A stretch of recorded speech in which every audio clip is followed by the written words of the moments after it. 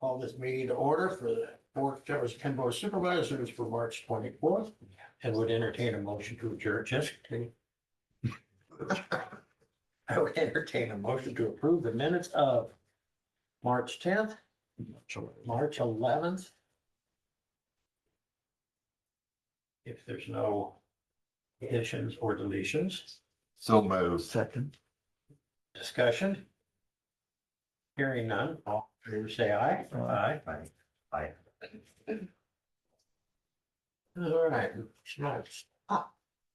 Morning, Dwayne. Good morning, supervisors. Beautiful day in Jefferson County, sunshine. And dry roads and plenty of rock everywhere. There you go. Okay, so there's my fib for the week. We do have sunshine though. That's a good start. Crew is on Dowds Road, putting edge rut down to remove the edge drop offs along there prior to chip seal later this year. When we get the edge ruts done, we'll go to replacing pipe on our routes that are gonna get chip sealed, ones that need pipe work done and patching so that we're not running heavy equipment on them later this summer.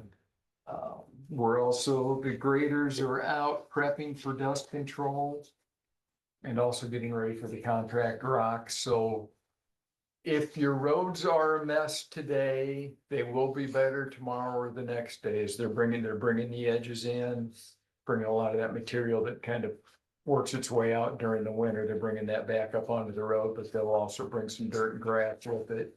So there will be a couple of days where it looks like they're making more of a mess than they're helping, but it will eventually get better. It just takes time as they make their passes with the blades. Please be patient.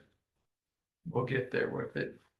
So in other words, you're saying that lip on the edge, you're bringing that across. Yeah, just, during the summer, we put rock on the roads. During the winter, we plow off to the side, so the rock gets pushed off to the side and some of it down into the ditch. So over time, some of those roads get really wide.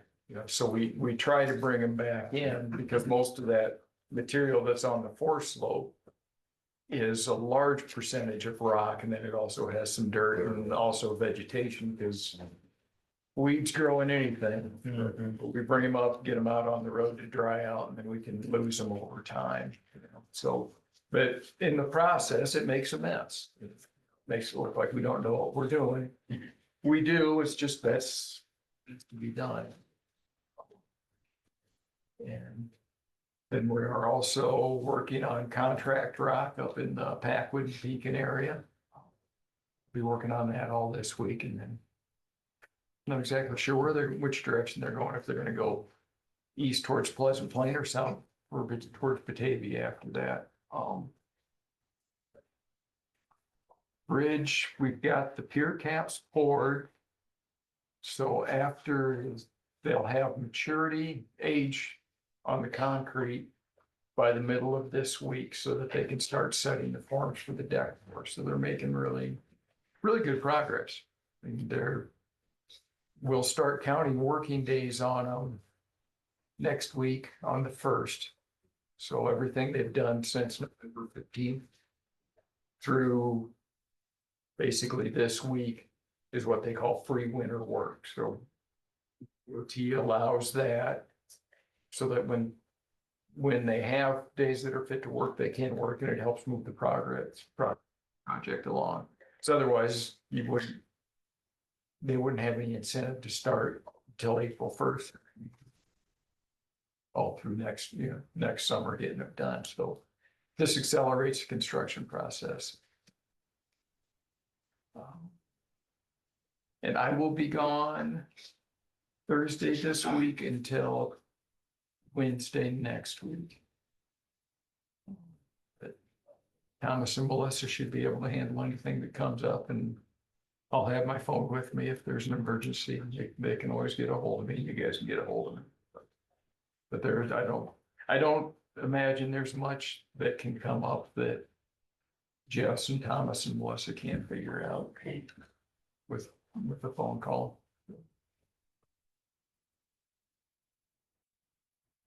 Questions for Dwayne? Yep. I got one. I've been talking to a property owner that's a little locker. No, we talked about, I think May was probably start date thereabouts for that. I was just curious, are we gonna take any of that? eh, When we were originally going to do that and it came in $800,000 higher, we were gonna cut that back down because it was water going into the yards and stuff, because we just put stuff on top of it for so many years. Are we gonna cut any of that down and put a groove on the sides or anything? We're going to mill down.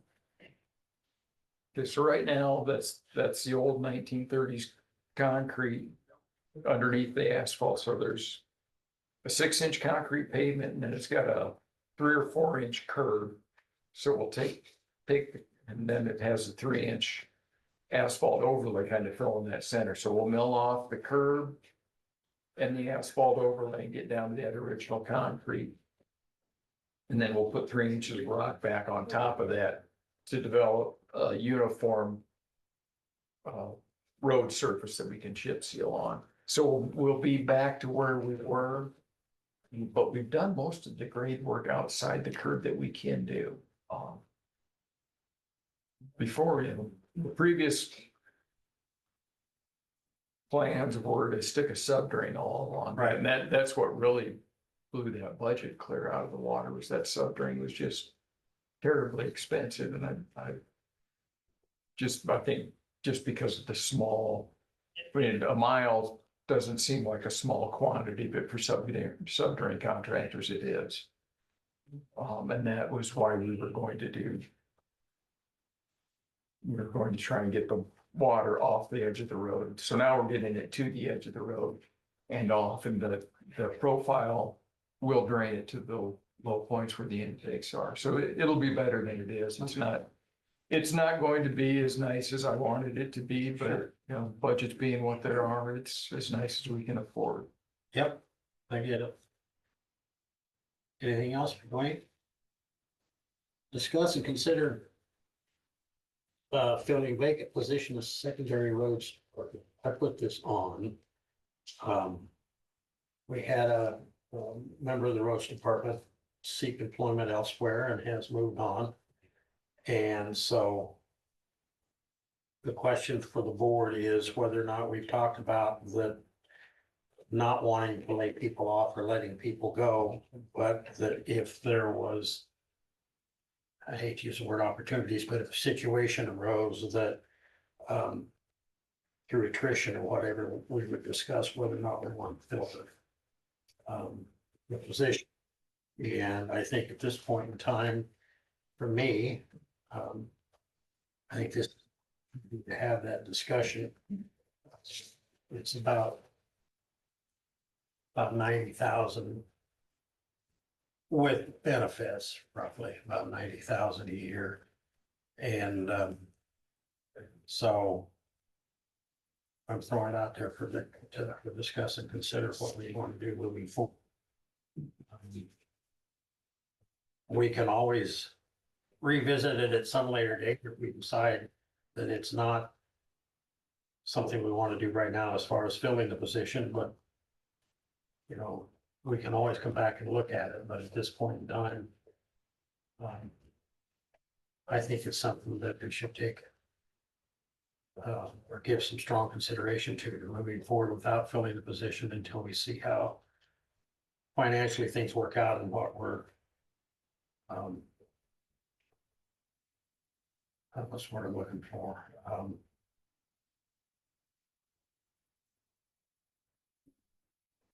Being able to function without replacing or filling the position. So, Pete, can I ask a question? Sure. Will that apply to any opening in the county? Sure. We got a number of coming up that we have to discuss as well. But I mean, this was, was something actually that even the attrition thing was whatever I was coining the phrase for you. Something that we would look at, and I think that, I mean, obviously, we don't want to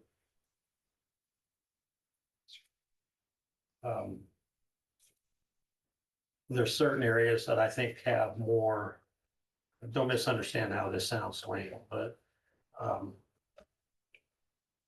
that would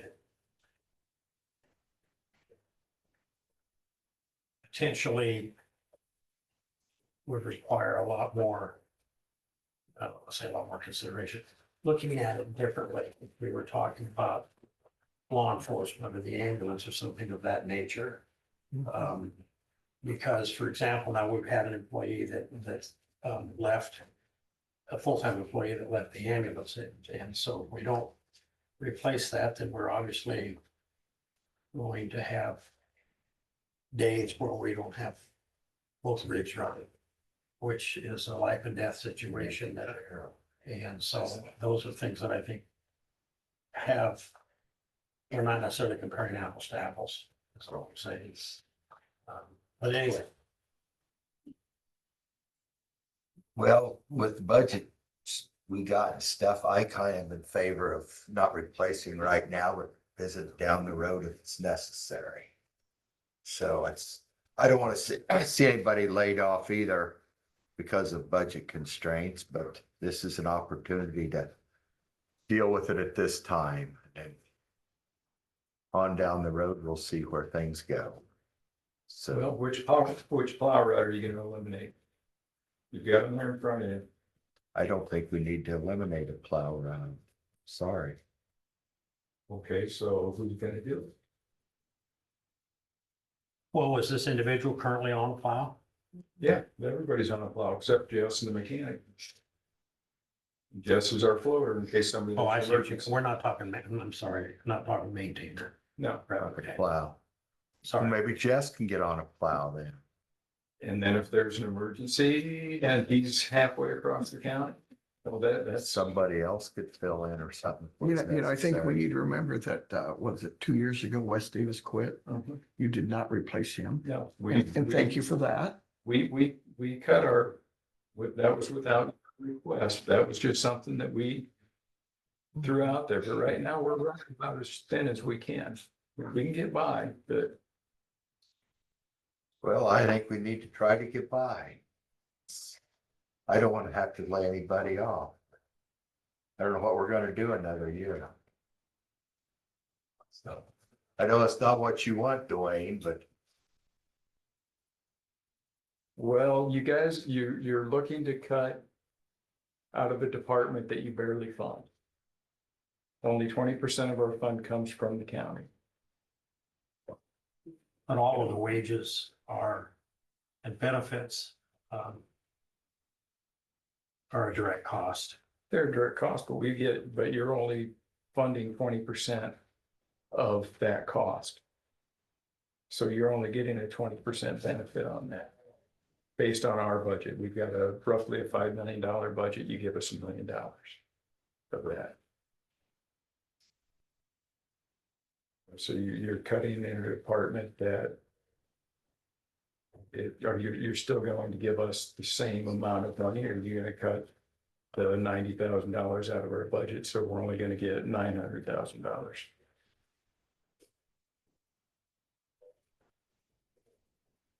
Well, that would be the thought. I mean, that's the purpose behind looking at it is saving $100,000 out of general basic or rural basic, rather, I guess. Dwayne, how much money will we save this year and this year if you don't replace him right now?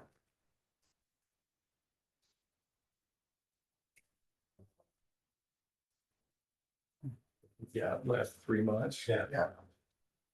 Well, quarter. $6,000, maybe $5,000-6,000.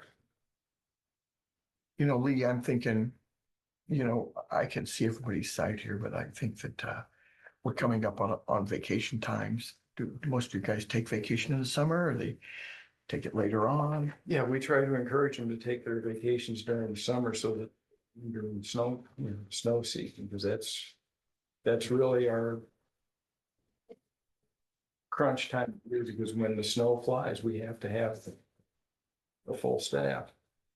So Lee, what would be wrong with waiting to consider hiring or not hiring until July 1st? Well, because then you'd have to turn around and lay somebody off July 1st if you decide you didn't want to do it. I don't know how, tell me how that works You mean you're talking about not filling the position right now. So who would you lay off if you haven't hired? I don't I understand that. misunderstood what you were saying. Okay, And I guess what I would say is that what would the practical waiting 3 months be? to see if it's needed.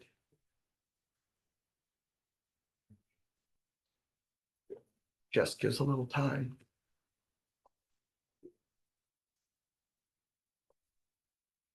Well, I think that's I think that's a fair assessment. I don't see any changes between now and the next 3 months, but. Yeah, I didn't foresee anybody getting out of the job and leaving either, so. Yeah. You lose another employee between now and then, that obviously changes the dynamic somewhat, but. I think we could. I guess I'm okay with not hiring right now. I'm not probably gonna change my mind come July 1st. But the question is. I don't know if it actually directly or indirectly affects the budget. If we don't hire. I guess what I'm asking is, and this is probably Christie question or Shannon question, but. If we make any changes to budget. If we could move money out of one budget into, or out of one fund or whatever, into another fund. Just because we budget X doesn't necessarily mean we spend X.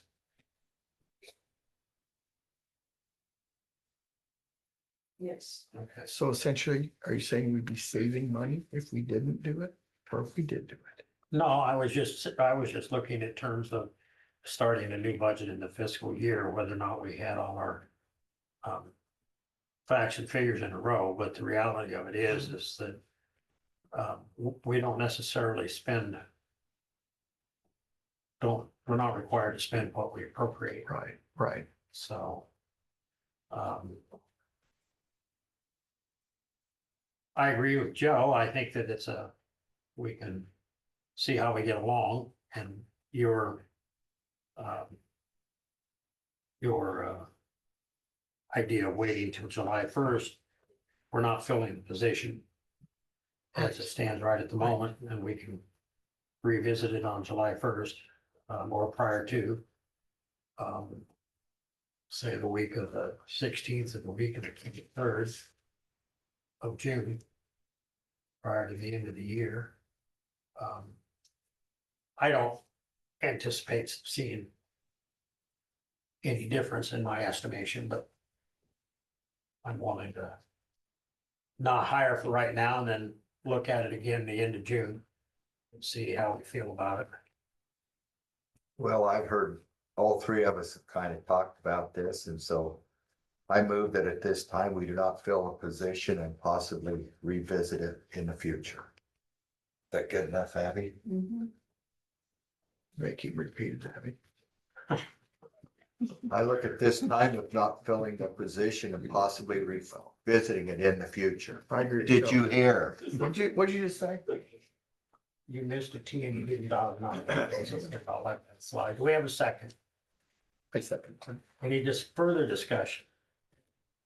Just for the record, so everybody's sure what we're voting. We're more or less, we are pausing the hiring decision. We will not hire. You place the position, to fill the position, the remainder of this fiscal year, and we'll revisit it. Let's put it on June 16th agenda. Okay. All those in favor say aye. Aye. Opposed? All right, thank Did you you. vote?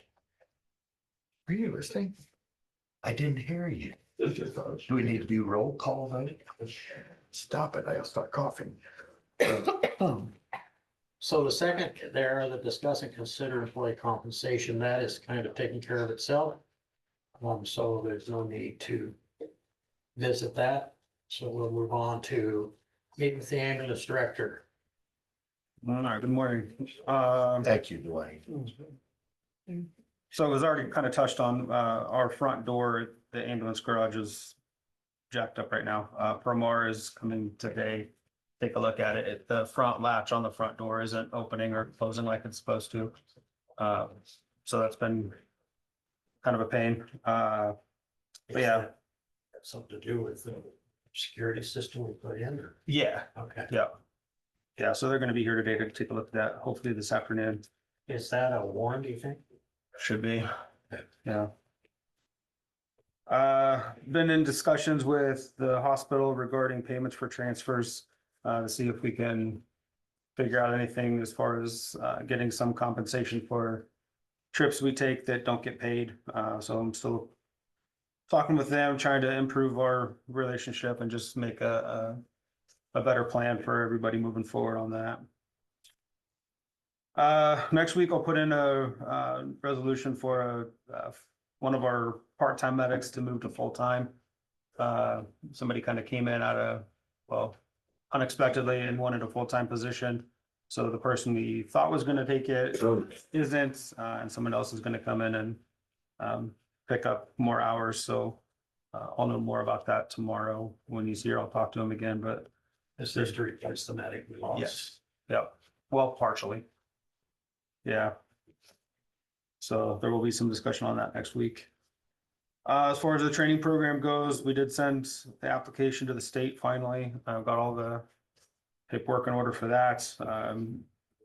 The representative up there said it could take weeks or months before she actually gets a chance to look at it, just because she's one person doing all the training programs for the state. So we don't know a timeline on that, but I am still working on the accreditation piece and getting everything in order for that.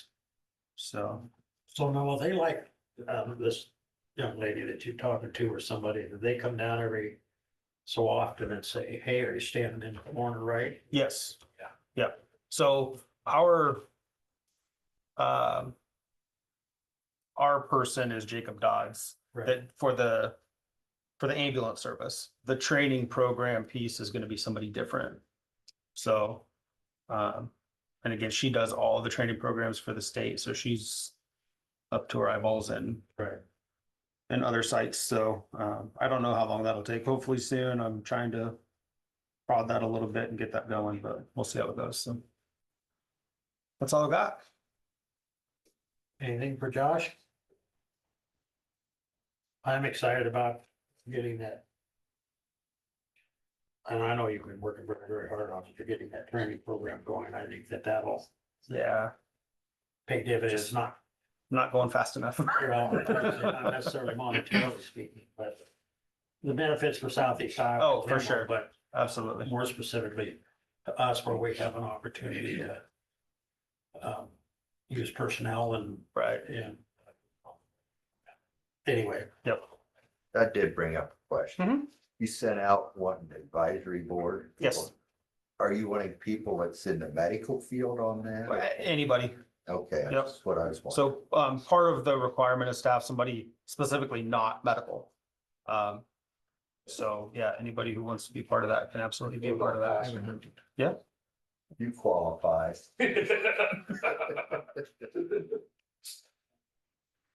He'd be a good one. Yeah. Cool. Give me your contact information. I'll put you on the board. Anybody else?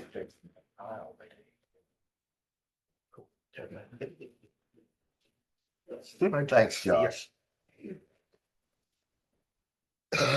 meet with Bart Richmond to discuss and consider the legal fees of taxpayers. Morning, Bart. Good morning, Joe. So that everybody knows, we met 2 weeks ago. Yep. And had what I thought was an excellent discussion with folks. And some, I mean, obviously this is it's a tough situation, but one of the things that we did was we tabled it 2 weeks ago to receive, I guess, an opinion or ask ICAP, which is our insurance provider, which stands for Iowa Community Assurance Pool, whether or not they would cover the expense. And it is not in our policy. So the insurance company, I guess I would say technically denied the claim or would not. They would give us a formal statement or something in writing if we acquired it, but I didn't think that was necessary. So moving forward, we are back today. Further the discussion and to make a decision, and I think a decision needs to be made today. I've done just, this is for board's information. I've done a lot of research, doesn't necessarily delineate my position one way or the other, but I thought it was important to point it out. And I appreciate Elizabeth, our assistant county attorney, and the information that she's provided. And one of the things that she stated, and if I'm saying this wrong, correct me, the public funds can only be used for public purpose. And so I felt I had some questions as to what constitutes public purpose. And so I did some research, and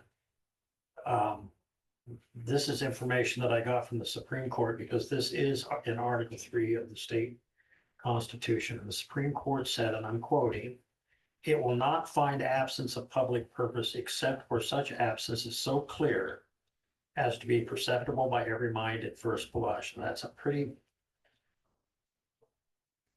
broad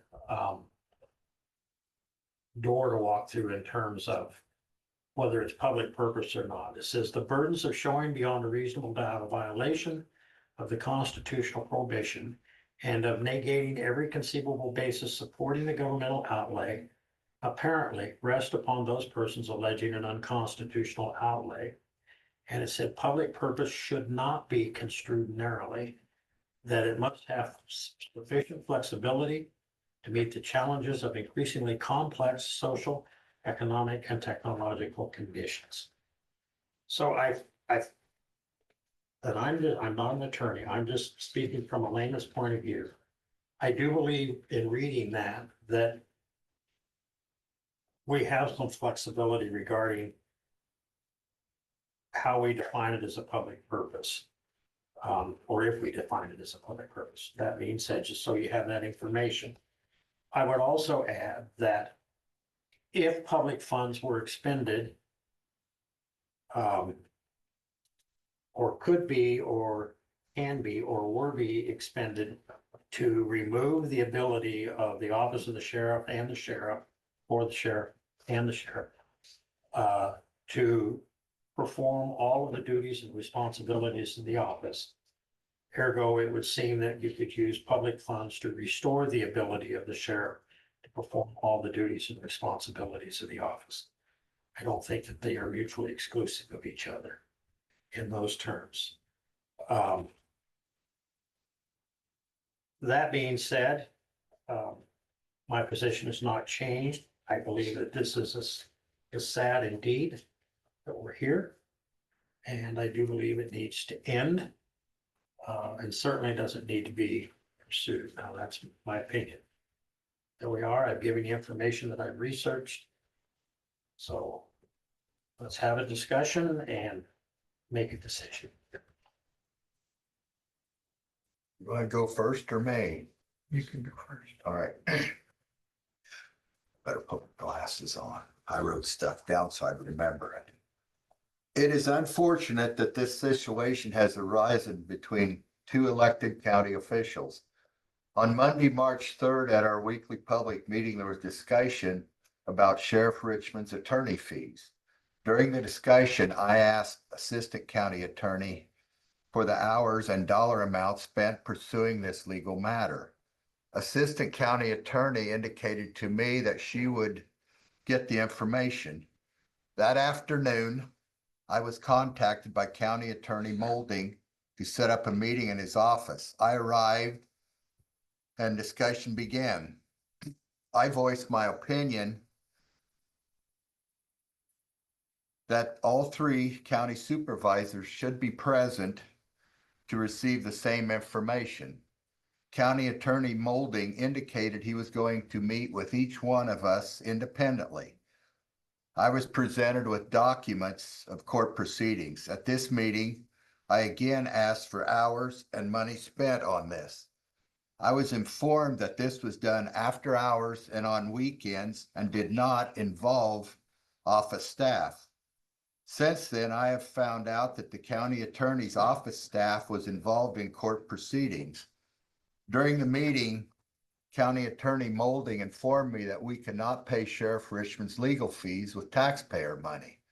I responded that the county supervisors controlled the budget and how money was spent in the county. Later in the week, I received emails from County Attorney's office stating that taxpayer money should not be used for sheriff's legal fees. This is coming from office that started this whole mess we are in. Sheriff could not use county attorney's office for legal counsel, so was forced to seek outside legal counsel. At the meeting on March 10th, Supervisor Demmons stated that they had not met with County Attorney Molding after I had previously had. Over the past 2 weeks, I have been in contact with numerous county taxpayers that believe we should support Sheriff Richmond. Several comments were that this appears to be a personal attack on the Jefferson County Sheriff's Department. Once again, I'm asking for hours and dollars spent on this issue to be presented to the Jefferson County supervisors for review, and any future appeals cease immediately. And tail end of last week, I did seek outside legal counsel, and I think that there's some stuff that we're not getting told in this and that by our other departments. So this time I am in support of Richmond. We've got to get behind our county employees. And this is just a place, if we don't support our county employees, how many more is going to want to pull out because we don't have support? So thank you. Susan? You know, excuse me, as I said 2 weeks ago, this is very unfortunate. I can see both sides, but I do not want to spend any taxpayer money to that means. We have already spent taxpayer money toward it. Out of the attorney's office.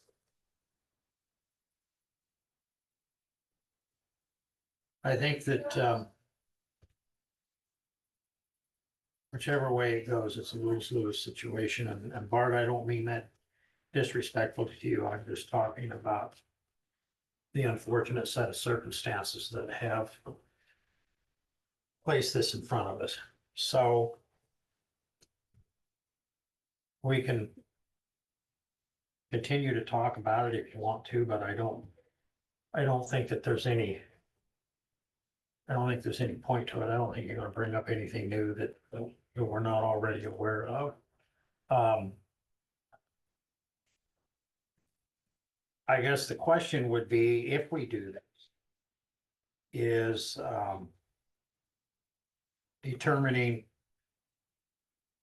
where those funds come. And how those funds would be paid, and if there's any restriction moving forward in the future, which I think also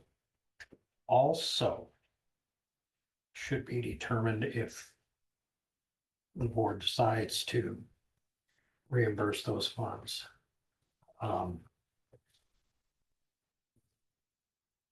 And the reason I asked that question is because Sheriff Richmond brought it up the last time we met, and he was not incorrect. There is a 299 rule. And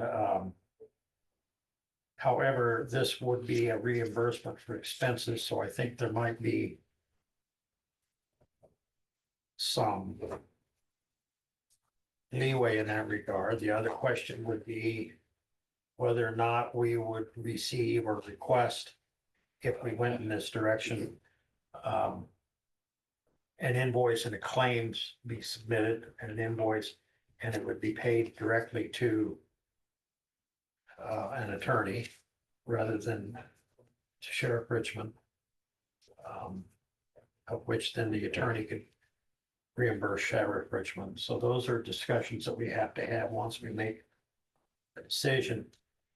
But I think before the decision is made, that we need to ask ourselves, where do we take it out of?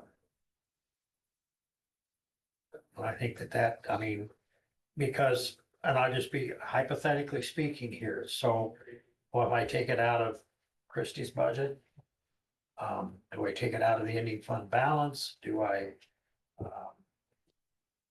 mean, we do have to determine where it comes from.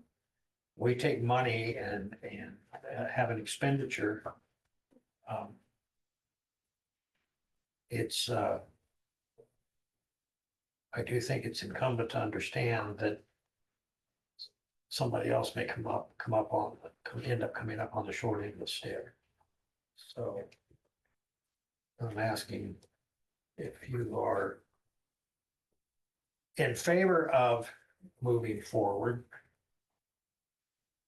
ideas, thought process. One of the first things I would like to know is if the county attorney has dropped the appeal of the judge's ruling.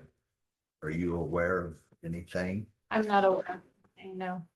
Well, I would like to know, because that will weigh in the decision too. So, Well, I think, but it's not gonna find it out today the way it sounds. right, and we're just, I believe. I mean, what is your thought process in that regard? In other words, I'm not trying to be a horse's patoot here, but I think we have to decide today and move on from this. We don't have any jurisdiction or any control over whether the attorney's office does or does not drop the appeal, but we can make a decision in terms of, I'm looking for something here, so I apologize when I'm talking in paperwork that I've got, but we can make the decision, and if you make a decision in favor of reimbursement, then you can put caveats on that decision saying that this is a one-time thing, that moving forward, we're not going to do anything if there is an appeal. I mean, these are so that all parties involved understand that. I don't know anything about an appeal process other than, I mean, I know that the law allows appeals and goes to appellate court, and maybe ultimately it goes up to the upper echelon, but that's really, we have no jurisdiction in that. We can't force it. There's nothing we can do in that regard. And I don't think that it's fair to kick the can down the road. So all I'm asking is that we make a decision, and we make a decision now. Well, I was under the understanding that he was going to appeal it, and if he isn't, my apologies to everyone. Oh, I don't know whether he has or he hasn't. I'm not alluding to that Okay. question one way or the other. I don't know. There has been a notice of appeal that was filed prior to our last meeting too, but I don't know where it stands right now. Okay. And I mean, if you would like, can you define for the dummies what a notice of appeal means? I mean, I got a rudimentary idea, but Right, so the notice of appeal, basically that the county attorney is appealing the decision of the lower court that was issued here in Jefferson County. That will go up to the Supreme Court. They'll decide whether they hear it, whether the Iowa Court of Appeals hears it. But because it's a constitutional question, it would go to the Supreme Court if they choose to hear that appeal, but they can deny it also. any time frame, in other words, are we 6 months, 12 years, 3 days? I don't know exactly how long it would take before they decided whether or not they were gonna hear that appeal. Certainly, like briefs would have to be filed. There are steps that are involved, but I don't know what their timeline is in terms of deciding whether or not they're gonna hear it. The only thing they would review, if I'm not mistaken, and I may be, is the trial court's decision. In other words, what I'm saying is there's no new evidence or anything can be presented. There's just briefs filed regarding. It's a legal, it would be a legal determination. They're not gonna be looking at the facts. So, and I think that the specific question that I know the county attorney wanted to have clarity on was whether or not it's even a constitutional law currently as it stands.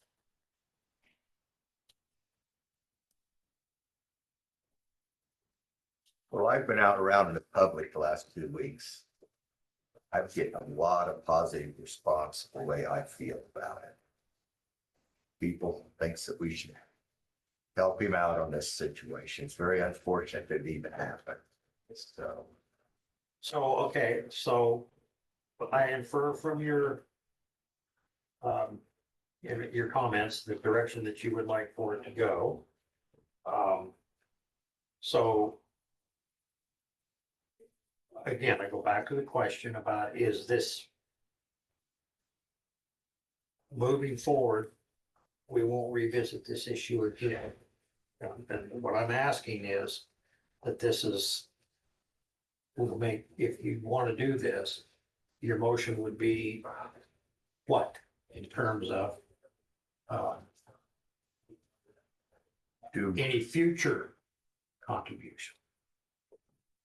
to pay his legal fees up to now, and there will be no more future legal fees. And if Chauncey pursues it, it's shot. Take it out of his salary to pay Bart. Don't shoot me in the back, shoot me in the front. Okay, so I will give you what I believe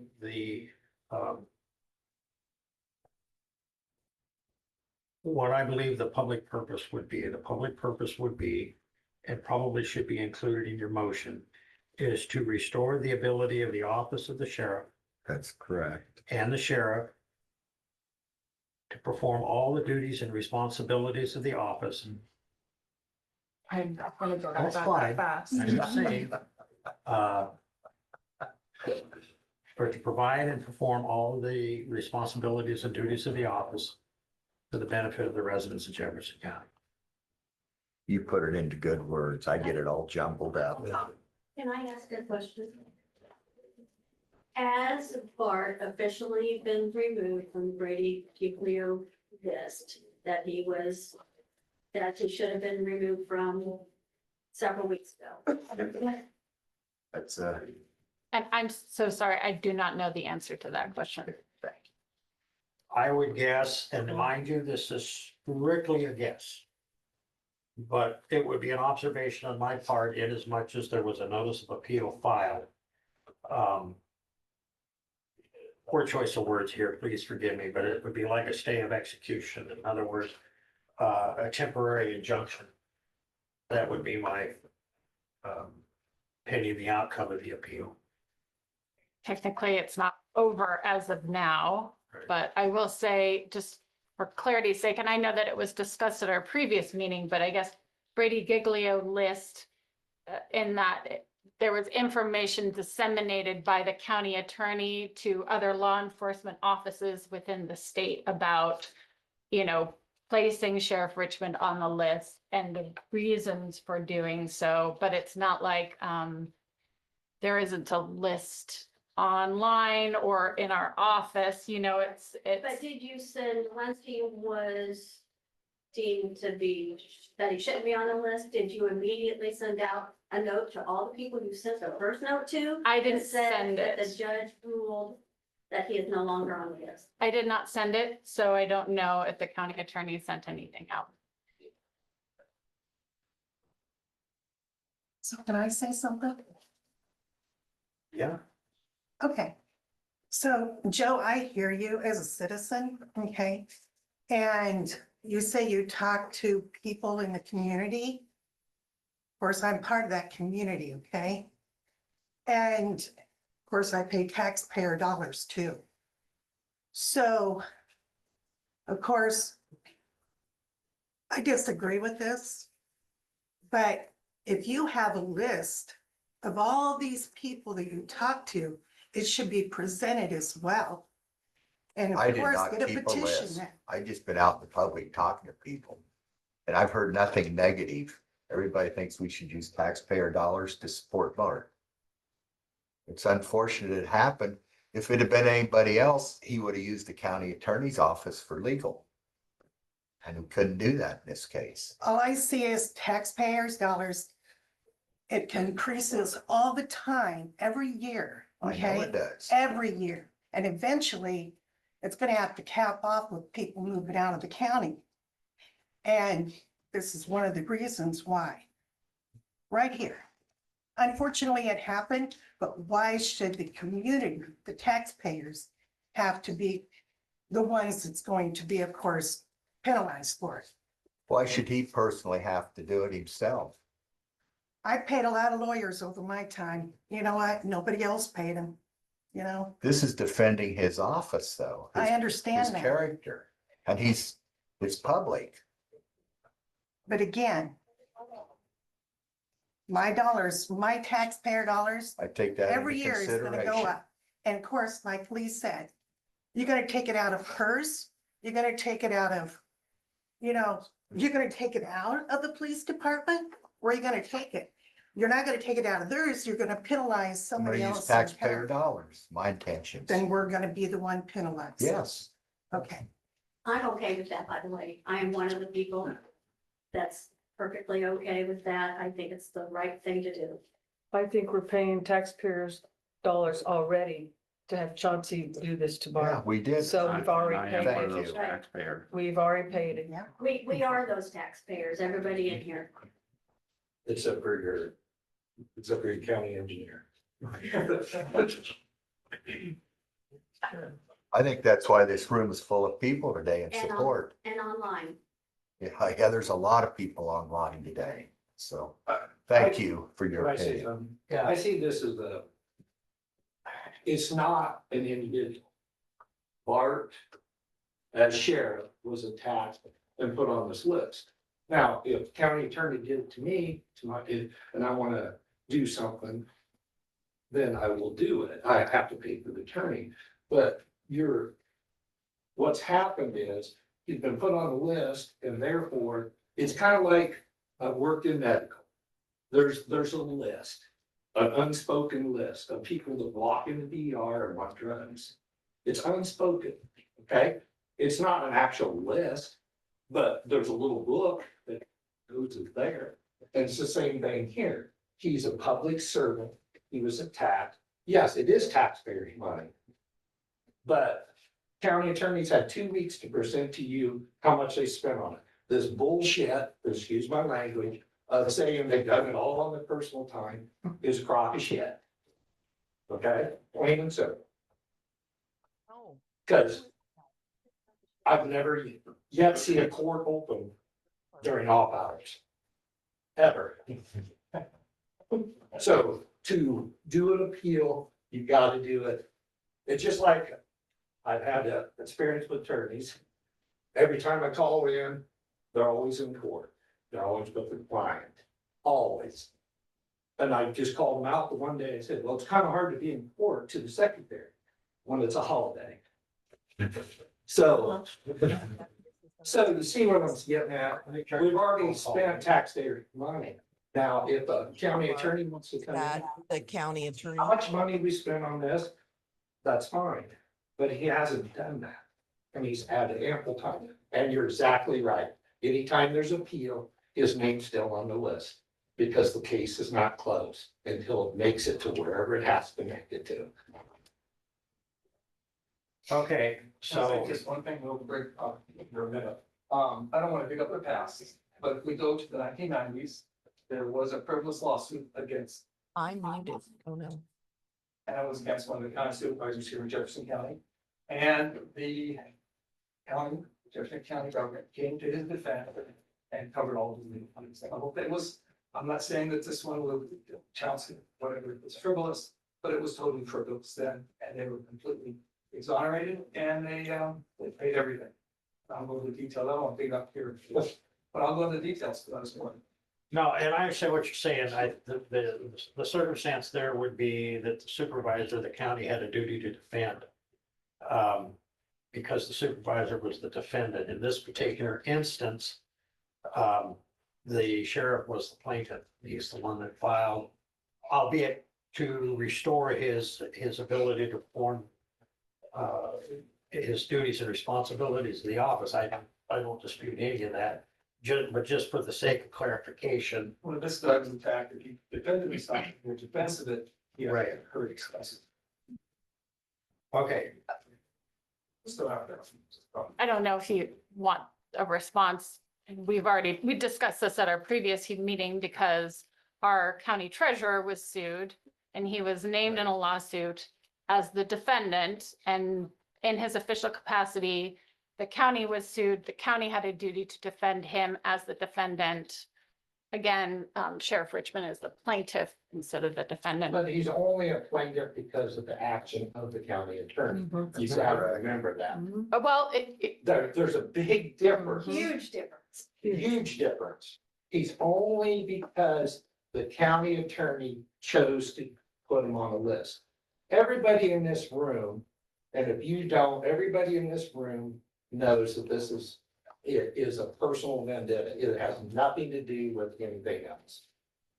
okay, so we need to move forward here. I will,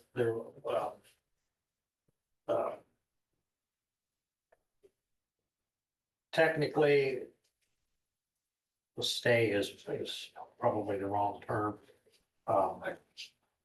But we have no way of knowing, I think legally, correct me here, but if there's no appeal bond, then he would have to follow through with the actions of the court. And I'm not saying that he had the determination of the court. I'm not saying he hasn't.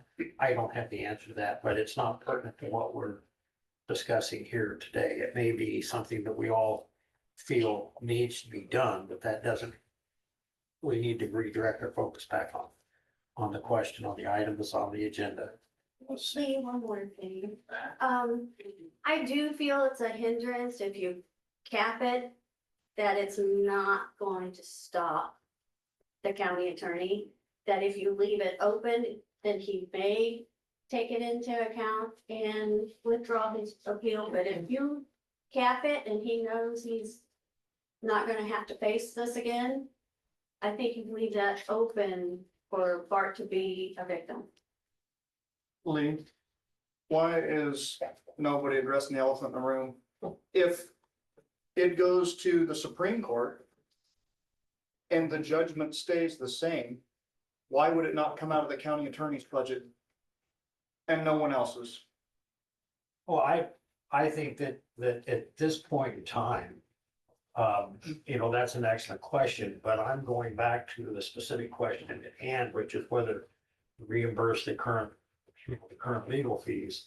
The appeals process is coming out of the county attorney's budget, at least up to this point. I don't know where you're at, and it's not my place to ask for in terms of that process.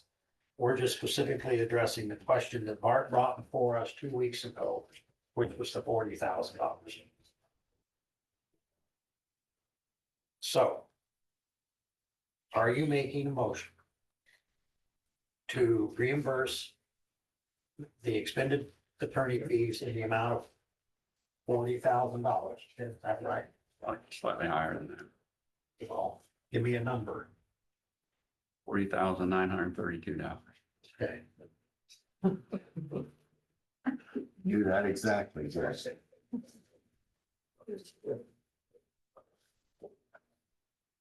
Can we stop the county attorney from spending taxpayer dollars from this point on? The answer to that question is no, not in terms of the budget has been submitted and certified a year ago. And once those funds are provided or appropriated, how they spend those funds is outside our jurisdiction unless they come back to us and ask for more money. And at that point, we can say, no, we're not going to appropriate more funds.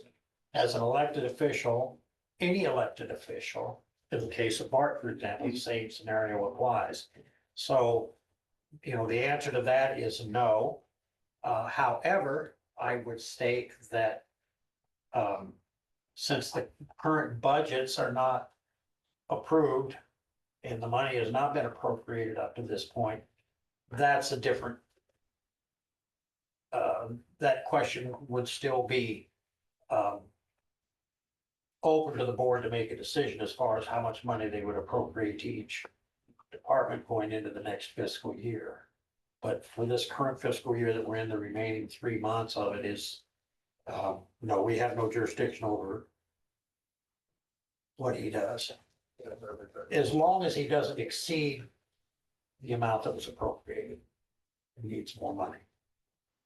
I know you want to make a decision today, but at the same time, as stated before, you yourself said this could go to the Supreme Court.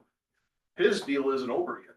So how can you say, we're not going to pay you today without knowing the final decisions? Well, I can answer that question, because this is a very difficult decision for me to make anyway, because I can see both sides of the equation. I'm not willing personally to look at an unknown quantity. I can't do that. And the reason I can't do that is because we just talked this morning about not filling a position out at the roads department.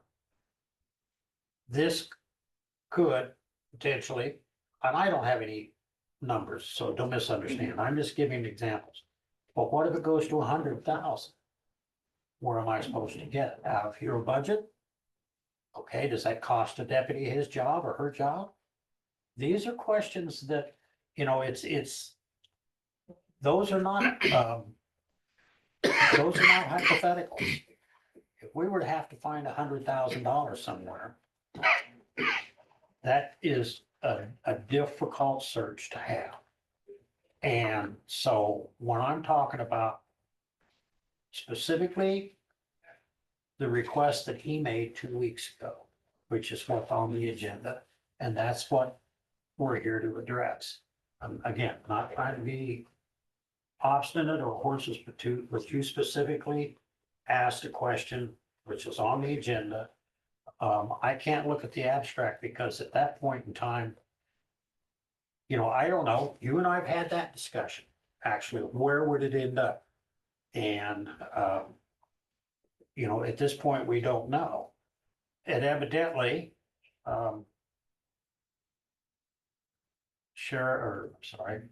County Attorney Moline feels strongly enough about this, whether I agree or disagree, you know, to move forward with it. I can't stop it. I wish that I could, but I can't. So one more quick question. Joe stated that the county attorney wanted to talk to you individually. Have the other two supervisors talked to the county attorney individually? I have not, no. I have talked to him on the phone all the time. Okay. Concerning this matter. But at our meeting 2 weeks ago, you had not talked to him since I had been in the office. Yes, Joe, and afterwards I said I was wrong. Because I he had, tried to I'm correct still you. talking, Joe, I'm sorry. because I had gotten, I thought you meant, did you go into the office? No, I did not, but I do talk to him all the time. Specifically about this subject, just for Yes. clarify the record, no. I have not spoken to the county attorney about this subject.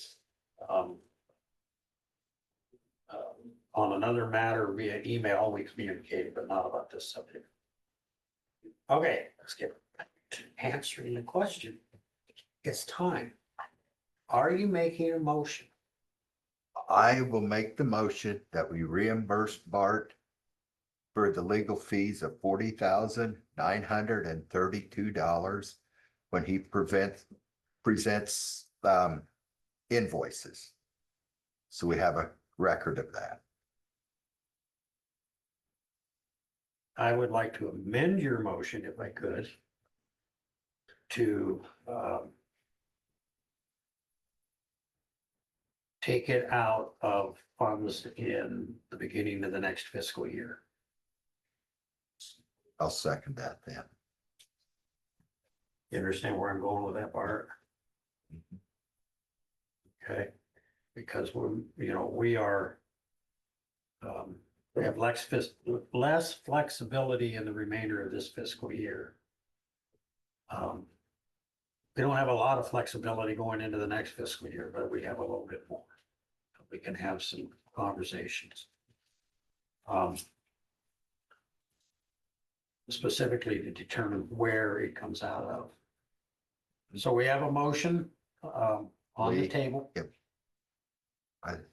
I opened my mouth. Oh, okay. Go on ahead and read it and then I'll address it. No, I'm just gonna say we have a motion on the table to appropriate $40,932 in reimbursement of legal fees. I'm going to add to that, to restore the ability of the office of the sheriff to provide and to perform all of the duties and responsibilities of the office for the residents of Jefferson County. Right? Yep. Okay, I will second that motion, and then I want a roll call vote, Abby. So any further discussion? Okay, Abby. You call a vote, that's what you're supposed to do. Okay. Susie, No, there's no statute to authorize payment of these fees under the current law. Joe, Yes. Lee, Yes. All right. We will have to determine what line item to take this out of. At this point, Bart, I would ask that you would make some arrangements with your legal counsel to get us an invoice. Because I do believe that that the payment needs to be made directly in that regard. And then have whatever arrangements you make with your legal counsel. And I don't disagree with Susie's assessment as far as the statute, but I believe that the Supreme Court is very clear on how they define public purpose. And so. Okay. Number 2 on the agenda, even though we've gone through like 5 or 6 things, it is actually numerically speaking, number 2, to discuss and consider the MOU with Jefferson County Conservation, which is why Sean. I want to thank everybody for showing up this morning. Thank you. Thank you.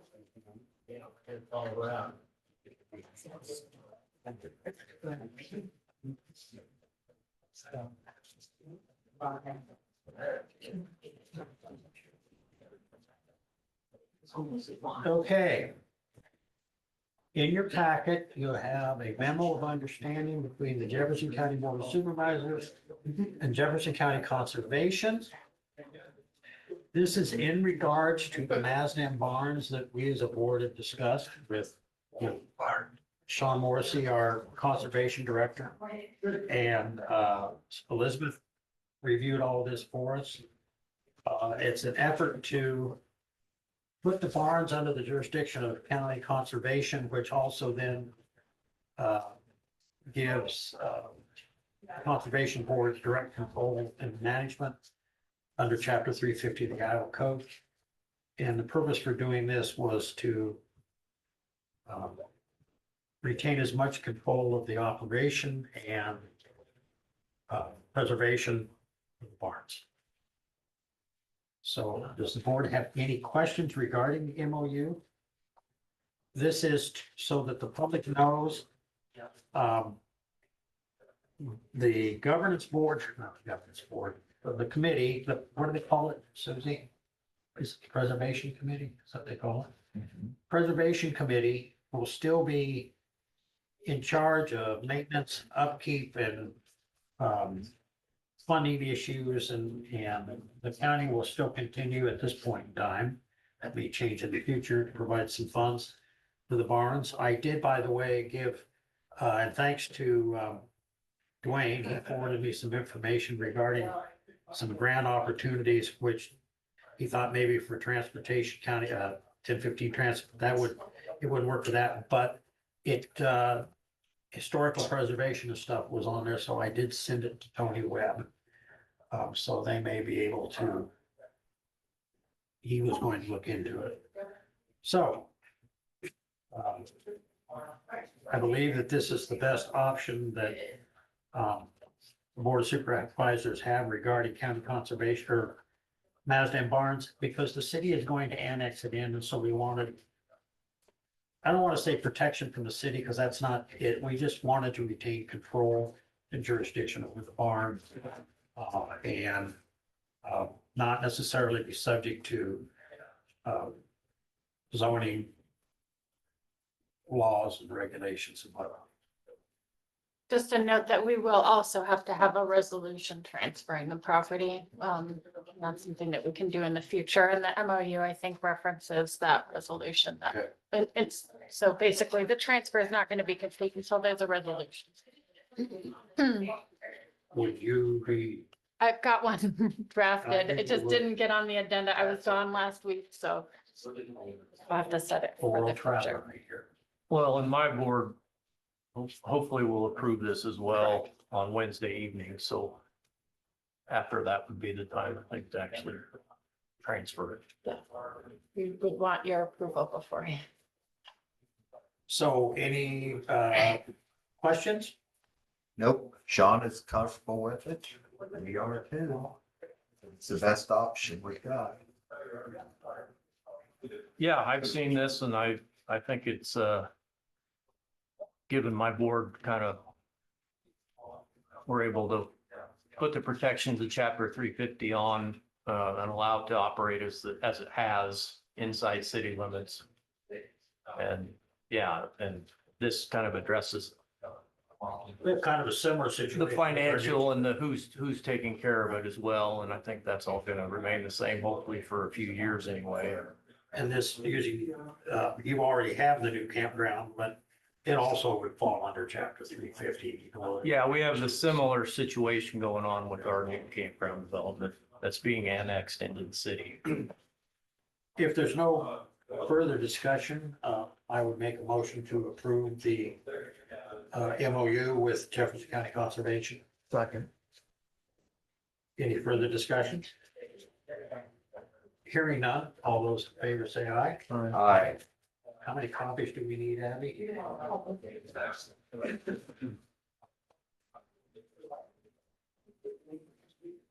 We don't have to sign this. No. There's another.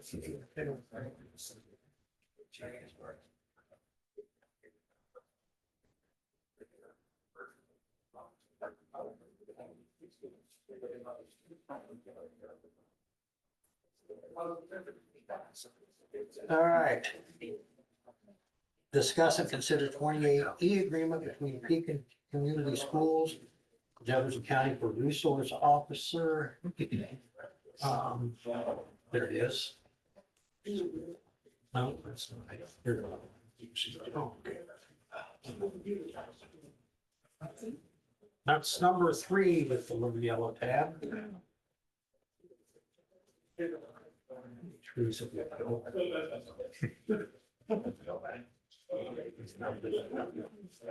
So we have, the board has today a 2-year agreement for school year 25, 26 and 26, 27 for school resource officer. We have a couple of guests here today that can introduce themselves.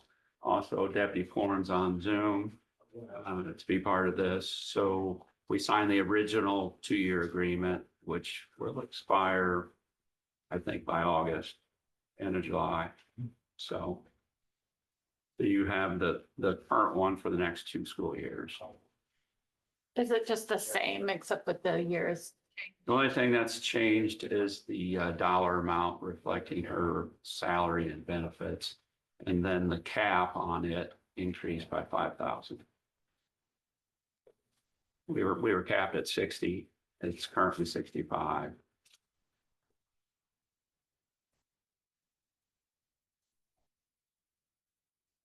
So does the board have any questions? Or Elizabeth, do you have any other questions? I mean, if everything's just status quo and as, you know, aside from those two changes, and I haven't seen it, but And you can speak to this. It went to the school board. Yeah, it is approved by the Pekin School Board already, so I'm authorized to sign it at any given time. Why are you authorized? I don't know. John. So I'm Superintendent Jeff Mader, presently serving Pekin School District here for the last year. I can just say that, having been a former graduate of Pekin many years ago, never even thought about having an SRO on campus at that time. Today's world, it's, you know, a lot of difference in today's than it was 40 years ago. So I just want you to know that we really appreciate the Sheriff's Department, the partnerships with them. I know they're, you know, Bart's been out quite a few times here in the last year just to visit and different things. Angie Porn, our SRO, is a great, she's like a member of our staff. Just her visibility and presence makes everybody feel much safer and more secure, including students, parents, and staff. Like I said, she's really a member of our staff. We consider her that. She's fit in really well. She's worked out really well. Just last week, she had to be gone to some training or something for about 3 days. And I don't know, I personally had a sense of relief when she was back on Friday. I don't know, just something subconscious, but we just, you know, Pekin's no different than any other school district, rural school district by any means. We don't need it any more than anybody else does. But it's definitely a great thing to have for us. So she's been leading efforts in developing our safety plan. We're continuing to do that. Her perspectives as from law enforcement, things like that are invaluable to us. And as well as we want to continue to incorporate her into more classrooms and getting her in front of students a little bit more, talking to them about different things like cybersecurity, you know, just being safe. You see something, say something. Just hearing that from her, I think, will do a lot. So I would just ask the board to consider continuing this, and we'd be really appreciative. Well, I personally think it's a great thing, and I am mother of students at Pekin School, and I know that she appreciates it. We have a similar partnership, not to the degree that this is, with Cardinal School for the same reason. And and I agree with your assessment. You know, it's on the one level, it's sad that we have to do this, but on another level, and I don't mean this disrespectfully, you are out in the middle of nowhere, and the time from Sigourney to there or from here to there, I do believe that with Angie's presence, maybe something hopefully would never ever happen, but if it did, she would save lives. And so, When we started this, I will say, and I kind of, you know, I've been here for the last two contracts. So we started part-time, and I said it then, our school board wasn't ready for this. We didn't think that Pekin, it was the time.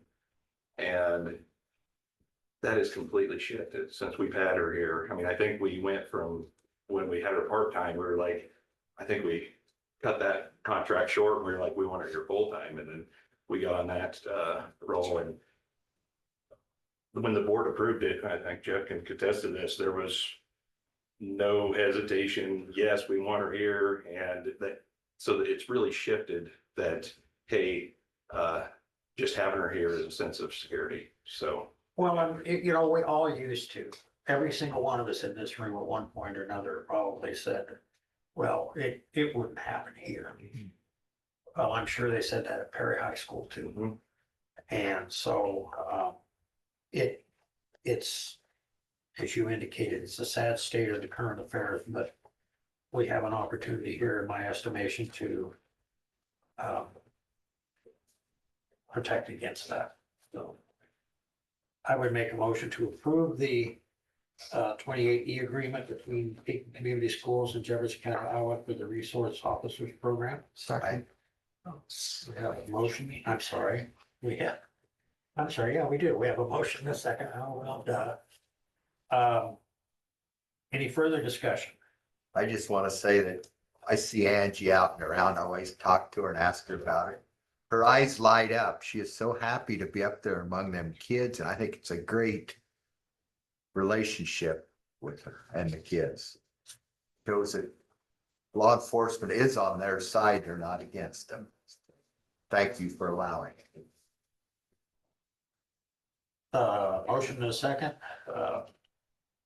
All those in favor say aye. Aye. Opposed, same sign. How many you need, Abby? You should have to. I have two. I do. Does that make me privileged? Nick? There really is two. Oh, There really there's- is. there it is. How about that? Okay. Thank you very much. Thank you. Thank you, everyone. Thank you. Thank you.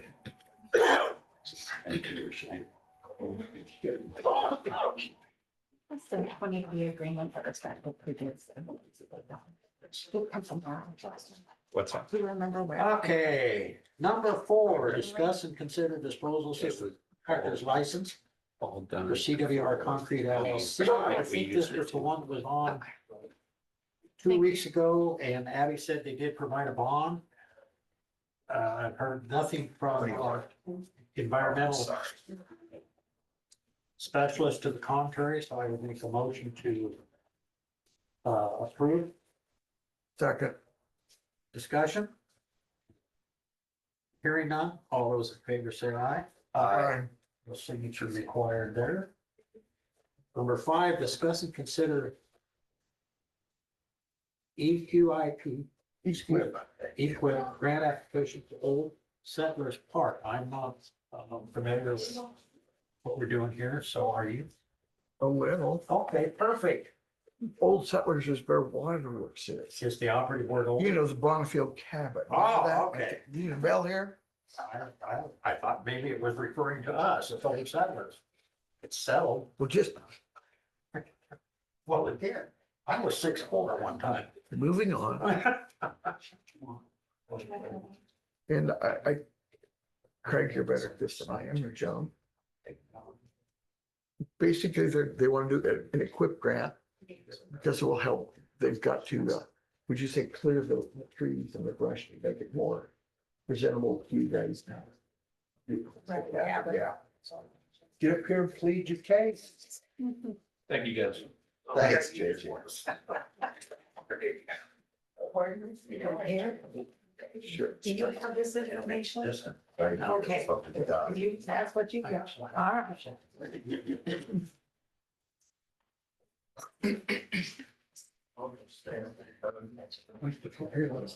Okay, so we are in the process at some point to refurbish the cabin, and I'm not gonna go into that at this point because we have some other steps to go through before that. But we have the opportunity to apply for what's called an EQIP grant through NRCS on behalf of the Jefferson County Historic Preservation Commission, which we are members of, and I'm the chairman, Joan Saltz. And we have to go through this process since the government entities are not eligible to apply directly. So as the county supervisors, you cannot apply directly. We have Becky Lee, the new district forester, has developed an EQIP plan using the Bailey Otter Stewardship Plan. So if the Board of Supervisors is supportive, we will work with the county attorney to ensure all details are handled properly before moving forward. Once, What's the Bailey Yachter stewardship? okay, Or is this the time to ask? Or are you gonna get to it later? it's called, it's a project plan that was put together about the park out there and what trees and so on are out there at this point, and what they recommend that we could do to, you know, either cut down some trees or work around them or whatever. And so Becky Lee has revised that plan so that we would just work around. Right, where's the sample? Basically, it's like 10 acres of Yeah, timber that's not been taken care of. And one of the reasons for doing this is because the guy that's gonna refurbish the cabin recommended that we clear out a lot of the brush, so the cabin could breathe, stay flat too long. There's just too much underbrush and invasive species in there. So all this is just, yes, we need your blessing to go ahead, apply for the grant. And we're gonna do, I don't know if you're familiar with where the cabin sits, but basically we're gonna do the east half of the timber, the west half lays along B Street. I see that. So we're just asking to do first stage, the east wall around the cabin. Are you going to make trails through this timber then eventually, or? that could be a possibility. Or are you wanting people to stay out of it? If they cause further damage to some of that? We want people to come and enjoy the cabin once we get it. No, I mean the timber itself. Oh, We don't care if they're in the timber. Pardon? don't care if they're in the timber. Okay, right now there's so much undergrowth that they can't get through it. Right. Okay. So as I'm reading here, this is only for clarification for me, I'm fully on board. But I'm reading here that we will need to call the FSA office at some point to give Carnegie Museum Foundation the authority to temporarily act as the owner operator. You will provide us, or somebody will provide us with that information. Right, Does it require all of us or just the chair? just one. Right. You're on the, so you can. Yeah. I'd be happy to do that. Thank you. First, this one first, okay. You know what's I've got going it. on, and I do it. And don't go down that road. Again, I'm trying not to. I know. It's hard. I opened the door. I'm sorry. Forgive me. So, something else while I'm thinking about it, and this is the way my feeble brain works. I would recommend or suggest that you reach out to Tony Webb. The reason I say that is because I did forward information to him, and you all may be able to avail yourselves of that. DOT, Yeah, so, you're on top of it, so it's all good. that's okay. Leon had forwarded Okay. to me, so. Okay, perfect. All right, so, need a motion to, let them, apply for the, quick grant So moved. discussion? Hearing none, all those in favor say aye. Aye. So then you will reach out to Susie so she can make. Right, and whatever we need from Yeah. the county attorney and so on. Okay, Thank you. When you're done there, Thank you. What'd you say? Ray knows the guy you hired. Thanks, Marty. Previous Quick grant application. So next on the agenda is discuss and consider, and this is not Abby's fault, this is my fault. Drop the ban part and discuss and consider the county burn ordinance development. And I don't know if there's an ordinance off, No, there is not. no, So you've no, already- no. So basically, it would be would it be adopting Iowa Code 100.40? So the whole premise behind this ordinance is, like we said, it's not a burn ban resolution ordinance. It actually is just an open burning ordinance. So if you look at in there, it's just to establish requirements of certain types of controlled burns within Jefferson County. So where we have a big issue, and all the fire departments agree on this, is a lot of people like to burn. We don't have a problem with that. But moving forward, we would like some requirements on the reporting of those burns. So if they're going to light a CRP field on fire, brush pile, we're asking that they call into the law center to report that. And then it addresses some other things. So there'll be information they'd have to give before they light that fire up. Like, I'm just reading off here. Now, the address of the burn, type of burn, estimate acreage. We don't have to give all these details, but these would be nice. Any fire mitigation efforts they might have, do they have water sources? Do they have side by side with the water tank in it? What do they have on scene? And then obviously the name of the and cell phone contact, and then list other things in here about an adult being there, presence while it's burned, which, that's not always, because I know people like to light stuff up at night and let it go all night long. They're not gonna sit it on all night long, right? But we're just asking for the public to give some notice that they're gonna burn. Because what is happening is, especially in dry conditions, and this has been happening more and more, this year's been bad. And that's why your local emergency management put us in a burn ban. The fire departments have been going nonstop for 3 weeks for fires. And most of these fires weren't controlled burns. A lot of them had to do with trash being burnt, that people get up in the morning, they light the trash on fire, winds at 5 miles an hour, and by 11 o'clock, we're on a red flag warning, it's 30 miles an hour, and that trash still got embers, right? So, but a lot of times someone will light up a brush pile or something, they don't call it in. And with cell phones and social media, so someone will drive by and say, hey, there's a fire at so-and-so address. Well, if dispatch your local fire department doesn't have that on the board for a controlled burn, guess what? They're paged out, and under code, we're required to respond to that if someone calls 911, there's an unknown fire. But that takes away us being able to protect, the cities that we're supposed to protect and the because we're out on. We might only be there half an hour. We get there and the person says, well, it's a controlled burn. Why are you here? What, did you call it in? Well, no. Well, that's why we're here. We're going to put it out because that's our responsibility to do.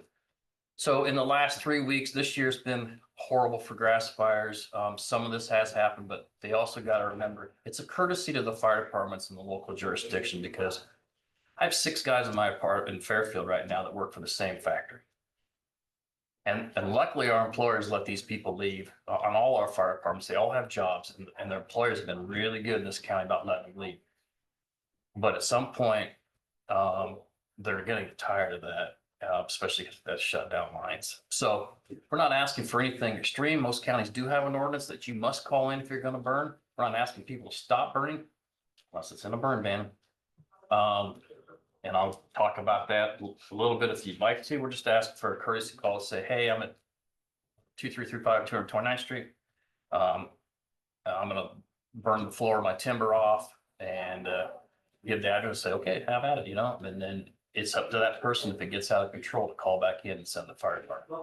Because we don't like to go out on these calls that someone just calls in. Just call it in. The ordinance is pretty clear, and there can be fines for it. So there are some penalties for non-compliance, especially if you're going to burn during a burn ban or a red flag warning. And we have this has happened to us 2 or 3 times. We get on scene and, they're burning and it gets way out of control. A couple weeks ago, we were out for 6 hours one afternoon. 4 hours a day before, 5 hours a day before. And they're all under shady weather forecasts and even red flag warnings. And the question was, well, how do we know there's a red flag warning? Well, if you're gonna burn something, it's your responsibility to look on the Weather Channel, internet, find your source of weather to find out if there's a red flag warning or what the wind conditions are. That's not up to your local fire department. That's up to you if you're gonna burn. So you should know before you burn or what the forecast is gonna be. But it lists some penalties. First offense, a civil penalty up to $250, court costs and then stuff. But if you continue to do it, the penalties go up more. You can be issued a verbal warning. Now, there are exceptions like there is in everything else. Grills and smokers, outdoor fireplaces, the burn barrels. I'm not asking, we're just asking people to call in if they're going to do a substantial burn, such as a large brush pile or CRP or something like that. But if anybody's got any question, we still are under a burn ban in Jefferson County. I don't see us, we didn't get the rain that we were gonna get, and the winds yesterday dried everything back out to where the gravel's dusty again. So we will lift that burn ban when the conditions say can lift it. If you're gonna burn during the burn ban, you must get a permit from your local fire chief. So if it's in the Lockridge area, you must call Lockridge to get a burn permit from their chief. If it's in Fairfield's district, you must call Fairfield's Fire and get a burn permit. I just had to step out. There's a forestry crew that's here to do a burn, and I got issued a burn permit today, so. So I got a quick question, Russ. And I've not read through this entirely, but that question that you just, or that statement that you just made, does that say that in here to call your local fire authority? Yeah, it says it in, The verbal confirmation required prior to any burning? Is that what you're asking? Well, it says in section 3, prior to any structure burns, controlled or prescribed burns, or brush pile burns, the individuals overseeing the burn shall provide notice to the Jefferson County Dispatch Center by calling the non-emergency phone number. Okay, but I was referencing specifically about. Burn ban? Well, no, Packwood or Lockridge or. That's during a burn ban.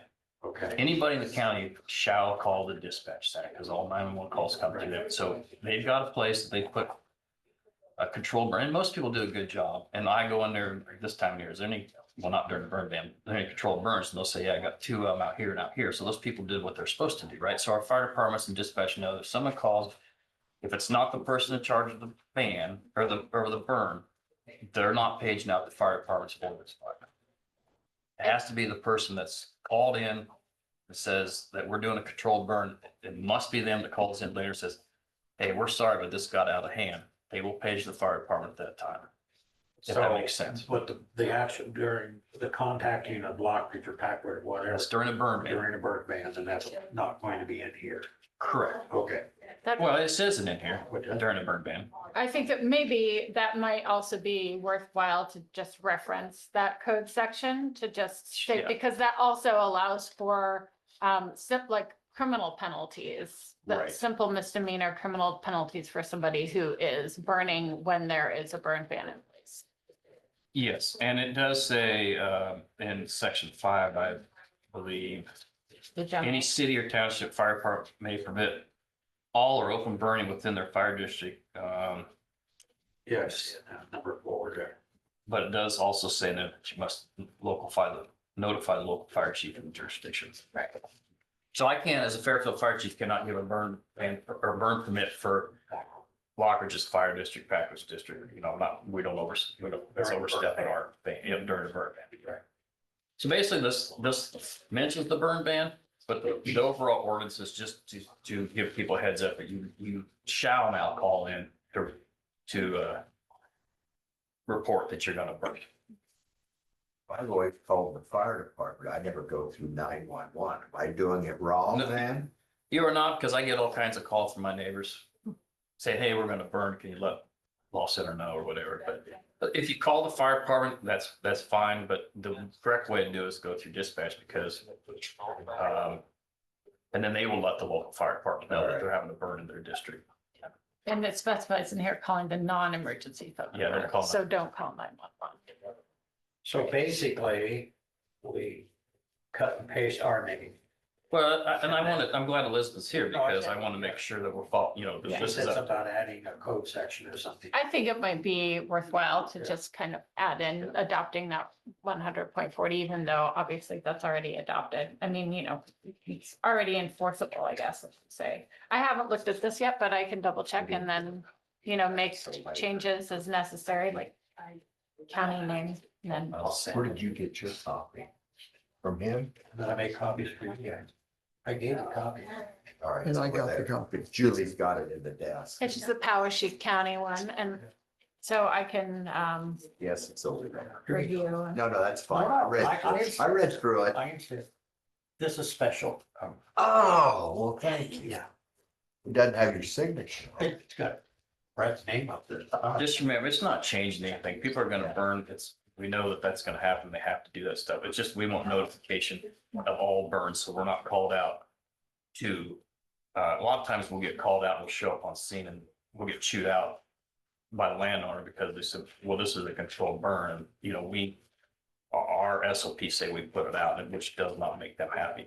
So we always say, the next time called in, we won't show up. See where we're going with this? So Yes, I understand. I've always tried to call in. I just called right direct fire department. So, I'm not sure how to say this. I would make a motion to, ask, Assistant County Attorney to, review and modify as needed.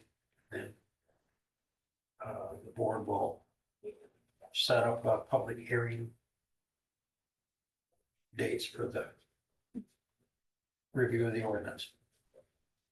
I second that. You want to repeat it?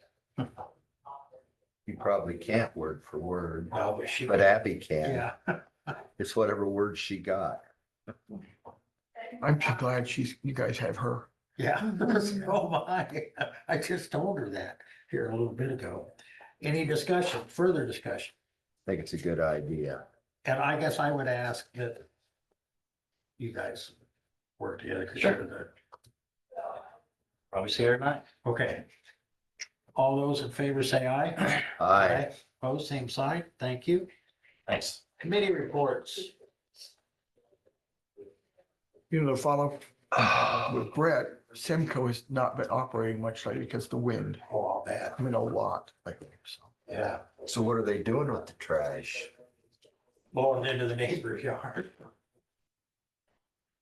I've been told by Reggie Vote that they cannot take it up there if the wind's blowing, so it stops the whole process. So what does he do? Take it out in the county and burn it? I don't know, Joe, why don't you ask him? I mean, no, seriously, if they're closed that much, what are they up to? I don't Just know. keep stacking it up? I don't know. I'll have to ask him. I wonder where, what's the name, Waste Management? What they do. I don't know. It's a good question. I know my neighbor behind me, he's got a big old tarp over their roof. I'm assuming it was blue sheets. Because that was a new roof before they bought that. Bob Brown. Really? Bob Brown, did you get?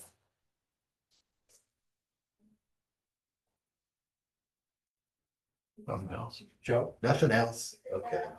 I had a DCAP meeting on March 11th.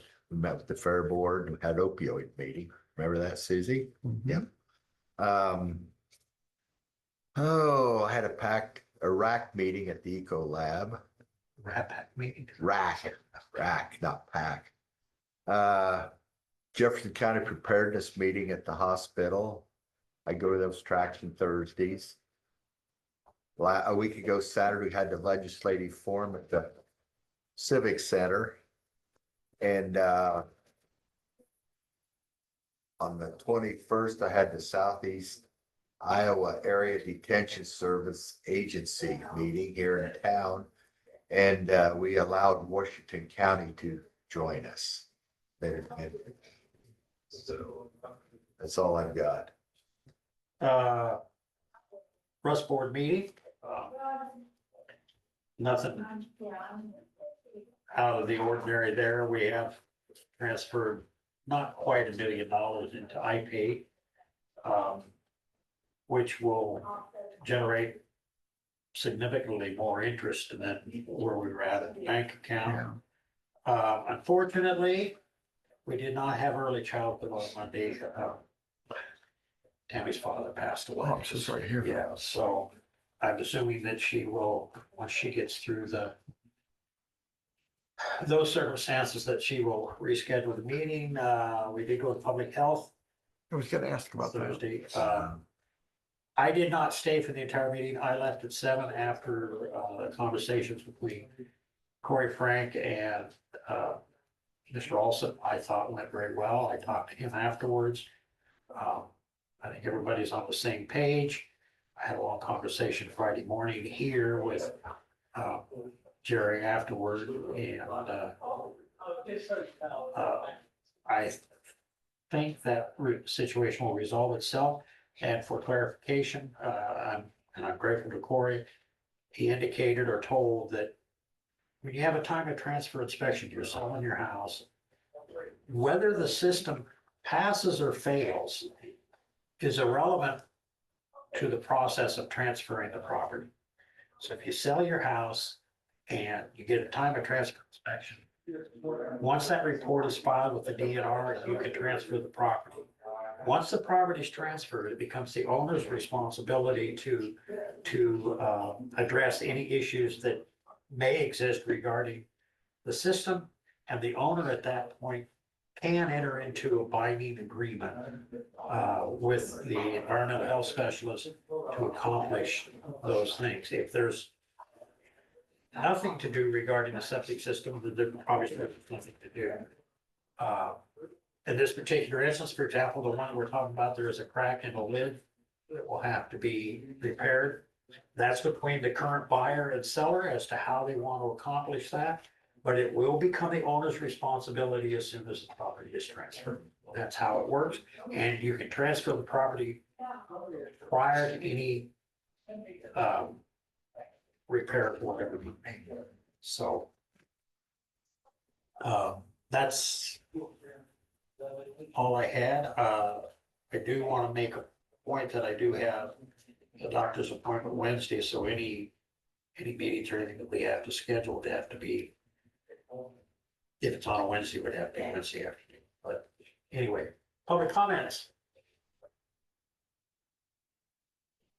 Now you guys are quiet. Come on, you have to have something to say. Next meeting. What's that? I said the next meeting. Oh. There are no public comments. I would entertain, whoops, I don't see them. Or claims. Sorry. Chris. As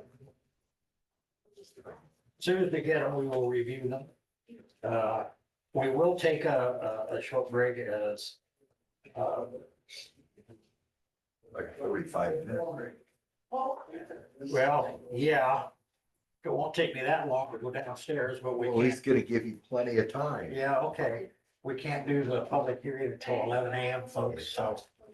But we could take a 5-minute break now to allow you to, Well, good, but I can hang on long enough to do the claims. I'm gonna be slow. All right. I'll give to Joe or to Susie. I think I didn't look at that. so. Without going into a lot of detail, have you rescheduled or you don't know yet? I don't know yet. I have to make sure I'm still not sick. And I've been tested for everything. Yeah. I see you stuck on a lot of cough drops. Well, just let us know. We can, if it's on a date we can. I've asked him to make it on Tuesday this time, so we don't stop this process. Whatever works.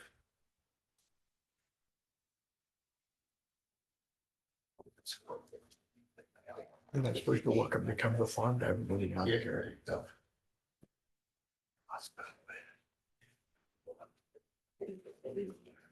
Man, this guy got a lot of mileage. So. I think my school is up spring like that.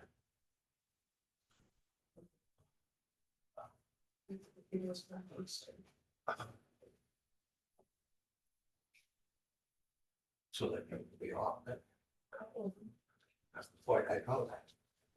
We still have blood with it. Oh, okay.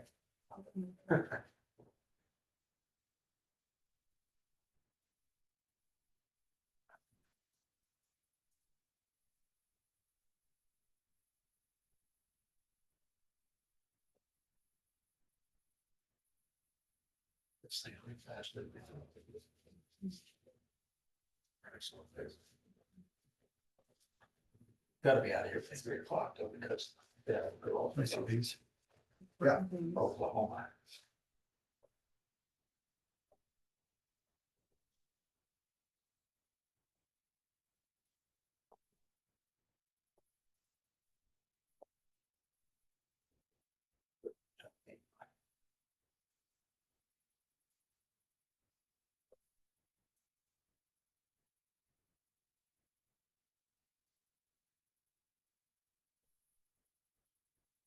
The team. Saturday. Who? Well, yeah. Well, I mean, the team they played Saturday versus one of the nation's league scoring teams in their own conference. Yeah, that's a big nature conference. Okay, well, they sure got.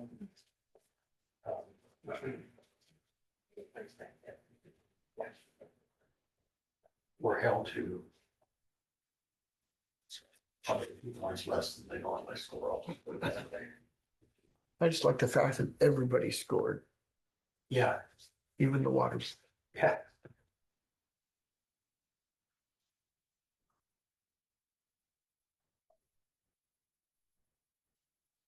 Move to approve claims In the amount. out of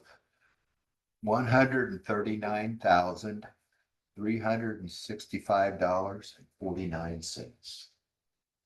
Second. Discussion? Hearing none, all those in favor say aye. Aye. Opposed, same sign. All right. Ladies and gentlemen, we will take a short recess. Thanks, Sean. Joe, do you have any concerns about our communication? No, Okay. no. Okay. If you have, Do we if need you have to anything, you know, you can always Yes, reach yes, out to me. yes, Okay, yes. good. Want blue? No. This I'd like was, to talk to you sometime. Sure. So. I'm available, so, yeah. And I don't know if you have my cell number, We're not. 919-3190. We have a public hearing What at now? 11 o'clock. 919 We'll be back on 3190. a few minutes before 11.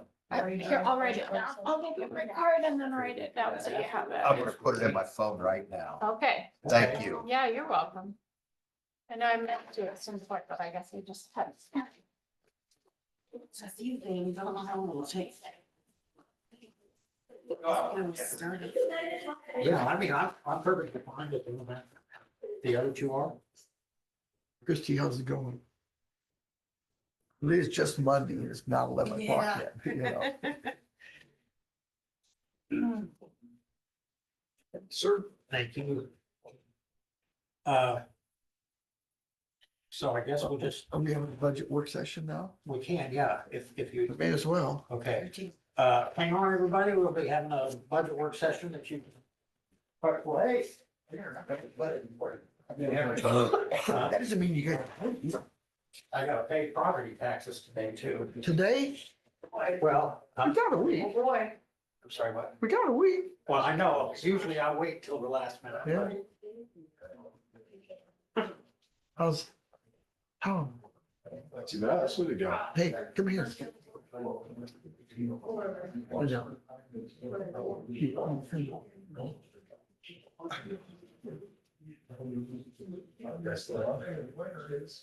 Yeah.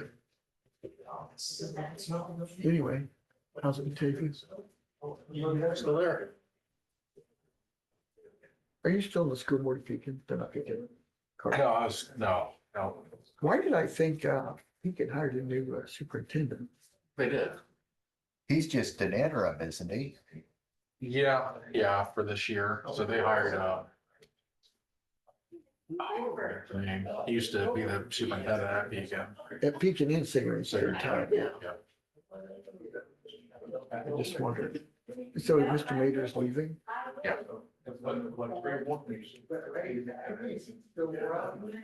Steve Hardy. Steve Hardy. Is that who it is? I'm sure. Trying to think. Yes. It's very good. It's gonna drive me nuts now.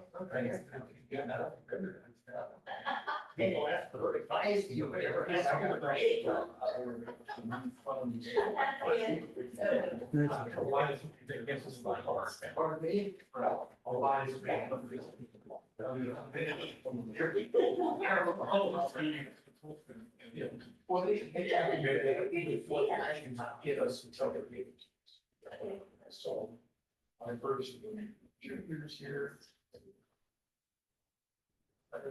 The road department had a number. 30 years ago, they took 5%. Like that, so we got, they took $80,000 off from the cylinder, billing and farm. And that's what the banks. Which is just, I'm just, you know, the price to go up.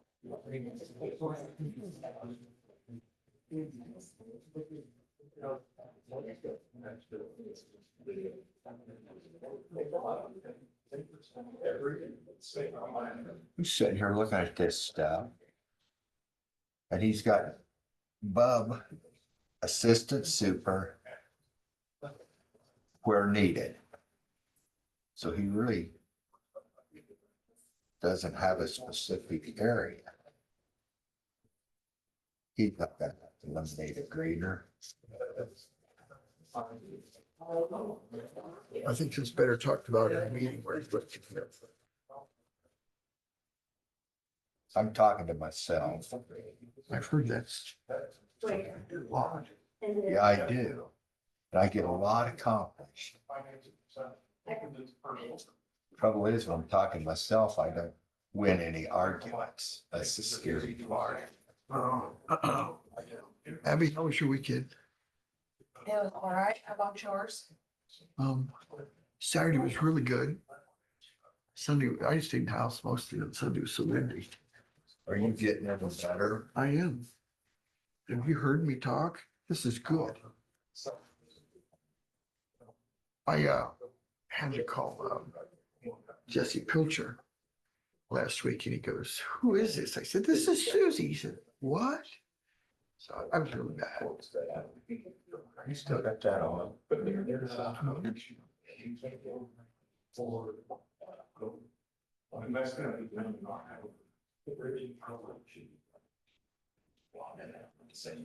Abby, do you know when does Dave Hardy start? The superintendent. Pekin. I believe that's. Okay. July. I just wondered. What'd you say the name was? Dave Hardy. Hardy? Harper, Dave Harper. Harper. He was there once before, right? Yeah, and he was also the Pekin Sigourney superintendent. I joined. Oh, I know. You did an excellent job. He's from here. He used to work at Agri Industrial. No, that was. Really nice man. He's the superintendent will get on the school bus and drive the kids. If they don't have. Well, that was quick. Okay. Oh. Dessert. This, that's pretty. That's for looks. That's for look. Huh? That's for looks. Is that what? Did you run clear to Hy-Vee this morning now? I know that for the gas station, yeah. Not just now, though. Not just now, though. I- No, you're not that quick, Lee. Oh, is Christie coming back? Yeah, I think so. Okay. Oh, excuse me. So what did they say you had? Well, I don't have a lot of stuff. I just have a virus. I know the last time they tested me at the hospital, it was in the evening and I went in and I'd been there for a half hour, 45 minutes, and the doctor comes in and he goes, "Did they test you for COVID?" This is Yeah. year and a half. I don't know. So I'm thinking, it's a little late now, right? But no, they gotta come in and test you next time. So later on, he comes back and he goes, well, you don't have COVID, but he said, you have rhinovirus. And I said, see, Oh, yeah. I said, that just proves my point. These tests aren't worth a hoot. He goes, what do you mean? I said, I have not been anywhere close to a rhino. There is no way that I could have rhinovirus. He did not appreciate my humor in the least. So, Sometimes they don't on some of that stuff. But a virus it's an unknown. That's just your way of covering their butt, saying it's a virus. Still in meeting? well, we're gonna start, but you come on in. Yeah, we're on. Yeah. But we're You just, we're not done. We're still on, but we're just sitting here. Absolutely. Get that. Okay. It's about a property that you've been talking about, Oh, okay. so. So you want me to go get Christie? I sent a message. Oh, did you? Did. Okay, all right. Are we having fun yet? So much. What's for lunch? I have no idea. But not pineapple hot dogs. No. Pineapple hot Could dog. you ask her to explain it because I can't. I've had a pineapple broth. That's what it is. Oh, I had grapes for my evening meal last night. So I talked with Darcy Starlight was on great. Thursday. And I said, so what did you bring me for Didn't know there lunch? was. They're good. And she goes, broccoli and cheese. Are they? Used in there. Really? They are. They got a hot I'm brisket not a huge sandwich going Cotton on right now. sugar. On Thursday. It's On not- Thursday, yeah. It's not actual cotton candy, it's just the. She goes, well, that does sound good, but. So then I asked Abby. And she has a broccoli and cheese thing too. Gee whiz. It's good for you. Abby, what kind of pie did you have on? Pecan. Did they have custard pie? Oh, over there, you mean? Uh-huh. I don't know. I know they had apple because I watched them cut it. Boy, I wanted something, but Oh, with the McElhaney. yeah. But I had to deliver food.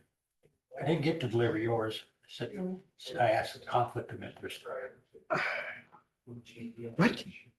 Well, we Dennis can go ahead. Lewiston, We can go ahead and get started, right? Okay. you guys have some things to talk Is about. Shannon gonna come over? Okay. Just the note taker. Okay, so one of the things to discuss is, we talked here a week or so ago, well, it's been 2 weeks ago, right? We talked about, because the handbook talks about the 7%. Oh, I'm right. sorry, that's not true. The handbook talks about if you're here less than a year. Then you don't qualify for increases. So for example, we give Abby 7%. We don't do, but you won't get here 3 months, we don't use that. So does that apply to Kristen since she changed jobs? No, she's. She moved. Yeah. I'm just But joking. the question that needs to be answered, and probably, and Shannon brought this up, which I thought was an excellent idea, in reference to Josh in particular, our director of our ambulance. He obviously will have been here less than a year, but if we did a performance review or whatever you want to call it on August 1st or shortly thereafter, we could increase it at that point in time.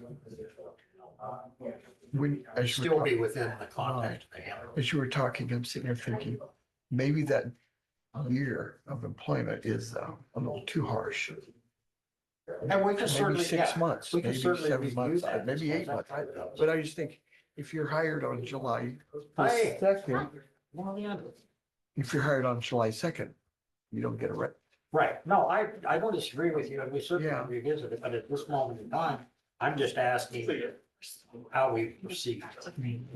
Because if you can leave that open, but yeah, Usually they're hired, when they're Yes. hired on like a probationary period of so long, right, or not? well, you see, for example, and we talked, Shannon and I talked about this too. About the same. So you have a situation, for example, in, I'm trying to think now off the top of my head, we got 2 departments that Sandra, some of those returned to us, like with a. use a fiscal court probationary address.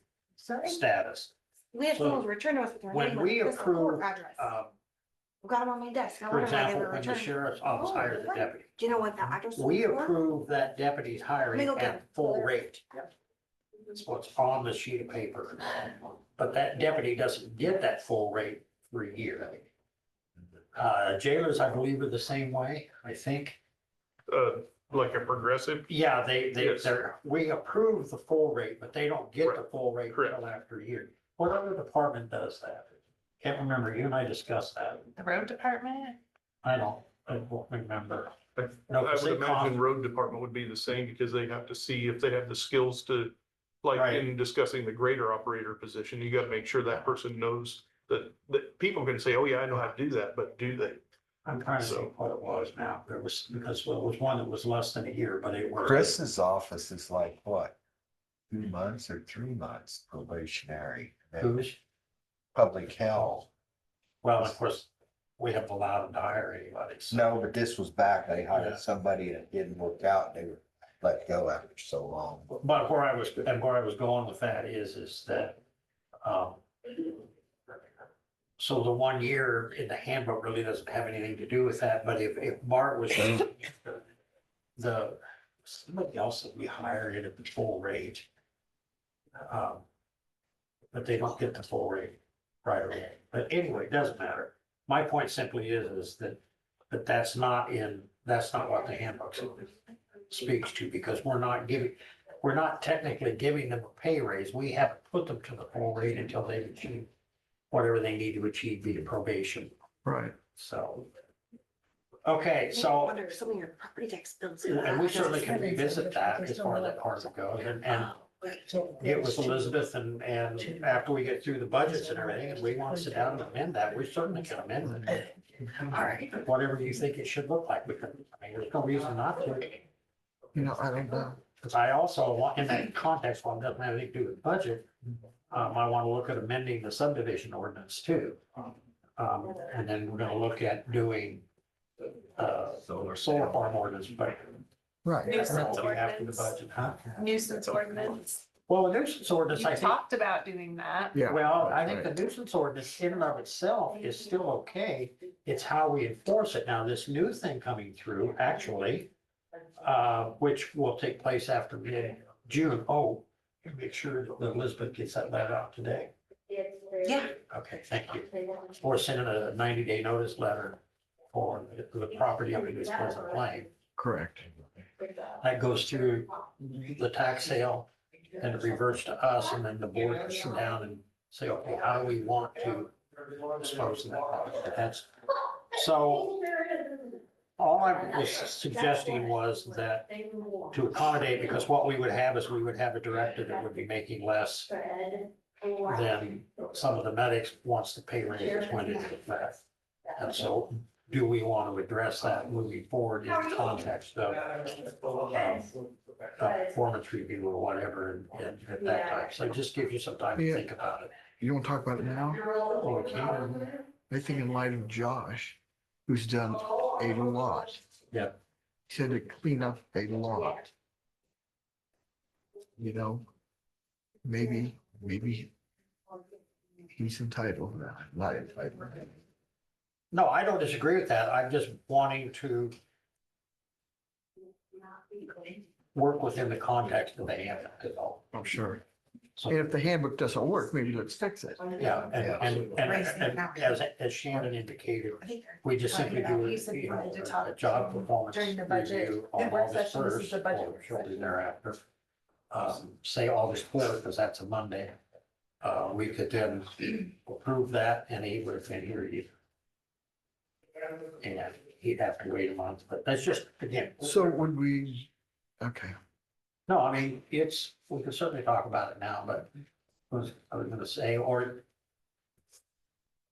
I guess you can do a job performance review on June 30th if you wanted to, right? Yeah, it's up to you. So how do we want to do it? Give yourself some time to kick it around and see. And, go from there. Okay. Shannon, Actually, Mark wanted to Mark? talk to Hi, you a Mark. little It bit. sounds like I came in a little bit late on it. Yeah, discussing, nothing is ever late around here. We can regurgitate it and resurrect it at any point. Yeah, Shannon sent me an email last week about I have an employee who started in October, so she won't be here a full year come July 1st. I've never seen it actually enforced regarding the handbook, but totally understand. My question is, would that employee that have to wait an entire fiscal year to receive any sort of a pay increase, or could my budget be adjusted to reflect a raise on an employee's 1-year anniversary? Well, I guess maybe that was the question, because in Bart's budget, when he hires a deputy or he hires a jailer, that's already reflected in the budget. Right, that's the plan that I follow, is like roads crew, sheriff's office, those guys, they get that bump after 1 year. Now with like a correction officer, they get a larger bump. This would just be whatever you guys determine for everyone as a whole. So, I mean, I don't see a lot of difference in the context of,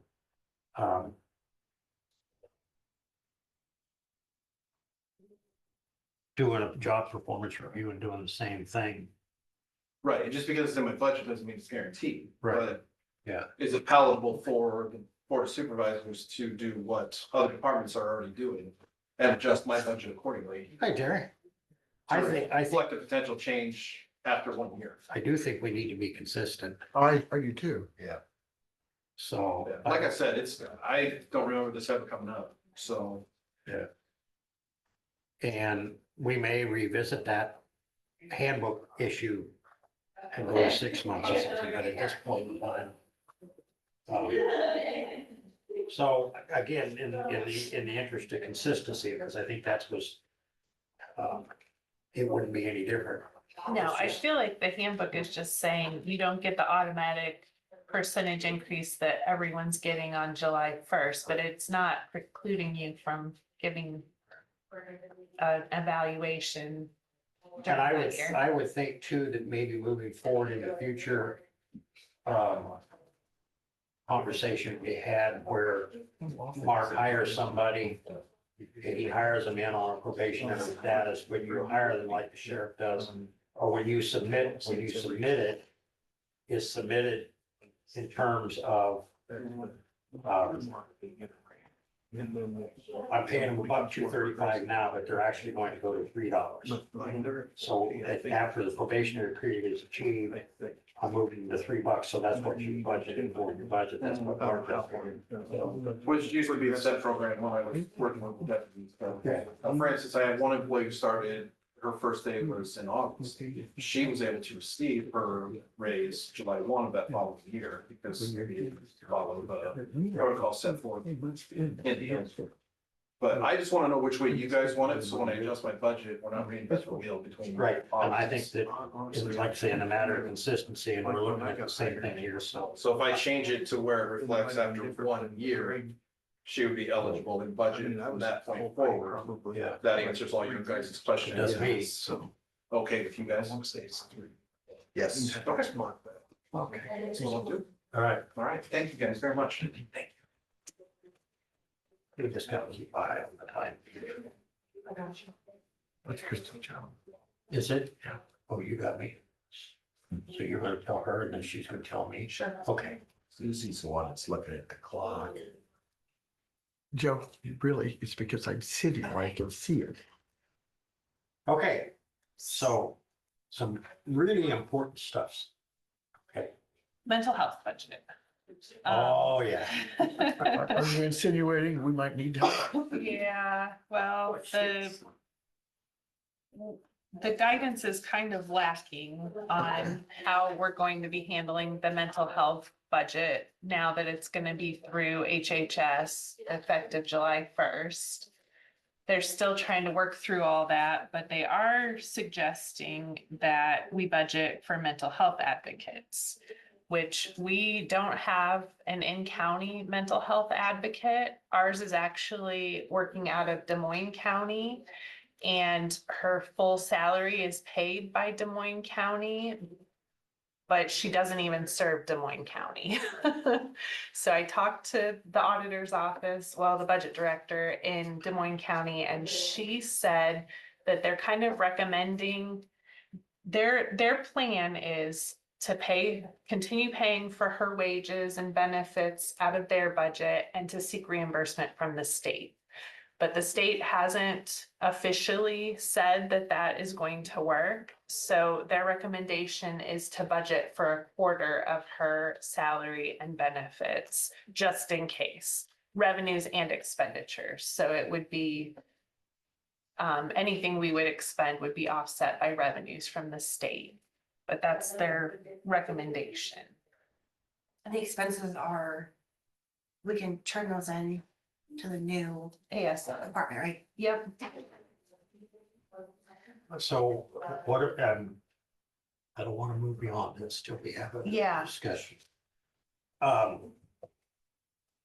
I bet you can guess what my position is going to be, but I don't think we budget for it. And it's just, you know, it's a philosophical issue, but, and I don't think Des Moines County should have to pay it either. But my point simply is that we no longer have zero jurisdiction, or we have zero jurisdiction over mental health, what they get paid or anything else. The first thing the state did when they took over mental health was they gave huge pay raises, or the region did. And I'm not finding fault with the people who are getting the pay raises, don't misunderstand. But those costs have to be borne by somebody else. And with legislation that keeps coming down, now to all of a sudden have to take on a new expense that we have no control over, that should be state responsibility, I don't see that you go there. I think the argument is, sure, baby, what are you gonna do if we don't?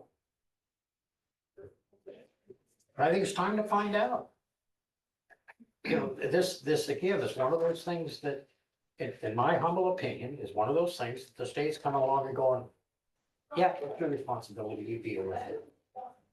Nobody's ever. You know, I think we do need to deal with it in some way. Because the state does not give a shit what we do or not. Right. I'm serious. I don't think they do. No, I agree with you. So we So- don't do it. If they don't care, what difference does it make? Well, But we have to be careful because she's technically county employee. yeah. No, not the advocate. The Oh, advocate is the Des Moines County. Okay, but our current employee that works for them, Are you? Are you talking? Leah, Okay. she'll be considered a county employee when she's done June She 30th. is considered a county employee So right then- now. Yeah, I was gonna We say. need a budget for any expenses that go with her after that. So what dollars are we talking, Christine? Vacation payout, 7,449 at the maximum if she doesn't use any of her vacation before June 30th. And the sick overflow payout, $1,396.80. And potentially unemployment. 12 weeks that, no, 16 weeks that. I think it could be even more than 16 weeks because her Job is eliminated, so it yes. could be up to 39 weeks in that case. And there again, we're not paying her. 602. Is the region gonna It's with reimburse for the vacation? That's the maximum. When she goes on vacation, the basically- region pays her vacation. We would get reimbursed for any of it. Anything that we would have to pay out, we would be reimbursed by the state. We're sure of that. Yeah, that's what they said in all of the communications, that anything we would pay out, we would be reimbursed. by Including the state. unemployment? Yeah. So Well, they didn't specifically address unemployment, but they did say, that's because you've already paid into the unemployment fund. not for the county. The county's different than like a Oh, private really? employer. Yeah, we pay when claims come through. Oh, good. Are you considering hiring Leah after July 1st? Is that Well, what this is? that's what the state is saying. Let me read this. They say The functions required of the BHASO are not the same as the functions that have been performed by MHDS regional or county employees. Thus, the BHASO will not pay counties to retain county employees, which would be Leah. If a county has an ongoing need or wishes to retain employees who were previously funded through MHDS regional funds, they may choose to budget for the cost of ongoing employee retention. So they're saying, just county employee, if you want to keep her on and find another job for her to do, that's on you. But they're washing their hands.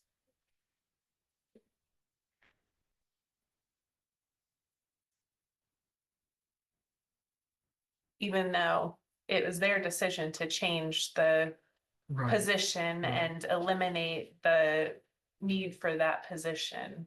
And you guys, 2 years, almost 3 years ago now, to your credit, not only did you eliminate the levy because, you know, you Yeah. did not increase the levy elsewhere Yeah.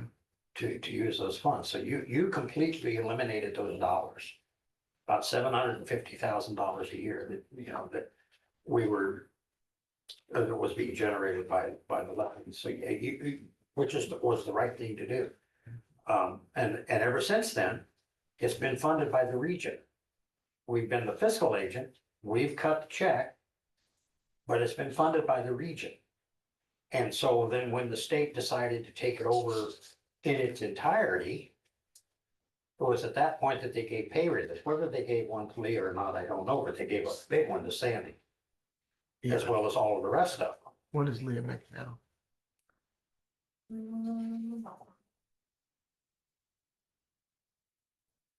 It's not broken down on here. Darcy would be able to get that number for us.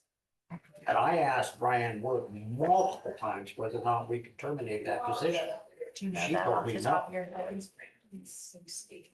mean, Sam's That sounds position. right. No, Leah's, when, you know, not because I wanted to, I wanted somebody at that level to say, you know, because when you say, well, then are they your employee? You remember when we got rid of the car, you know, we had all these conversations. Because there was, and I get it, there was this quote gray area that was in, because it's the way the state does business. But the car belonged to us, so we, obviously Sandy is the one that bought the car. But the point is that we couldn't eliminate Leah's position, and then after Sandy retired, we couldn't eliminate it either.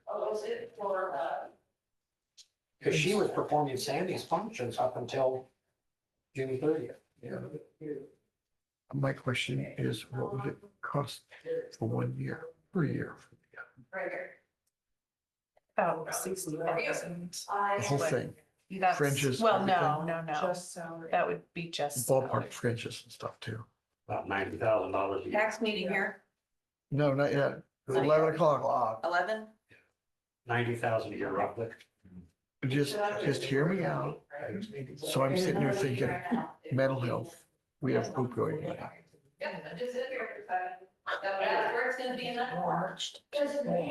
But it's one time monthly. Oh, right, but you could certainly pay for a year or so. I don't know. I'm just throwing that out there. I'm not saying I agree. Yeah, but to do what? Be the advocate. Then to be for the county. Some counties are I hiring know that, people I know to that. manage that I know that. fund. I don't know exactly what they do, but So could when that talk money to some runs other out, then counties what? about it. Then she becomes our responsibility. You know, for years, I was never on hard money in Indian Hills. It was always soft money. From year to year, you never knew if you had a job. It would be something like that as the wages, or excuse me. There's something ends, it ends. Can you use the opioid? Oh, easy for you to say. Can you use those funds? I would think it would, Some counties are doing yeah, they that. are already. They're hiring people to manage those funds. And you Well, it know, would have to be made abundantly clear that there's no guarantee that this position would continue. that's when you call it a 2-year project or a 1-year project. It ends on this day. You know. Because we do have some money. That's why I was wanting to know exactly how, not exactly, but close to how much. So I'm wanting to ask the question.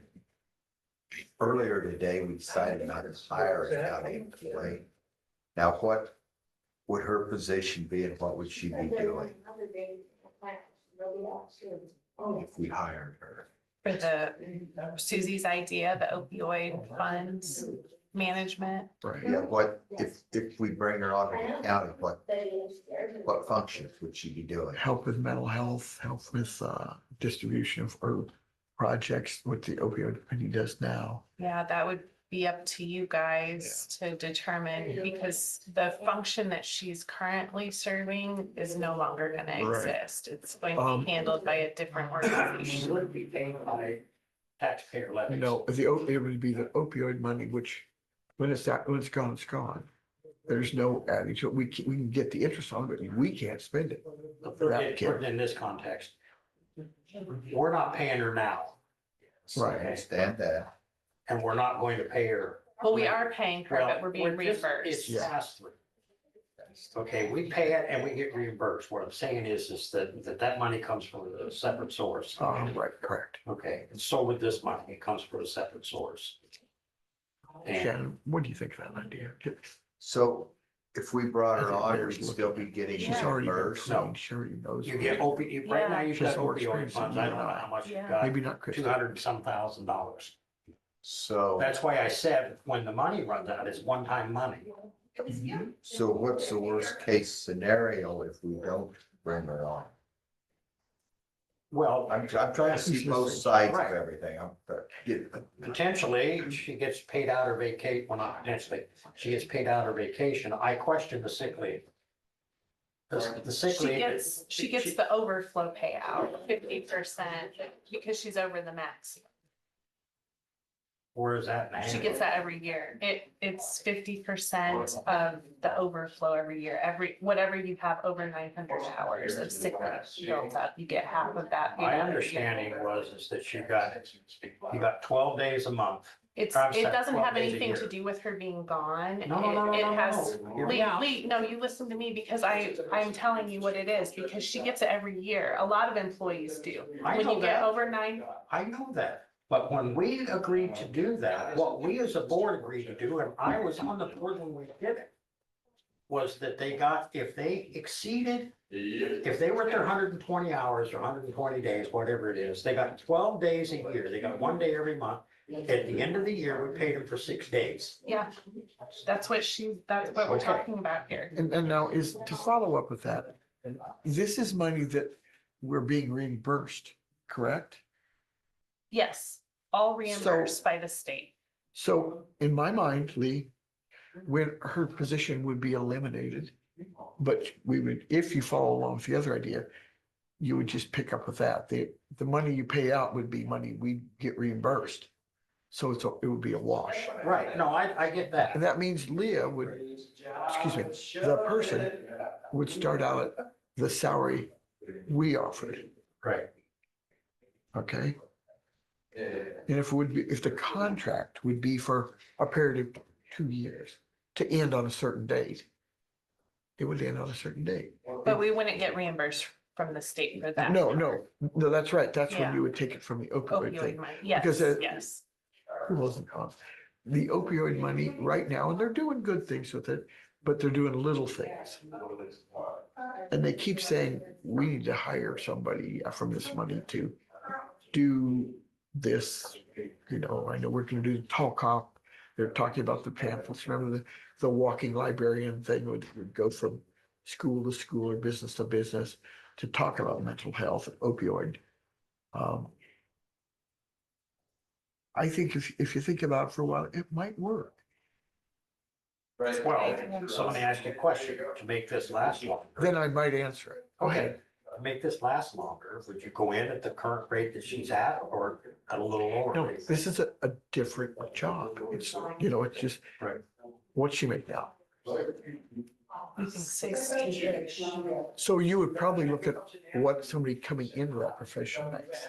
Because it would be slightly different, although she would be very aware of all the players, with the mental health. I would think 45. We can certainly have a conversation with her. I mean, you know, we get reimbursed for what we pay out. Yeah, right? Yeah. Reimbursed for what we pay out. For, yeah, Right. Because we don't need the opioid committee's permission to do this. It's up to the three of us. And then you hire her, you'd have to determine, it would have to be, You'd have to have a job description, which you could probably get from the counties that are already doing it. what do you mean when you ask if we're gonna get reimbursed? You don't mean for the, not for the. for after no, July first, No. right? Okay. No, but mine. Depending upon what we determine the salary and the benefits are, we know what the benefits will be. The, what part of that would be, still be a hyper's position? I would imagine it would be. I mean, if it's full-time, if it's over $600 a quarter, I Right. think Okay, that's fine. I just Yeah. didn't know whether or not it was has to be. right. But if she's contracted, that's why I'm asking the question. Oh, if she's contracted, no, it wouldn't have to be.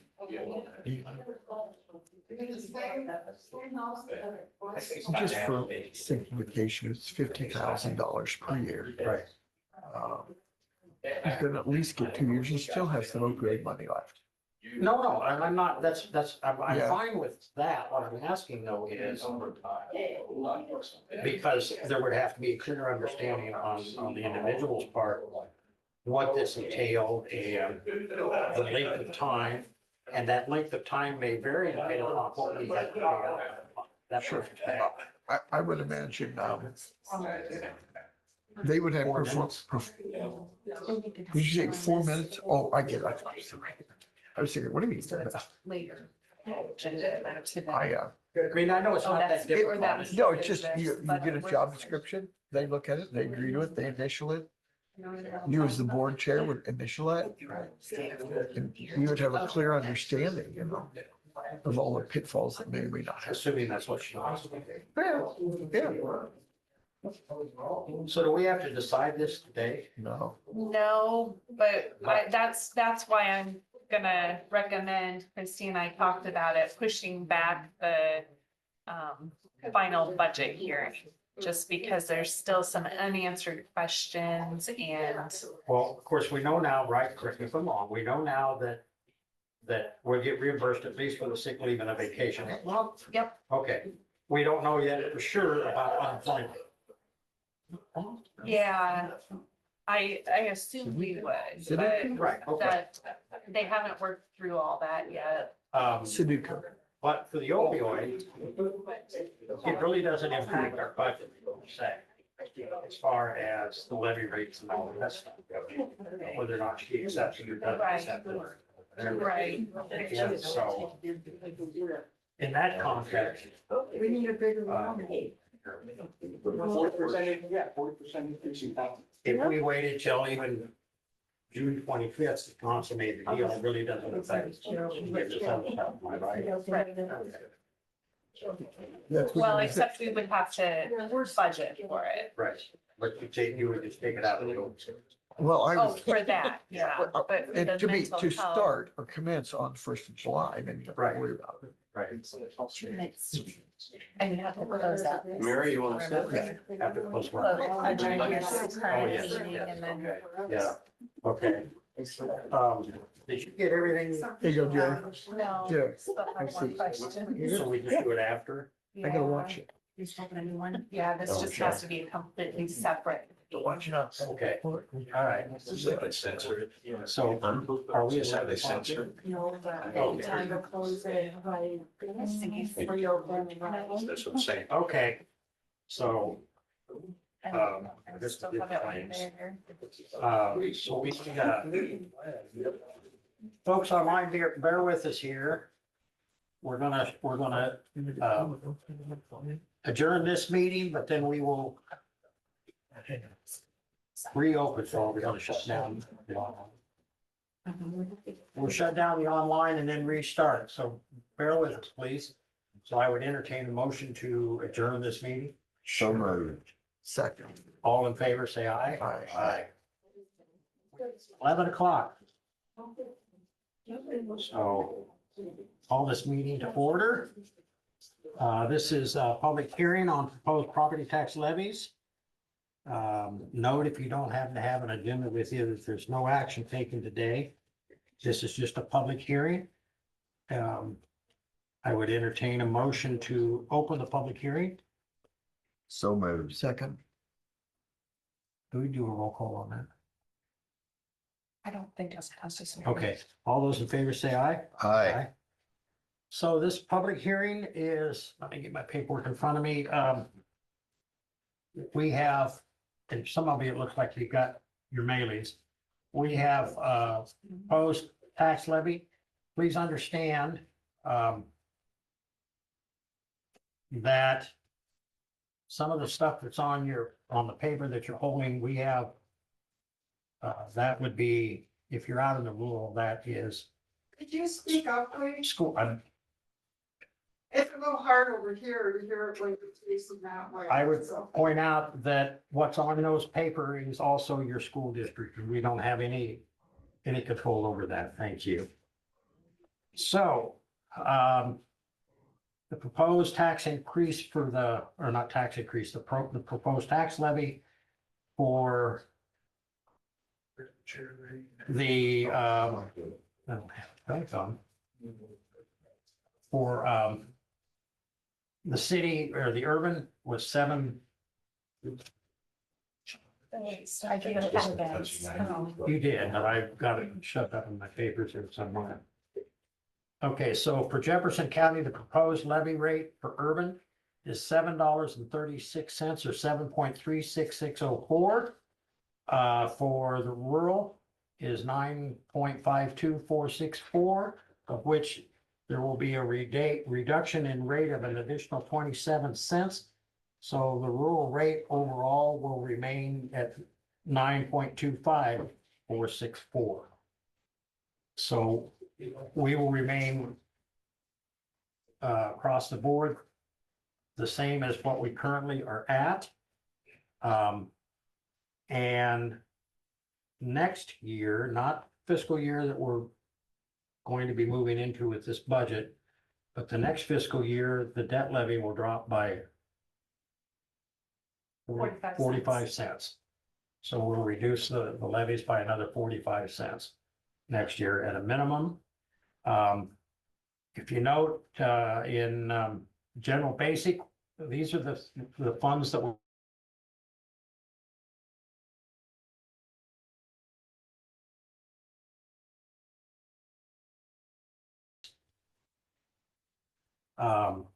debt service dropped from 0.7. The ambulance rate, that was the voted on levy rate of 75 cents, will go into effect beginning July 1st. Rural basic rate increased from 1.5 to 2.1. And the projected, or I'm sorry, the hospital's dropping to 27 cents, which will offset the rural basic. So that's the rates. Questions?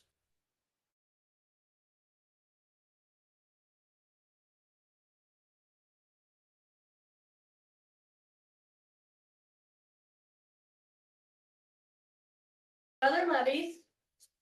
The hospital took off 27 cents, which was a hospital levy. It wasn't the tax, the county. Right. And that you were gonna release 48 cents out of the general supplement levy and 32-cent reduction from the general base. Do that after you told the taxpayers you would. We reduced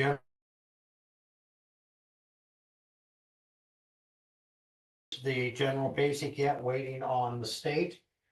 Okay. Okay, it's still at 382 instead of 350.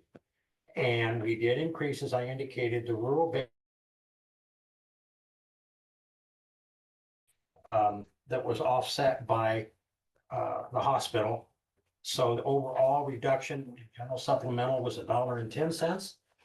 And, the increase was 75 cents. All right, so it's with the 27 cent levy off, it's a wash in terms of the 75 cent increase.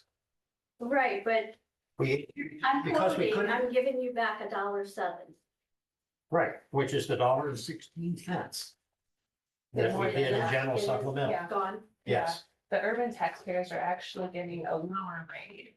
The Yeah. rural, after you take the 27 cents off for the hospital, will be even levy rate as last year.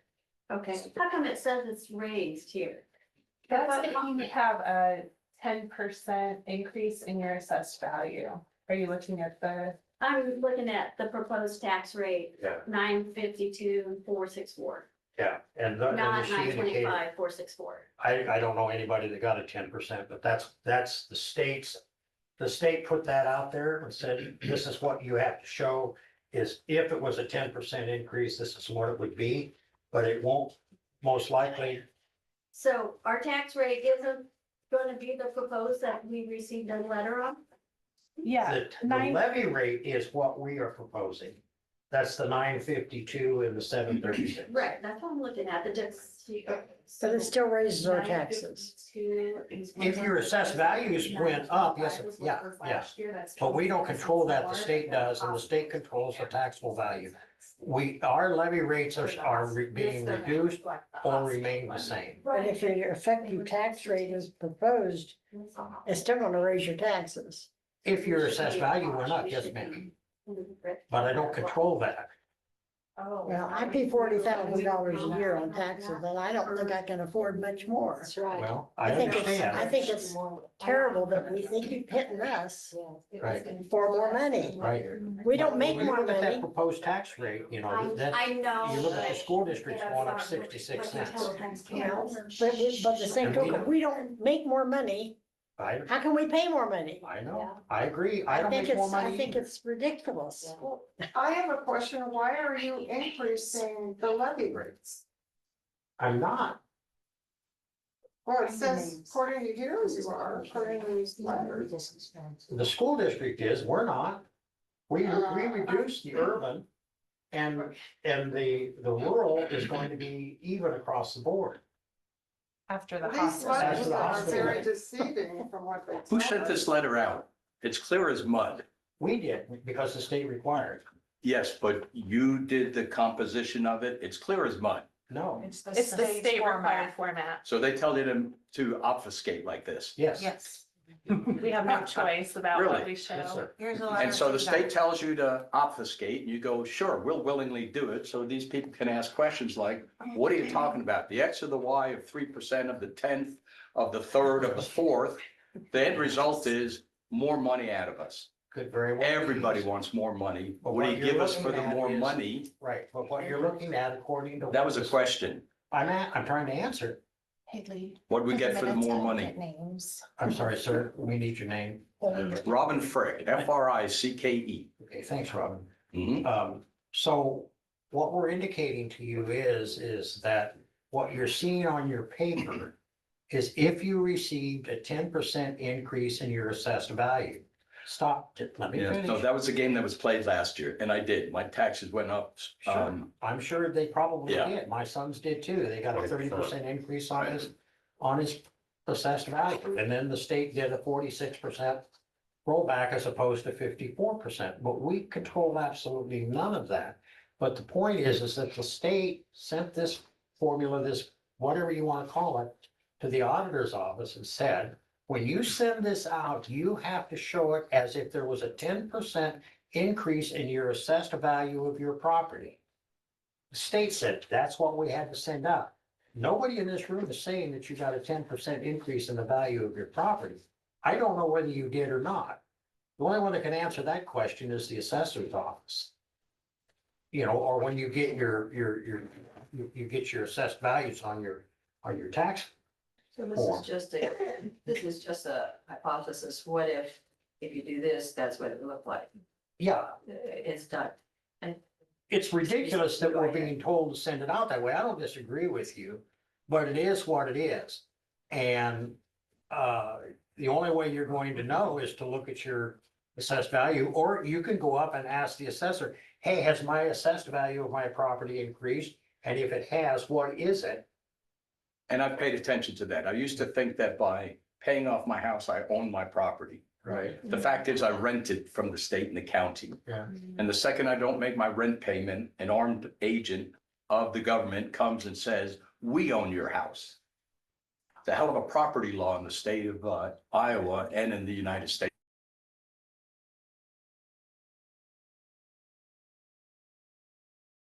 Is there a way we could get this all, can you guys help voice this? We want something changed drastically, not just rejuvenate at the state level. We don't want property taxes just tweaked. We want them demolished and Well, revamped totally. according to everything that we're hearing from the state, that's exactly what they're considering doing. I hope so, Well, okay, because we're catching it out. Sure. We have few people out there and we're shouldering a vast majority, a bigger chunk than the rest of the town, and the town's got lots of people in it using all these facilities. We've got a very few people out there using these facilities, but we're that's not up to exactly. a lot of the bill on this, and it is, and That's you get not- down that's- in the income years, it's like, no. Ma'am, that's not accurate. The reason is because we have 800 miles of county road and 150 plus bridges that the urban doesn't pay for. Well, there's that side. I think Okay, Essop's fable and the golden goose though does apply. Politicians got their hands so far up the golden goose are about to kill it. the state of Iowa has put caps on our allowable growth, which, and I'll give you an example, last year, the current fiscal year that we're in, our insurance rate for our buildings, our vehicles, and our personnel, not our health insurance, our liability insurance, the premium increased, not the premium, but the increase was $122,000. Well, ours increased too. $122,000. And all of our Why, rates are nobody's increasing giving us too. more money to pay All for of our our personal increase. The state's So not what allowing we're us to saying is increase we either. want you to lower all your costs across the board, including personnel, everything, so that we're not paying more taxes because we can't afford to pay more taxes. So we have Okay, to so let me compromise, ask you a we have question. to Let economize. me ask you We a have to question. cut costs to make our increases, and so does the county. We And just, if you can't make your expenses, you have to cut other expenses, and if you still can't make them, then you have to kick it upstairs to the governor and say, hey, our constituents let's- can't pay more. What are we gonna do? We can't pay our insurance. let me answer your question. One, nobody in this room has hollered more at our state legislators and begged our state legislators to come to these budget meetings because we can't make ends meet. Van Buren County is on the verge of bankruptcy right now. We are not far behind, folks. Believe me. Now, wait It's a a minute. problem No. everywhere. Now, what I want to know is, we talked about this morning, we're not replacing a road crew member that moved on. That's $90-some thousand out of the road budget that at this point in time, we're not replacing. But I want to know, when you got 2 foot of snow out there on the road and you can't get out of your house, are you gonna call me and complain because I don't have a maintainer operator out there to move that snow? If I cut ambulance personnel and I only run one ambulance, which we certainly can do, and it would be infinite.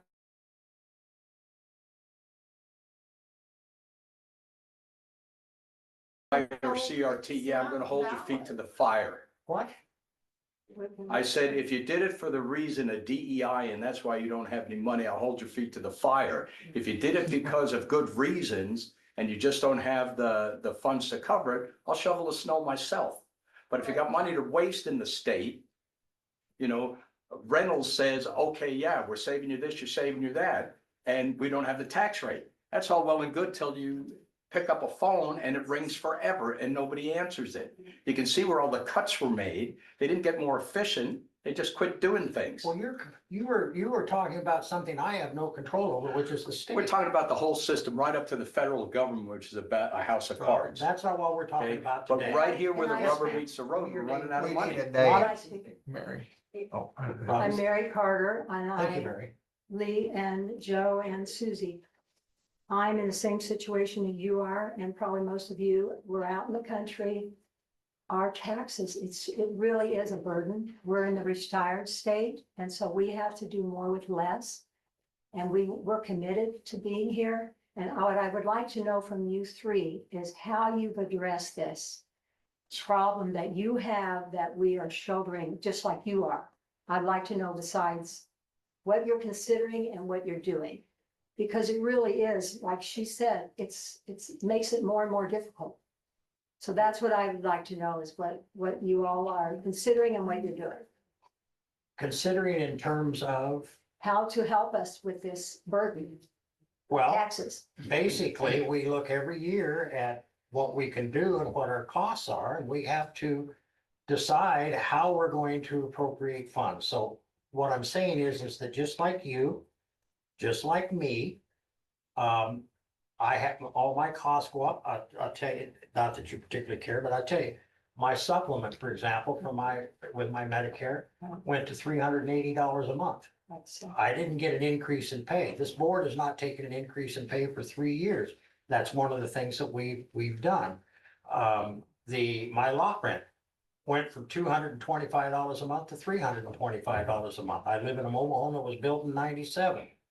My son was one of the first people that called. He lives over by the high school. His property taxes are nearly $5,400 a year on that house. So what difficult decisions have you all had to make?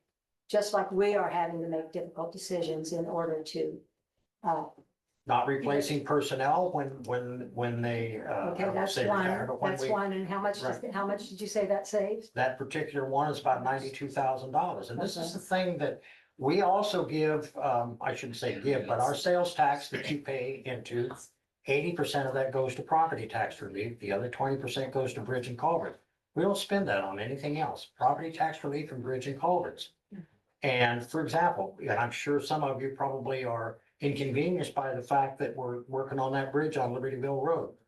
They're just by Juniper at that intersection right there. That's a $2 million plus project. You probably heard if you were online earlier today, our engineer was talking about his $5 million budget. Well, when you're putting $1 million in a road, $5 million doesn't go very far, but we keep that budget pretty restricted.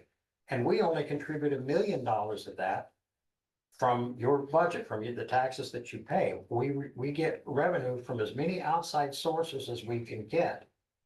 The levy rate that you're paying in the rural is more than $3 less than what the school district's charging you in the rural. Okay, and if you've got $100,000 worth of taxable valuation, that $3 amounts to an additional, $300 a year. And so my point is that we worked very hard at keeping those levy rates down. But all of our costs, just like your costs, just like my costs, when you go to the grocery store, it costs you $6 for a dozen eggs. It costs me $6 for a dozen eggs. So everything that we do in this county, every bridge that we fix, every road that we repair, every time we have to put a new blade on a maintainer, every time we have to replace a piece of equipment in its entirety.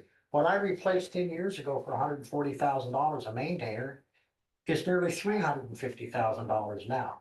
An ambulance that we bought when we took over the ambulance. We just bought an ambulance. It took us a year to get it, and it was $250,000. And so those costs continue to go up, and those ambulances don't last forever. So we have to budget for that kind of stuff. And the point is that when you're asking what can we do, truly, and I would be lying to you if I said anything different, there's very little we can do. And the state is restricting our growth. One of the things that they're looking at this year, there's legislation right now of putting a 2% cap on our levies, which simply means if you look at the at the rural levy, they cap that growth at 2%. The reality is the same reality that we are coming to. You have to do something. Yeah. We have to make difficult decisions. If my child comes to me and expects me to pay every time they run into Walmart and come up with a treat, and one day I cut it off, they're gonna complain. So we all have to make these difficult decisions. And we would like to know, as you make these decisions, I understand, I appreciate you coming out and clearing the road when we need to get out. I think that's valuable. Just know that we are all in the same boat as you are, and we're expecting you guys to make the difficult decisions that we're having to make. Because literally, when we see our taxes double over the years, that's difficult. And when we see half our taxes, this has nothing to do with you, go into a school district, and then we see waste, we have to see difficult decisions made because we are all in this same boat. So I would like to hear from you when you make these difficult decisions. I understand, I think this is a great one, not replacing this with, how are you going to do that? We all have to do more with less. So I'm just voicing that. I feel we're in the same boat as you are. Oh, I'm sure that you are. And I guess my question would be to everybody in the room. And understand, I'm not being flippant and I'm not trying to be, understand, I'm asking you all to understand that we can cut our costs. And I have zero problem doing that, believe me. But when I do that, I'm going to cut services because that's the only place I have to cut.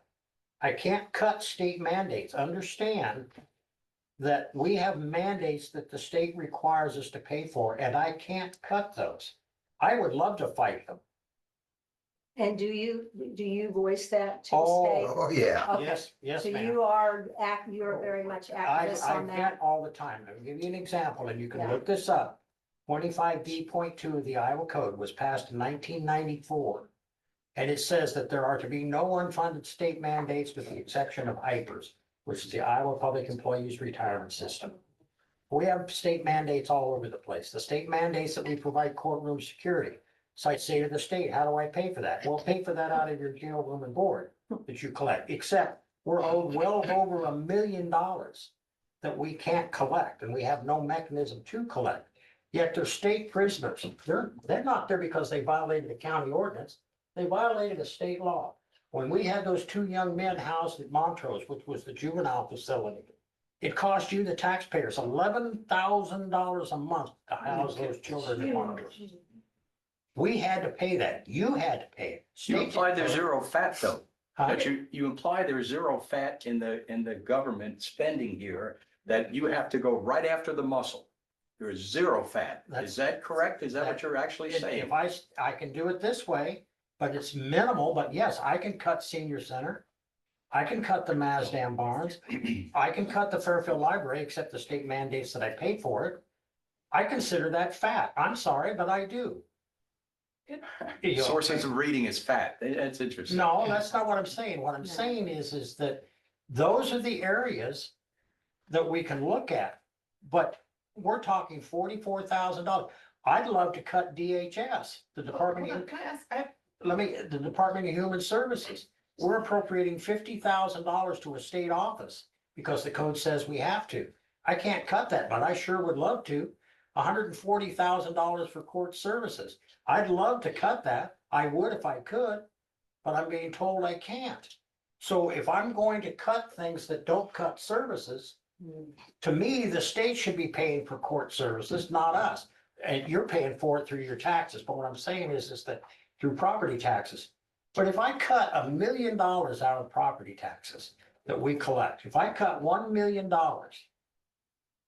that's minimal as far as what you're paying if you sit down and you do the math. Do you see any change coming from state? I do, because they've been changing it the last 2 years. What changes do you see? Well, they're going to reduce our ability to generate more revenue, which is what you're asking for. But when more revenue is I'm sorry, when less revenue is generated, then things have to go by the wayside, and those things that the state won't allow me to put by the wayside still get funded. You know, and so we have a situation where, we look at things and we ask ourselves the question, okay, how important is the Mazdam Barns? Well, I really truly don't know. How important is the Mazdam Barns? Why don't we ask our residences? What is important? Is it important for us to have a fundraiser for a cemetery? Is it important for us to have a fundraiser for a cabin that I've never seen used in the 40 years I've been here? Let's ask the people who voted you into office. Is this something you want? The cabin we Let's don't find out. fund. The I know that's, I'm just saying, The ask the cemeteries, the people cemeteries and are let handled us by the tell you. townships. Yeah. Okay, Yes, okay, I have a. your name, ma'am. Amanda Denenbaum. Okay, I have 3 quick questions Sure. and I came in late, so I apologize, just No, write no, them down. that's fine. Okay, first, how much time is allotted for this meeting? Well, Thank there's you. no specific, Thank you. there's no specific time. Okay, so we can go as long as we need to talk in Yeah. addition to how long you want to talk. The time of the meeting, I just noticed like people who work 9 to 5, a lot of people can't even attend this meeting. So first, I just want to ask if it's possible to have these meetings after normal business hours for all the people that can't make it, absolutely just can't come.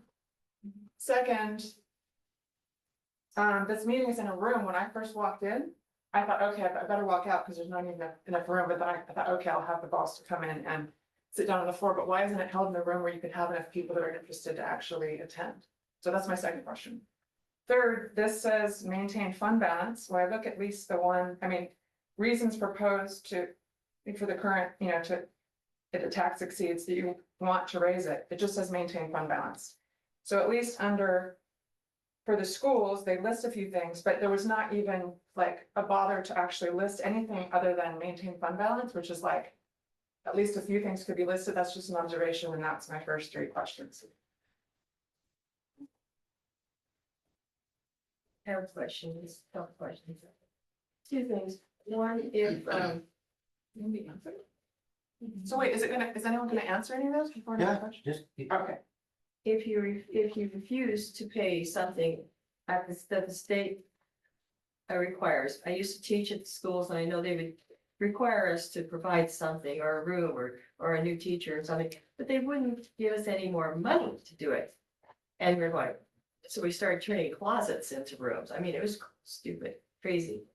But what happens, one, if you just flat out tell the state you paid for it, you required it, and just see what they come down on you with? I'd be preaching to the choir here. I'm all for that. I'd like to try that. Yeah, I would too. It might start them thinking, if you're gonna require something, if state required, state pay.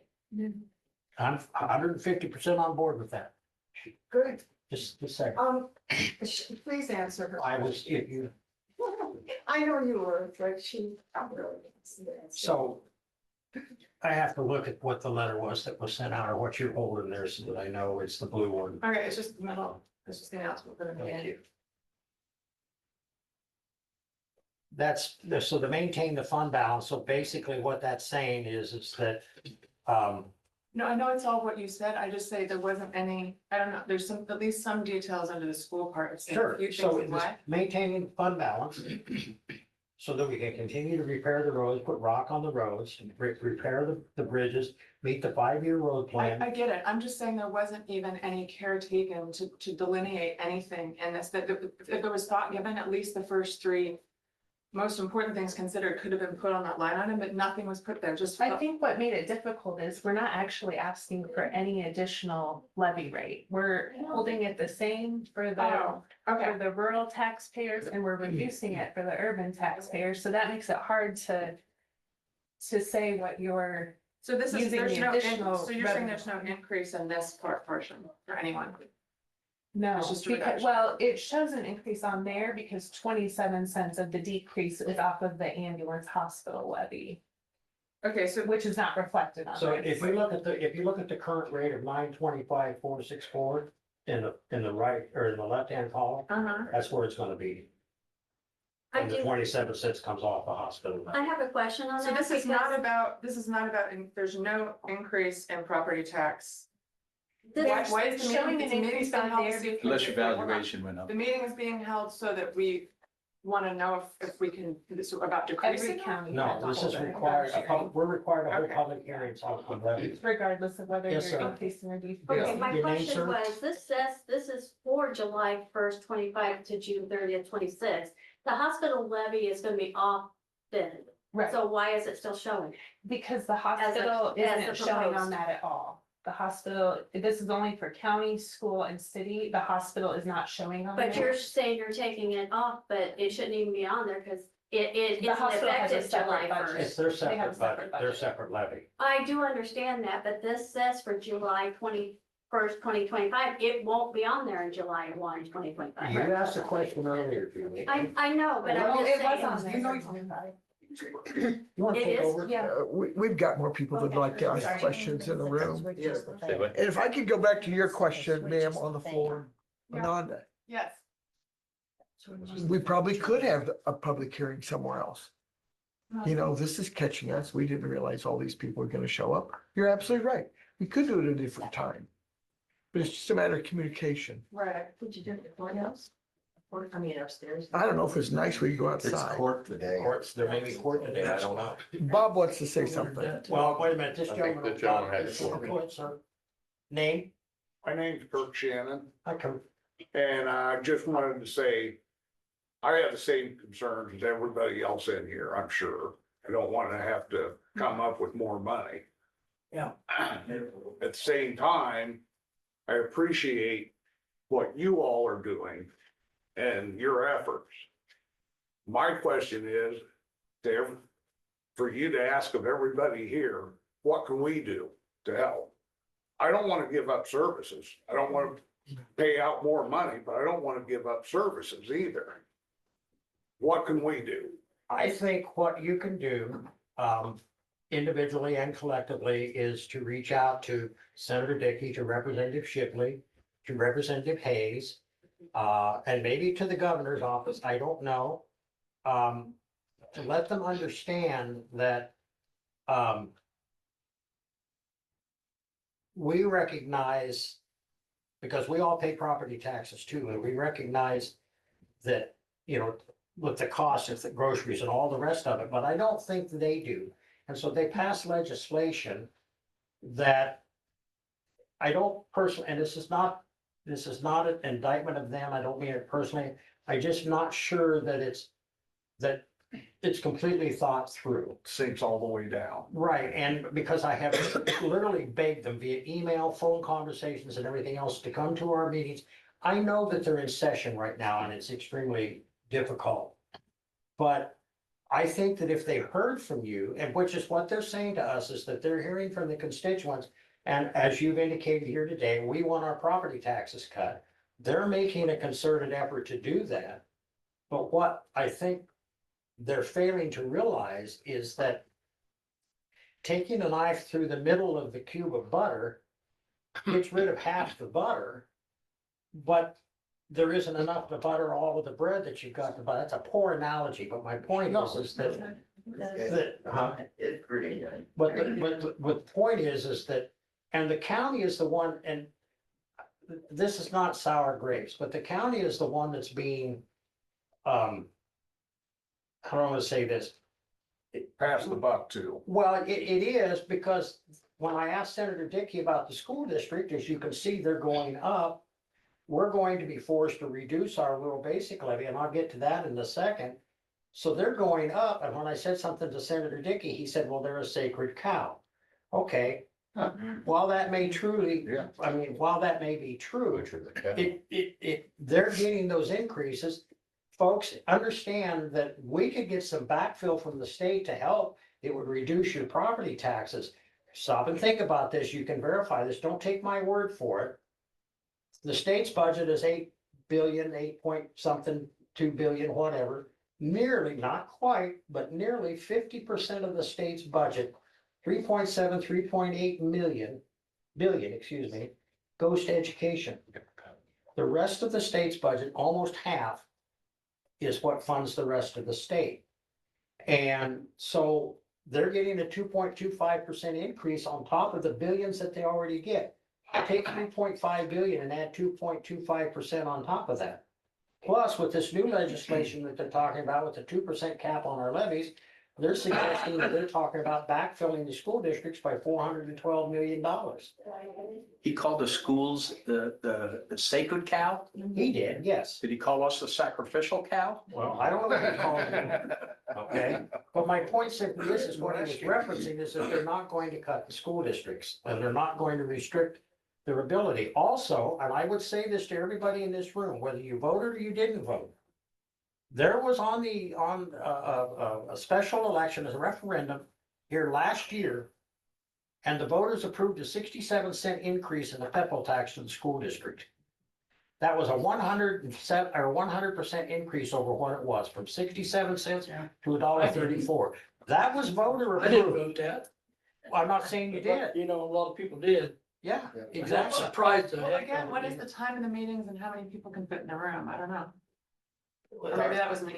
Well, our meetings are at 8:30 on Monday mornings normally.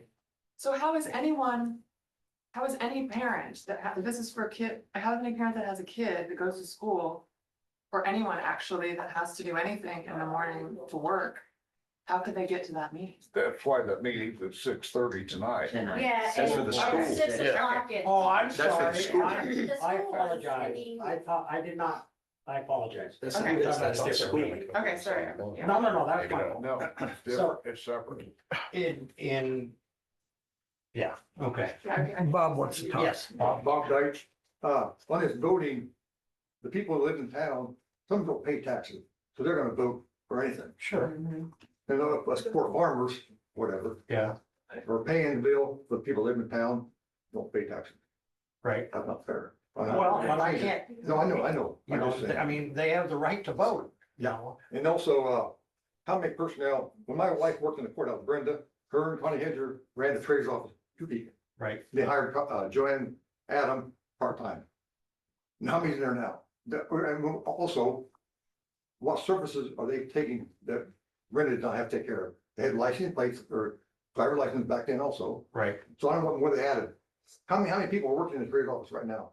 Half a dozen, I'll bet you. Well, let me think, I'm gonna try and count them. I think we've got, counting Mark, we got 5. Right, Yeah. I'm a powerful one. And one of the things that they do now is, anytime you wanna come, usually on a Monday, the foyer out there is pretty crowded with folks coming from, that have just come into town or whatever, coming from the campus to come in to get the driver's license and get or their IDs or whatever the case. Maybe some of them are just getting IDs. So that's 3 employees more than what Brenda and Connie Hedger had. When Times and nine. Krista were there then too. Who's that? When and Krista, Yeah, they was in the elevator department. yeah, Right. so part of that is part of the 5 is the auto department. Yeah. And driver's I license. think you're bringing up an excellent point. I mean, can't we see all the detail of all the personnel, what they make, what the position is? Sure. And all their benefits, and as you said, you're gonna have to cut costs, so what does that mean? You're gonna have to cut personnel, your own expenses and services. That we just can't keep climbing this ladder of getting more money, so there are difficult choices that need to be made. Maybe more people could show up to the meetings and we could help you decide what can be cut and not cut more, but we have to cut it. It just can't keep climbing the ladder is what we're saying. We've had enough. Yeah. And I know, we're not blaming you. We're No, I just appreciate saying that. the situation is very difficult and we cannot continue to have to pay more property taxes. And we really do need to look at all the expenses, including personnel. And maybe people will have to start doing like job sharing and divide up maybe people will have to wait longer to get an ID. I don't know. We have to decide if we can't pay more property taxes, what are we willing to, do without? Because that's what is, we're not in a big time when things are expanding, we're contracting number of people, number of students. And so gonna become a more and more of a burden as time goes by, so we might as well face it now and start to talk about these things rather than let us go bankrupt, like you said. Say something. That's What? my 2 cents. I want to say something. Sure, go ahead. Okay, everybody's talking about their taxes. If you look at your statement, almost half of them are going to the school district. Tonight at 6:30 at the ACT building, the school board is having a hearing on their tax levies. Everybody show up there tonight. Because see what they can do too, because I have been in your position. Now I'm sitting here and it's tough. It's tough. I understand. Yeah, laugh at me, Charles. I'm not laughing at you, I agree with you. It's, I've learned a lot in the last 2.5 months here, and it's tough. It really is. To answer Jennifer's question about, is it a freedom of something about requested information to get those details? Someone posted that online when this question was asked once. Is there a formal way to request those details of what's spent on what in terms of personnel? Just come in and make a copy of it. So Can you publish it or can you publish it? Yeah, We publish it every year. Down to, not in broad strokes, down to the nitty gritty. We publish the annual wage of every employee every year. Well, can we see a copy of that for this? We approve claims every week, and they are published in the public notices in the paper every week of the claims that we approve. Is that school levy tonight we're talking about? Yes, Is that to be voted on or is it or I can take it? it's just like today, a hearing. Just like this. Okay, but to get a compilation of what she's asking for, is it it's a freedom or something about requesting? FOIA request, I think is what you're going after, freedom of information. Okay, so who would be coming out? The auditor's office next door. Okay. I bet 1,000 people show up tonight, they won't, they'll just make the wash, they're gonna make it, no matter what. Yeah. So. It was voted for them to do it, and they're Yeah, taking you gotta vote, advantage. so. I didn't think that levy passed. Yeah, yeah. And Pekins is at 6. That's a new. Yes. I did. Fairfield is $50 at 6:30. Yeah. Oh, no, not No, that. that's a We're bond. talking about the physical plant equipment levy, what's Yeah. called the PEPAL Last tax. March. Yeah. We sit here and, it looks like the school district is wanting to be rewarded for a bonehead decision the predecessors of the current administration made. Who in the world back in the 50s, said that school should be built there with the shoddy construction techniques that were such that it's almost like the Luxor Hotel in Las Vegas. It was 3 feet underwater before it even opened because nobody checked to see the underground aquifer. And now they're wanting to be rewarded for these bonehead decisions. And the people of the city went, no. And so they're going to slip it in a back door or a side door. Now, part of the issue, and I agree with you on this, is our dollar doesn't spend anymore. Since Nixon took us off the gold standard, we've lost 97 cents buying power out of our dollar. We can't turn around and go, you pay me now for your gas surcharge UPS is charging me. We can't turn around. You guys look at us as the golden goose. At some point in time, as everybody's saying, we die. Or we sit here and make the actual decision of no, you can't have it. Now, let's get down to the conflict of what that is going to be. Who are you going to send to take it? And who am I going to have to not let you take it?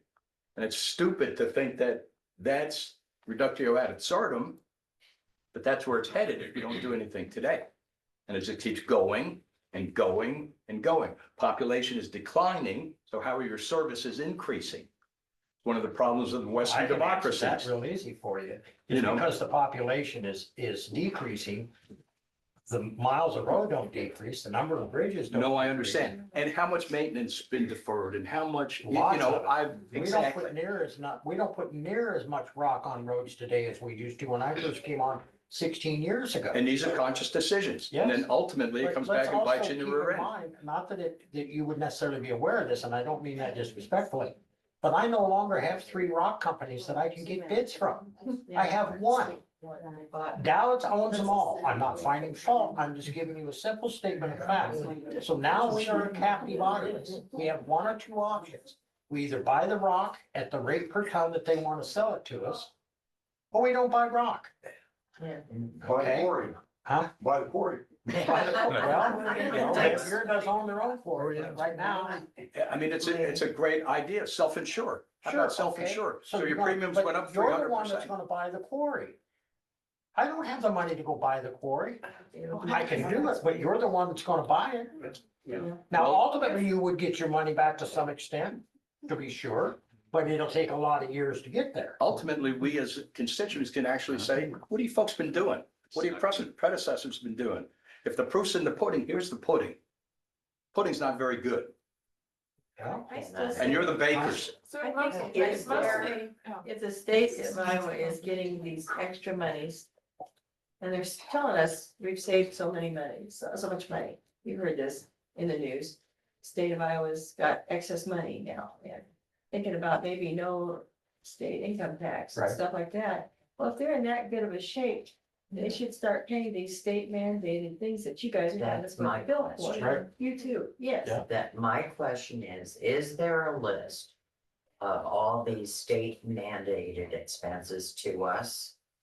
That we did to county, okay? That'd be nice. In other words, the court costs and all of these things that we can go to Dickey, to Shipley, to Kim and say, come on, folks, Yeah, this needs to be gone, this needs to be gone, but we don't have, all these unfunded mandates that we are having to absorb. We need to know what they are.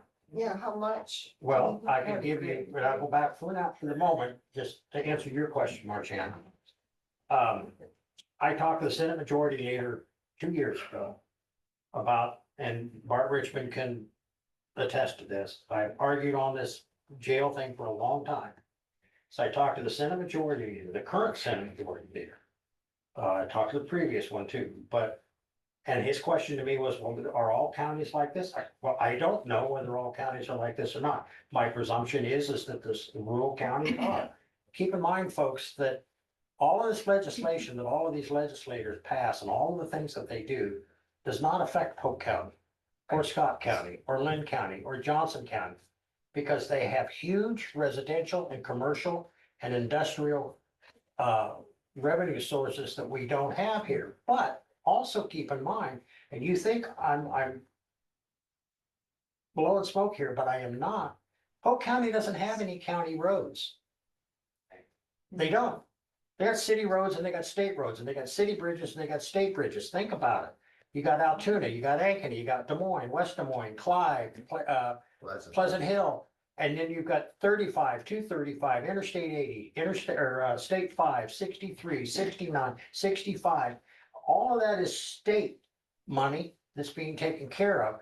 Rural Iowa, the smallest county population-wise in Iowa, I believe is Adams County, has the largest miles of county roads. They've got the least amount of revenue to cover it. That's the dilemma that we have as well.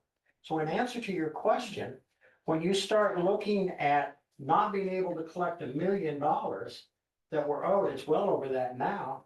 And I begged them to come and say, look, those are state prisoners in our jail. They violated a state law. They're tried in a state court. They're sentenced by a state judge.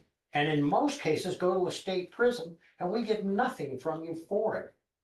And so you asked about unfunded mandates. $44,000 to the public library. I know it doesn't sound like a lot of money, but you couple that with $50,000 to DHS. There's $94,000 right there that's mandated by the state. 140,000, like I said, in court services. The list goes on and on. We had a conversation before you all came in here. The state took over mental health. One of the employees' positions that was there when they took over will be eliminated on June 30th. So the question is that, okay, are we going to have to pay unemployment? Is the state going to reimburse that? Because this individual is in limbo. They're not a region employee, they're not a county employee, they're not a state employee, but the county's being looked at to foot the bill. And so we will have to take care of that in some context. What it looks like, I don't know. We have the court system. If you think about it, the court system has completely co-opted this courthouse. You go, well, their court system, why wouldn't they? They have the third floor offices up there. They have The second floor is entirely court system, but we heat it, we cool it, we clean it, we fix it. It's all on you, the local taxpayer. The state doesn't pay a single dime towards that. When we renovated the courtroom to make it more accessible, to bring it into the 21st century, to get rid of the knot and tube wiring, the state didn't provide any money for that. We paid it all. You paid it all. And so then what ends up happening is the other things that we need to do out in the county, we don't have funds for, because we're being forced to pay all of these other What if you just don't expenses. sign the check and send it? You what? Don't sign the check and send it. Doesn't work Make that them way. send human beings down here to stand in front of you to physically rip that check out of your hands, and then let's address that issue as it's happening. And what would happen if you didn't pay your electric bill? Yeah. You wouldn't have any electricity. Okay, so this. Yeah, so then I would just put a generator in my backyard and go, you know what, screw you, government. You'd still have to have something. Just toss this out if it's not, if it's going too far, but what you said about mental health, I'm just wondering, when you said that the state took over mental health, I just went through a situation with my 85-year-old dad that made me look up and realize who started ResCare that became Optimate 30-some years ago. Right. Trying to get him mental health services after, breakdown. I realized we're the 51st or 50th, we're like, sorry, 50th, 40th. We are the first, second, worst mental health services in the entire country, partly because we're so rural, we have like one psychiatrist. So what is it that with the mental health portion, we need, I mean, we're screwed in terms of mental health, so what is, I wouldn't want mental health to be cut, but you're saying the state took it over, so that's. Okay, so I'll back up a little bit to give her some. But if you guys, if this is not important, then It's important too. No, I'll give you some historical context so everybody knows. So way back when, excuse me, when I first got on the board the first time, we had a mental health levy, like we have a general basic levy, a general supplemental levy, a rural basic levy. We had a mental health levy, and those funds were dedicated specifically to mental health. And the county, each county was responsible for their mental health needs within their county. And at that time, the counties paid 37% of all Medicaid costs. And the state picked up the other 63%. Somewhere along the way, some legislators, State Senator Hatch, was it Jack Hatch? State Representative Dave Heaton and Renee Schulte got together and they developed what was called the mental health redesign. So at that point, then the state came along and said, hey, we're gonna pay 100% of Medicaid. And you are going to get, we have decided that because mental health was levied on a per capita basis. So simply meant however many people we had in Jefferson County, they paid X amount of dollars per person. That was the way the formula that the state set up. At that time, we were at $34. The state came along and said, it needs to be at 46. So Wapello County, which was at 63 or 64, had to roll back to 46. Jefferson County, which was at 34, didn't have to go up to 46. The state did what they called a backfill. And so they gave us $190,000 to get to that $46 a person level. And that's the way mental health was run, and they paid 100% of Medicaid, like I said. Then a year or two later, they decided, ooh, this really isn't working like we thought it was going to work, so now we're gonna privatize Medicaid. And they eliminated the backfill or the, whatever I told you that, equalization dollar. They still stayed at the $46, but they funded it in its entirety and said, we're gonna handle all of this, but you're still going to fund it through your levy. And they developed what they call regions. And each county had to belong to a region and they had to be contiguous to each other. You asked me earlier about, well, don't just sign the check. Well, I didn't just sign the check. I said, no, I don't want to be in a region, and we sued. And we went in front of because I didn't want to give your tax dollars to another county to fund their mental health needs when we had our own needs. We sued. went in front of an administrative law judge.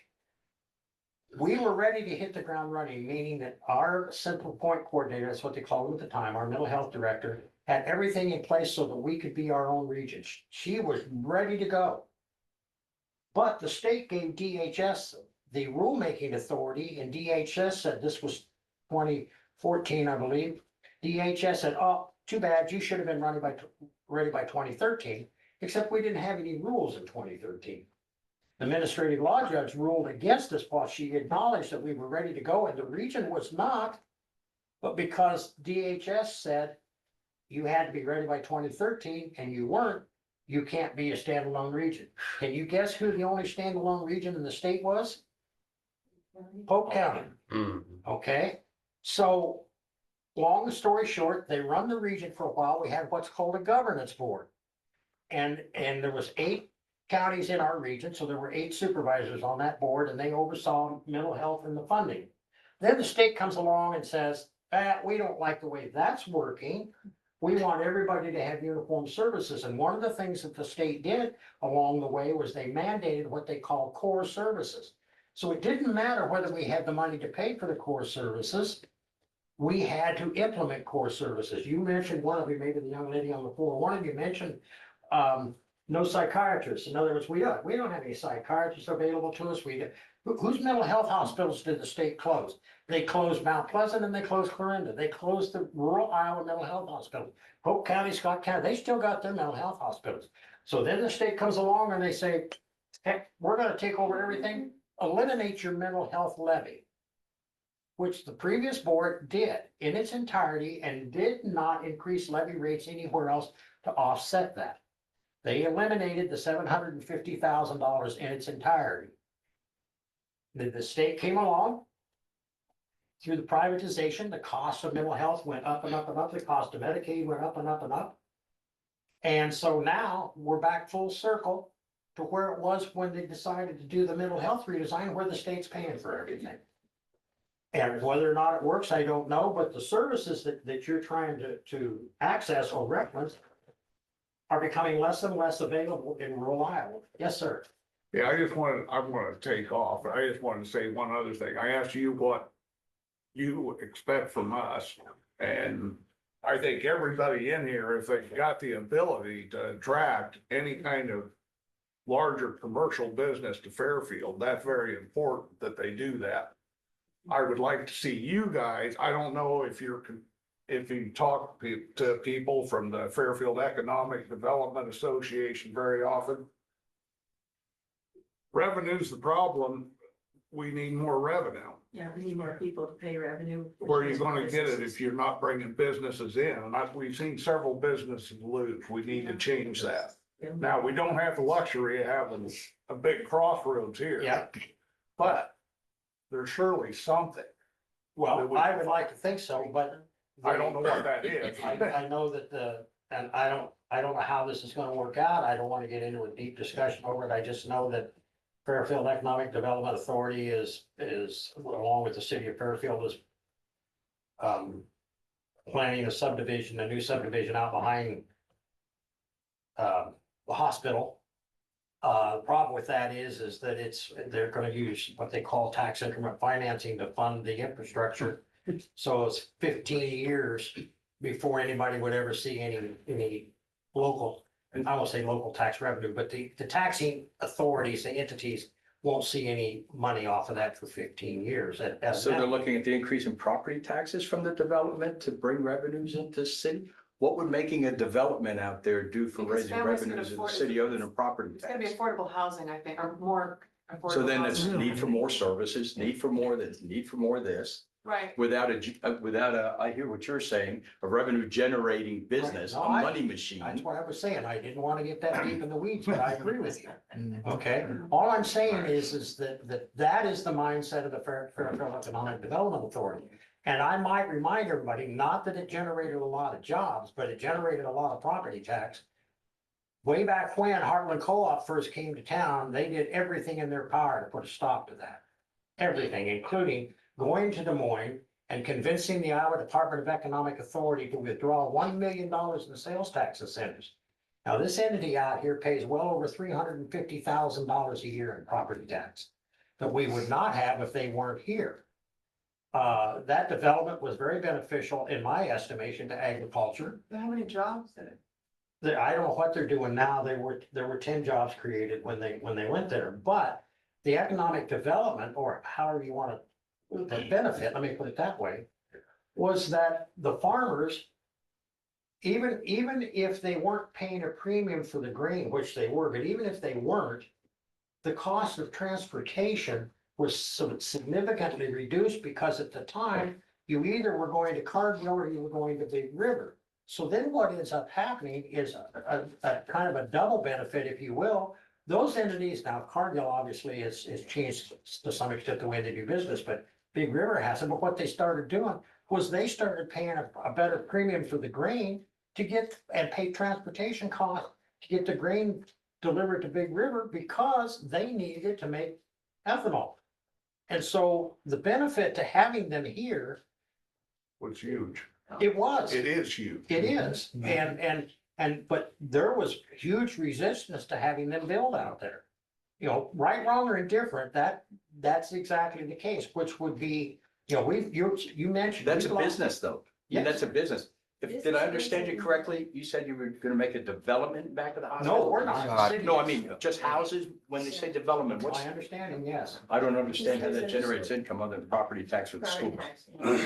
And so. What does the state tell you that that the health of their fiscal, their health of the economy is? Does the state tell you? I think you made a comment on that we're supposed to be in the. It's been in the news. Just a lately minute, that Chris. they had, Kirk, I want to talk. Have you seen the US debt clock and then seen the state Or debt the clocks? state, and the state says, then, you've heard of this, haven't you? I know, State the Iowa. last I knew, the state had about 2 billion in reserve. I don't know what they've got now. The Iowa State debt clock, which is part of the US debt clock that shows in real time, You asked shows about- a you asked $20 about what billion they had. I'm just deficit telling you for what they Iowa. had. I'm not gonna get into national politics. That's This is not national, we're talking Iowa. It shows $20 billion in the red for Iowa. I want to address Kirk. You talked about the Fairfield Economic Development Association. They are now known as Grow Fairfield. And they are having a meeting currently over at the Civic Center, which I was supposed to be at, and I'm not going. Go over there and talk to them. The board is over there right now having a meeting. But I agree with you. They need to work on economic development. So. Well, they first need to be aware, believe it or not. Now, I'm not the current director necessarily, but previous directors that we've had weren't even aware that businesses had closed and left town until after the businesses had closed and left town. And yes, ma'am, name? Thank you, Kirk. Patricia Drasnam. I was just wondering, is there any silver lining here? When I first got that notice in the mail, even before I read it, I could smell that there was like a tax increase coming. But immediately in my mind, I remembered reading how the state was talking about eliminating state income tax and how were they gonna balance that? And I also remembered the suggestion that it was gonna come through property taxes. And I immediately thought, oh, this is the way they're gonna do that. What is the status of that? I mean, if I can hear that I can offset some of this at least with that event, that would relieve some of us a little bit. Well, as far as the state income tax, whether or not they can eliminate that, I don't know. It's been reduced to a flat rate of 3.9% now. I can't answer that question. I have questions about how they can maintain, but I know lots of states don't have state income tax, but generally, those states that don't have state income tax have a larger consumption tax. And which right now the state sales tax, even though you're paying 7% or 7 cents on the dollar, the state's only a nickel. It's only 5 cents. Silo tax is a penny and local option sales tax is a penny. That's where the 7 cents comes from. So my guess would be, and mind you, it's just a guess, it's just an assumption. I know nothing on this issue, but I would guess they'll offset the income tax at some point by increasing the consumption tax. And so I don't know what that would look like. I have no idea. We may go to 10 cents. Huh? Oh, county already did. Did they? Okay. I mean, we But did that's- Polk but that's- County and there were Yeah. 11%, I think. Yeah. Yes, ma'am. If you said 50% of the state, I mean, of the property tax is, the big thing is the schools, and that meeting is tonight. You said we could come for the information. I have to go now. But if I came and asked for that information, is it possible to get some kind of printout that actually I could photocopy, that people could have at least a baseline of what she was asking for to bring to the meeting tonight?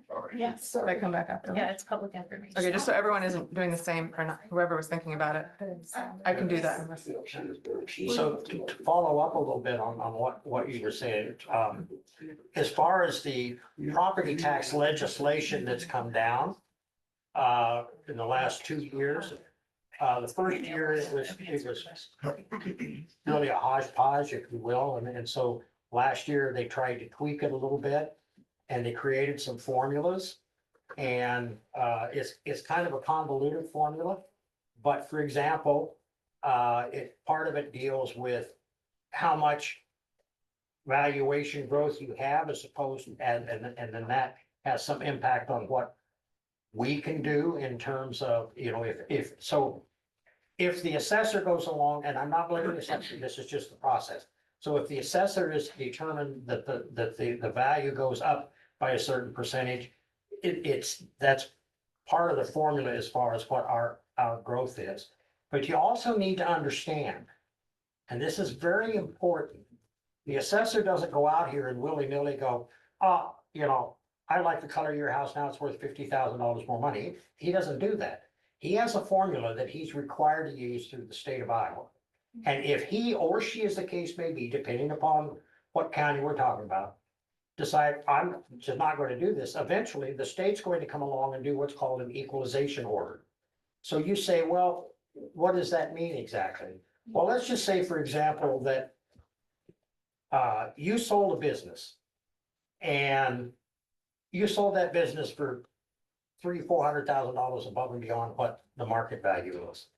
Okay, the assessor may or may not take that into consideration, and the state's going to come along later on and say, yeah, you should have done that, so we're going to do a 30% equalization order, or a 7% or a 13%, whatever it is, and then that affects every other entity that had nothing to do with selling or buying anything. So if you have a 3-bedroom ranch style home that has, I don't know, some particular things to it, and it makes that house more valuable, but your assessor keeps it within the same market range as other 3-bedroom ranch style homes, the state could come along and do an equalization order, which again impacts everybody's 3-bedroom ranch style home.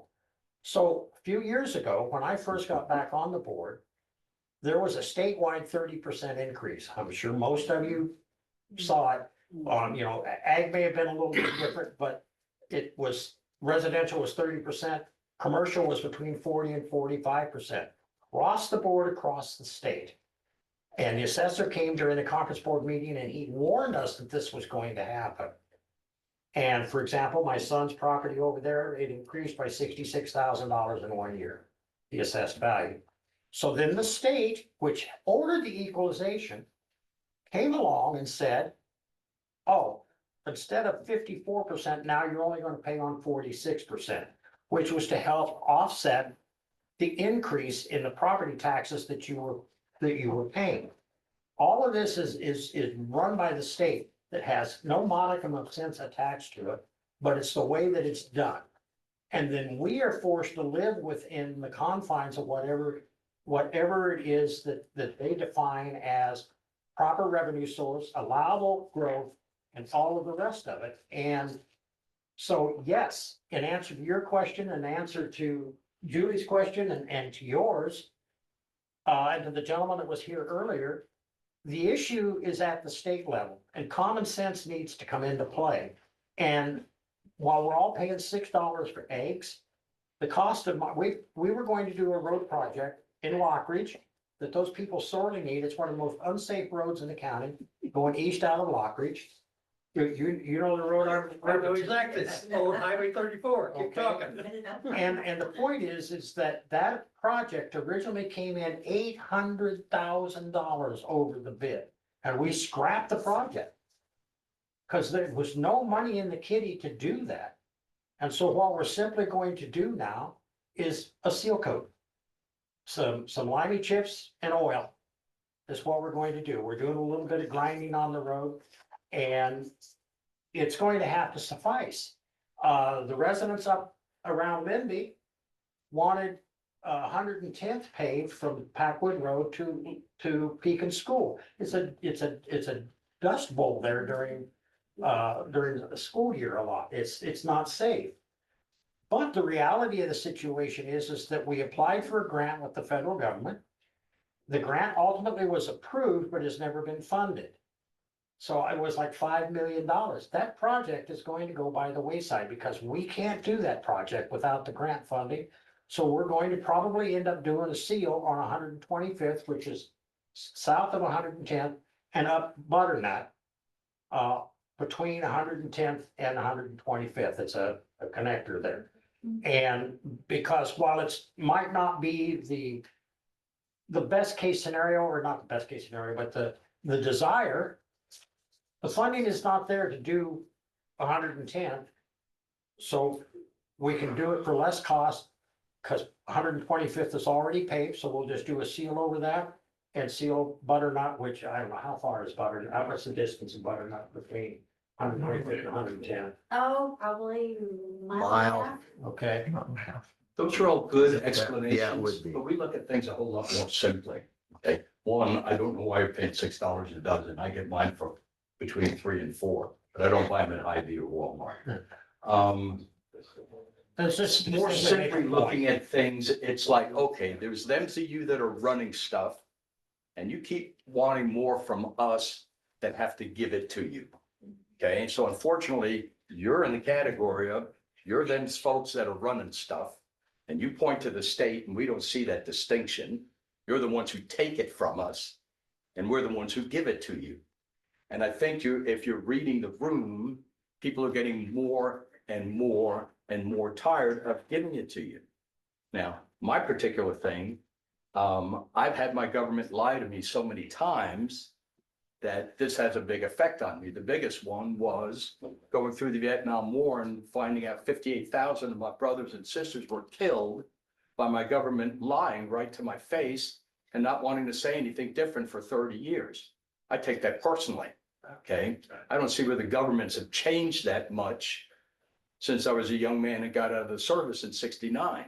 So we simply look at things as, you're the ones who want to take it and we're the ones who have to pony up and give it. Yeah. And so when you get an explanation of this street, that street, these people, it comes out as a lot of yada, yada, yada, yada, yada. The end of the day is you want more money and we don't know how to generate it. And yet we're where the rubber meets the road. You're not where the rubber meets the road. We're the ones who have to fund the money that you say you can't spend. Well, just so you're aware, I fund that too. You what? I fund it too. Well, yes, yes. And what I would suggest to you, and I mean this in all seriousness, you're welcome at any time to come in here and sit down and go through our budgets with us while we're doing the budgets. I would welcome it. Your opinion counts, and I would accept your opinion, and I would ask you, this is what we've got. Show me where you want to cut. Now, keep in mind, then I can say, when she comes in, says, why did you do that? Because he said to. Eventually, if your constituents say that, that's what you gotta do. That's right. I agree. And I'm more than willing to eliminate deputies, to eliminate road crew members, to eliminate, let me Yeah, but finish. see, now it sounds like you're going after muscle, and then it sounds like the implication is, or at least what I can infer. But that's what the county is. But what I infer out of that as a constituent is, we're not gonna listen to you for budgetary woes unless we make it hurt on you. We'll take your deputies away, we'll take your fire department away, or we won't pave your roads. Pony up. And that sounds an awful lot like an extortion, which goes more towards, you're the ones running things and we don't like it. We're done. All right. They fund. That is what they fund. That's what we That is fund. I understand that, but aren't there other examples than to understand. say you're gonna take deputies away? So we're done. That's it. We're done. Okay, I'd like to say. I think you're doing a good job, thanks. I don't envy. Thank you, thank you. I don't envy any of your jobs. And if you look around the room, the majority of us are senior citizens. Yep. And we're past our age of being able to make more money. Yep. And So I would we're tell on you fixed honestly, incomes if you for the had most told part. me, And that's part of why there's so many here that are older. if you'd have I told don't me. envy your job at all. No, I'm saying if you'd have told me that I'd retire on $50,000 a year and struggle to make ends meet, I would have never believed it because I never made $50,000 my entire working life. And I mean that seriously. When I worked for Ross, my best year was about 26,000. My wife's beauty shop was about 17. That was it. That was our best year. So now, like we said earlier, lot rent's 325 and went up 100. My supplement's 380, my wife's supplement's 235. It just, I get it, Everything keeps going up. right, and I Except what don't we get have the coming in. income to address it. So something at home, you're right, something, so I look at ways to try and cut it, you know. I've resisted, for example, not that anybody really cares, but I've resisted, for example, of going to the Medicare Advantage plans. I can eliminate the premium, but I'm concerned when I go do that, since I've had congestive heart failure and blood clots and everything. That when I go to the hospital, whoever's managing the Medicare Advantage goes, that's unnecessary. They go And up so then too. they don't fund it. I don't have to worry about that with my supplement and with the plan that I've got right now. But at some point, they're gonna price me out of it. There is no question about it. Lee, I would say the silver lining here is the urban residents, the residents of Fairfield have a decrease. And then now that I know my increase that showed on there, technically it isn't gonna be an increase, I'm a wash. There's nobody in here that has increased property taxes because of this office. That's right. So That's right. that's the silver lining we can all walk away with. Now let's go to our school board meetings. And we've heard a lot of explanation as to where the money goes. Right, oh, yeah, I was there, they.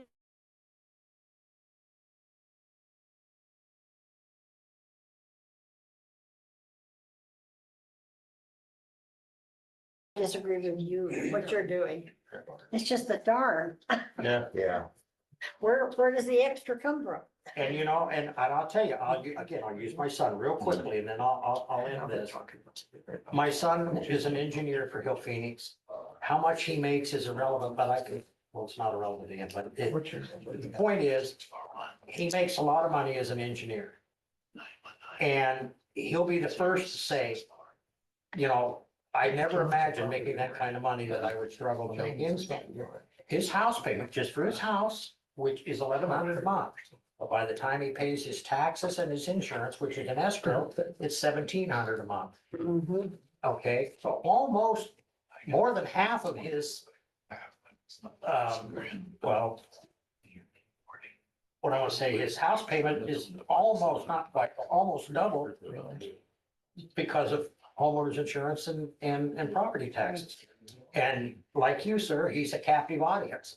And it is, you know, and his house was built in 1965. So wait, we're not talking about, you know this, we're not talking about, I don't know, what's 65, what is it, 60 years ago? Yeah.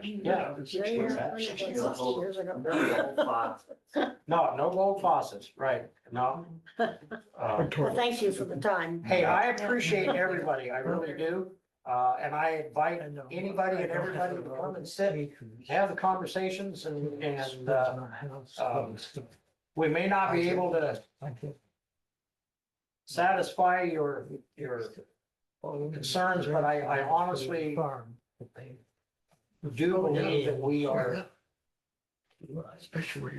looking at ways to be more frugal with your dollars. How about breaking the cycle? How do we break the cycle? What's your thoughts for breaking the cycle? Because right now we're talking about how to be more frugal with a tightening spiral. The spiral gets tighter, faster, tighter, faster. Let's get more frugal, but nobody stops Well, what's creating in the first The place. state is in a mode of operation where they're going to take away local control, which is, I'm not fighting fault, I'm just giving you facts. And so therefore, they're going to control the revenue source. The only place that really could be a significant impact, at least in Jefferson County, and I have to assume other counties as well, is the elimination of state mandates and the state following the laws. You know, you mentioned earlier, sir, about not writing the check, right? Okay, I look at it this way, not unsympathetic, excuse me, I'm not unsympathetic to your statement.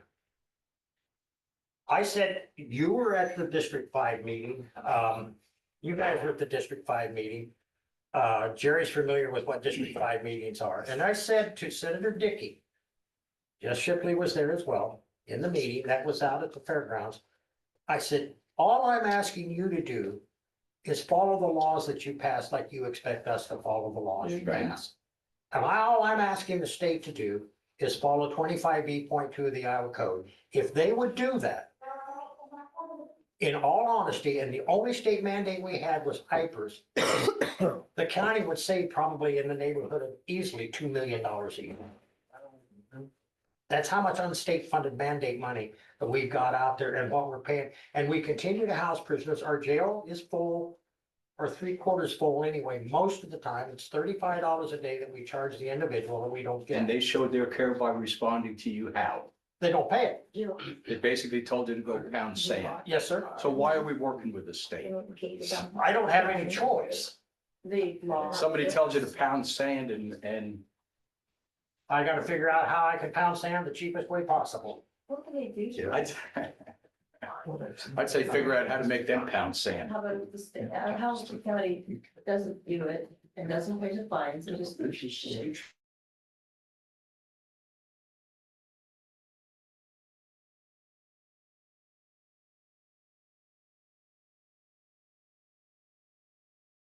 He was talking about, I didn't want to join the region. And I said, what can you do to me? And he said, I can take your.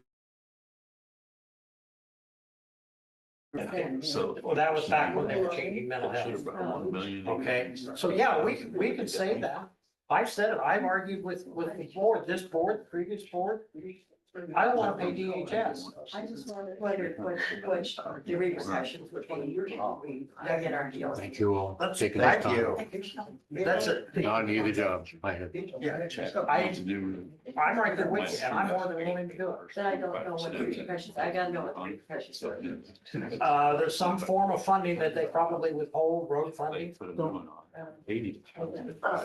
Yes, well, I'm not fifth on my taxes, but I cancel my insurance company, Farm Bureau Insurance. Yeah. That knows. yeah, yeah.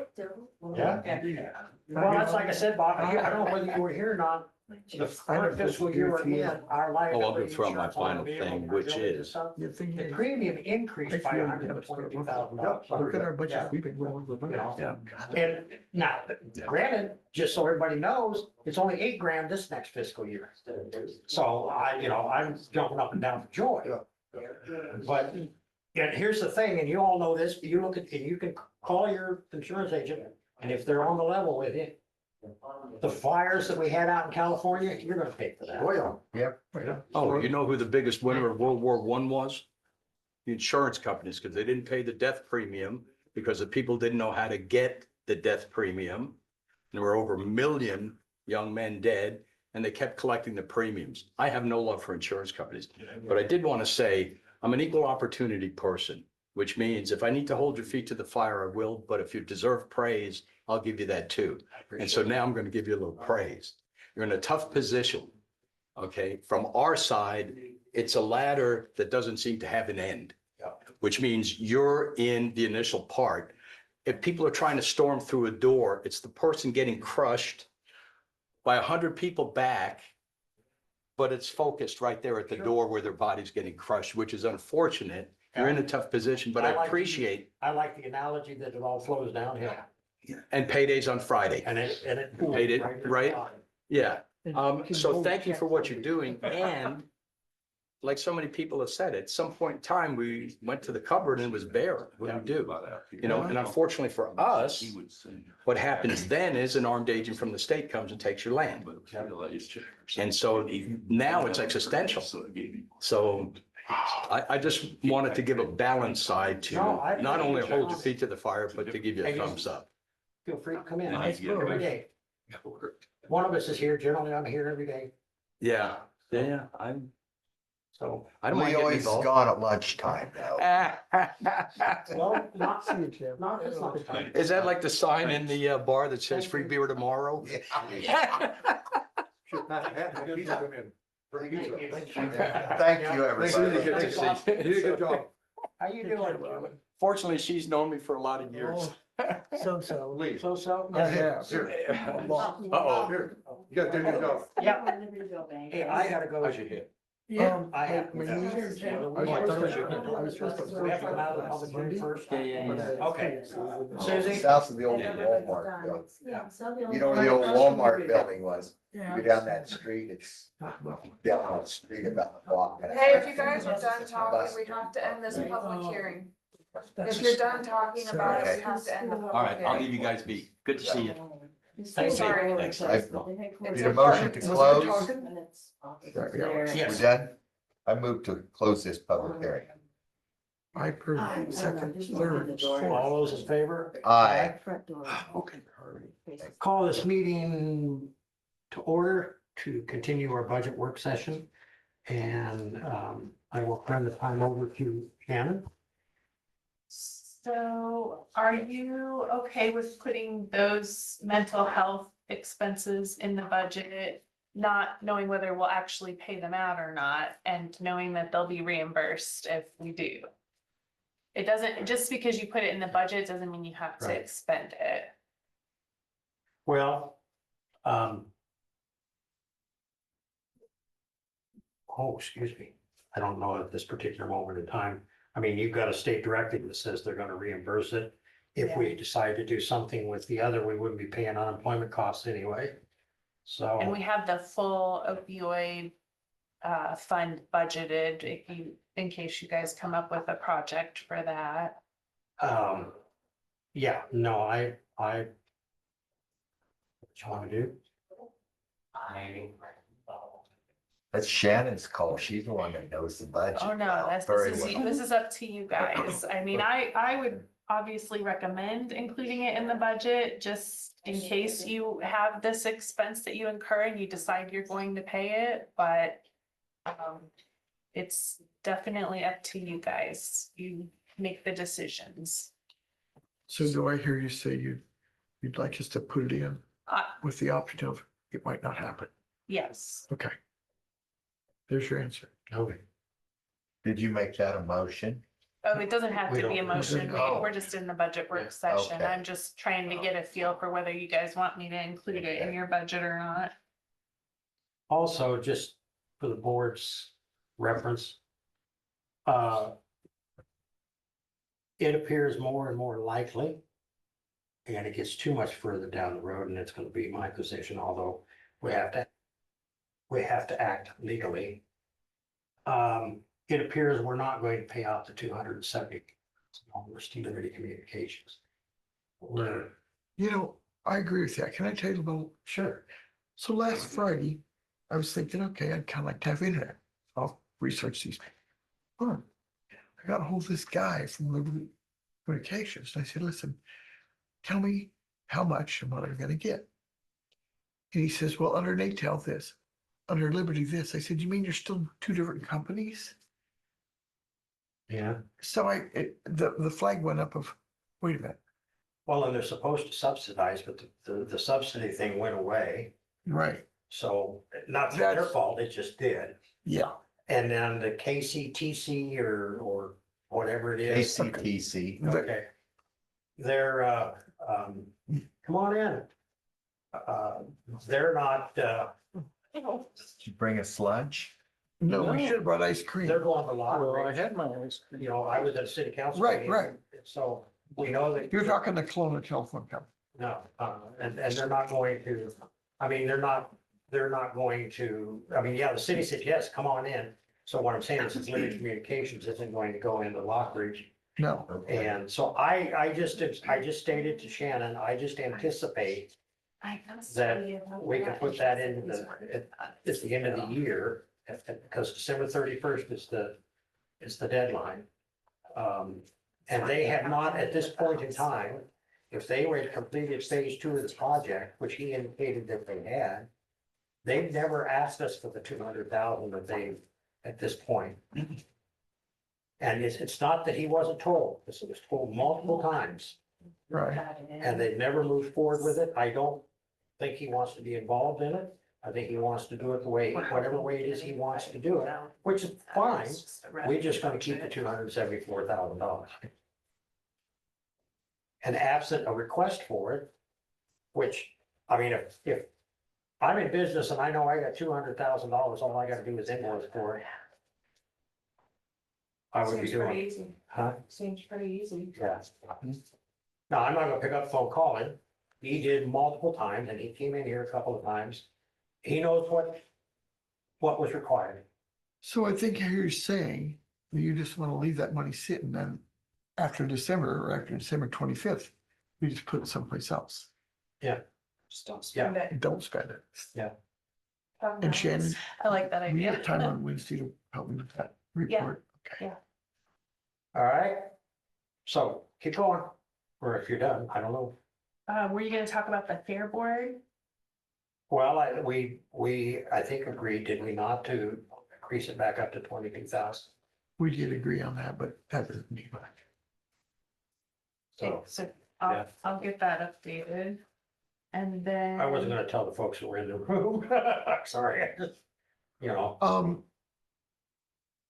How much are we giving, FIDA? And what are they doing for us? We decided to cut that. I know, I just wondered how much and what are they doing for us?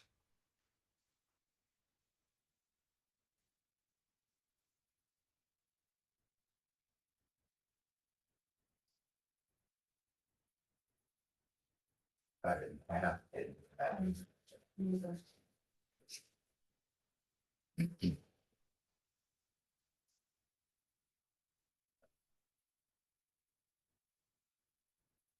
And Theta. where just, oh.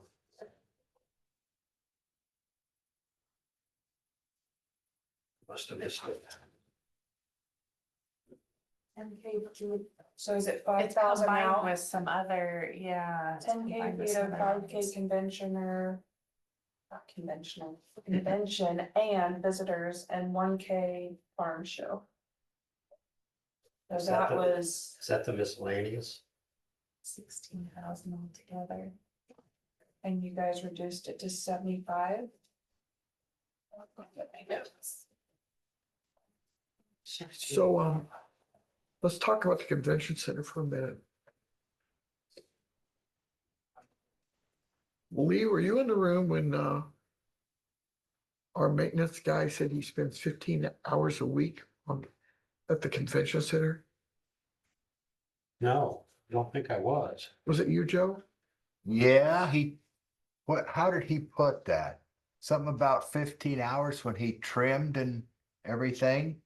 But for mowing, it was an hour, wasn't it? Yeah, I don't know. I don't know. All I remember is he spends 15 hours a week over there. Yeah, and I I don't thought, think he specified that, but I'm thinking the Scrooge in me thinks 15 hours a week times 50 weeks is a whole lot of money. Times yes, whatever. I don't think this, he must have been a month or something. And 1K to the farm show. No, he said a week. I know he said a week. Yeah, Yeah. I know he did, but I don't think he was thinking I- right. when he said I it. know he said that he would be That's 2 days. tickled pink if it went away. Yes, yes. Oh, let's make it go away then. Yeah. And then what are we gonna have him do?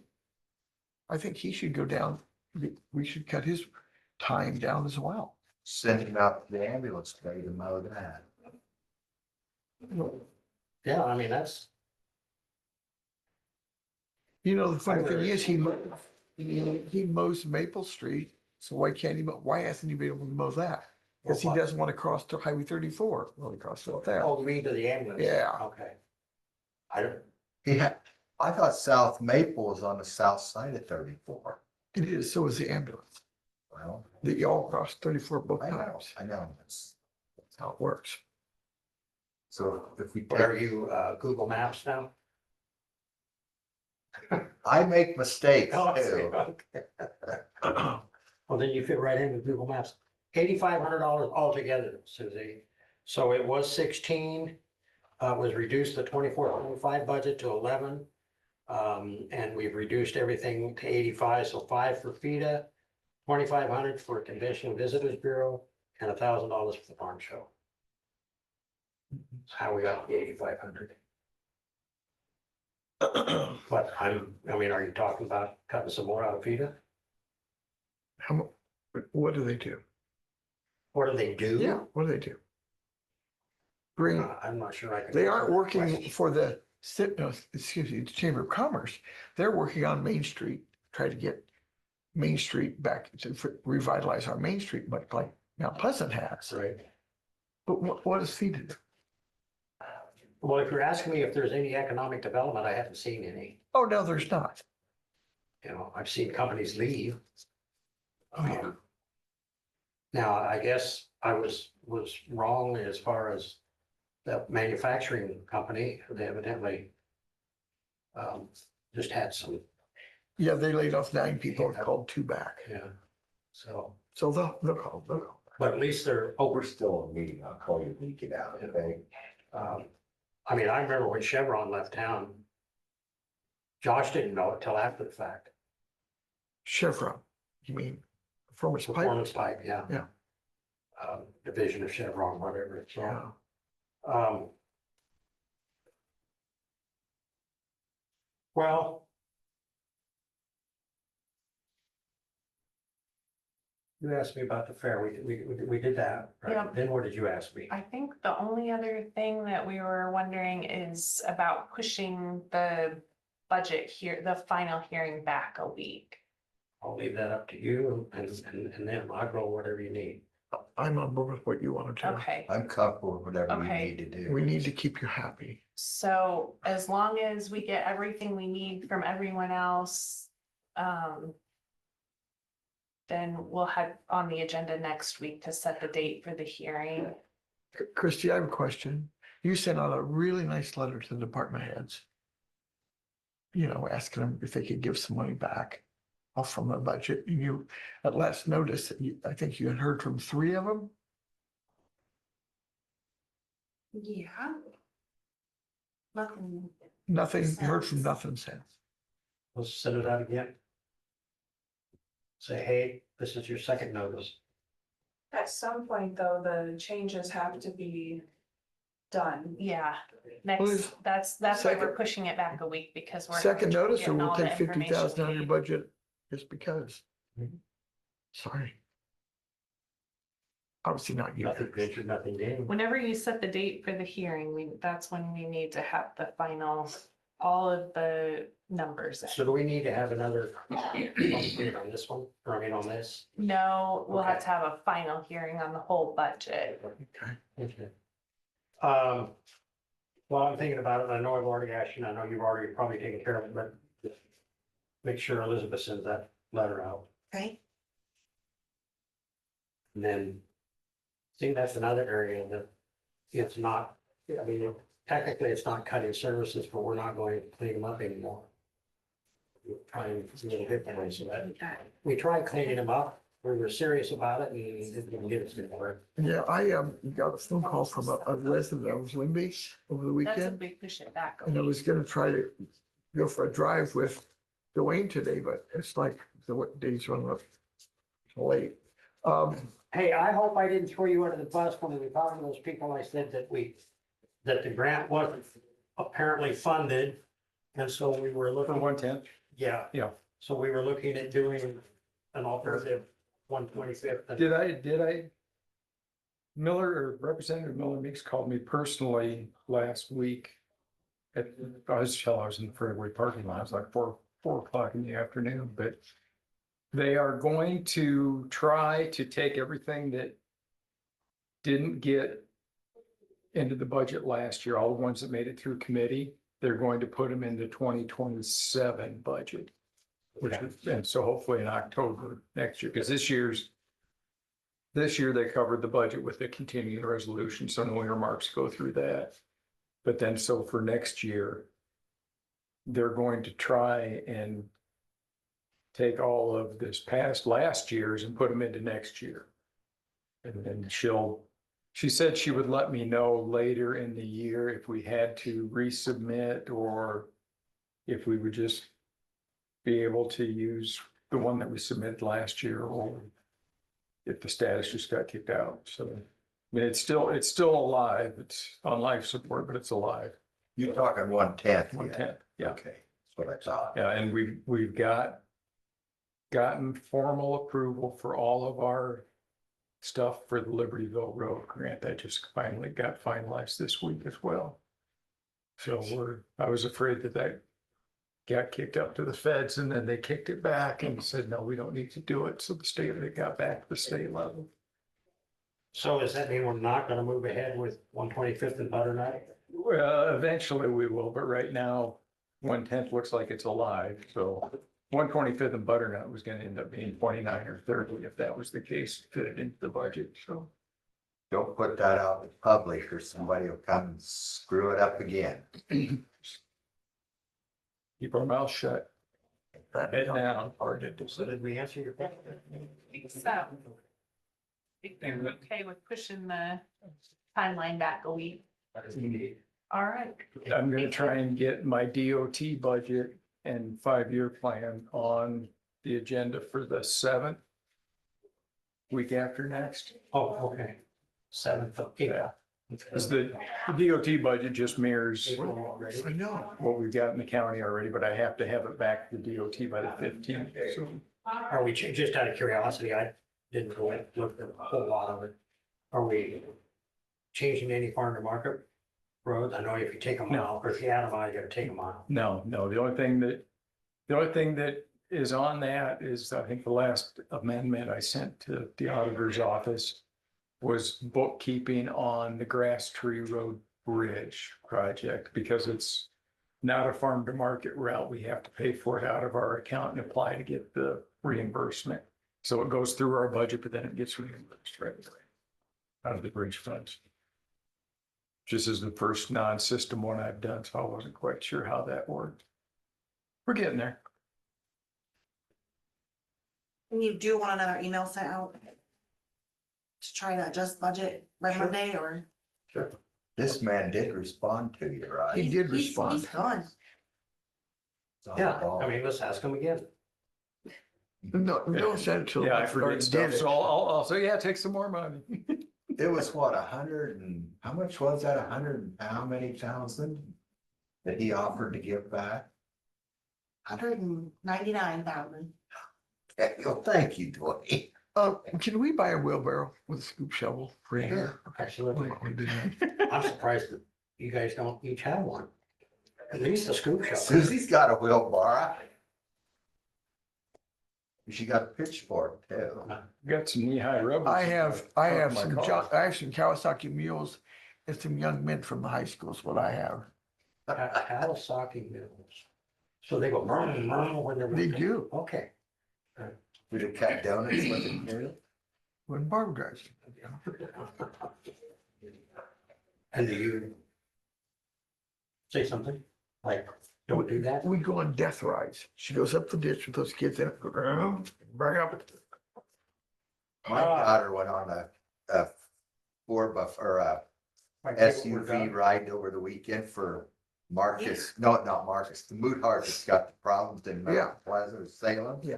They raised $107,000 Nice. at an auction that night for them. So. I'm pretty sure the Christian school tops that. Deeper in the weeds, I would entertain a motion to adjourn. So moved. I'm having so much fun here. Are you? Okay, well, you. Second. I'm just saying, Second. discussion? All those in favor say aye. Aye.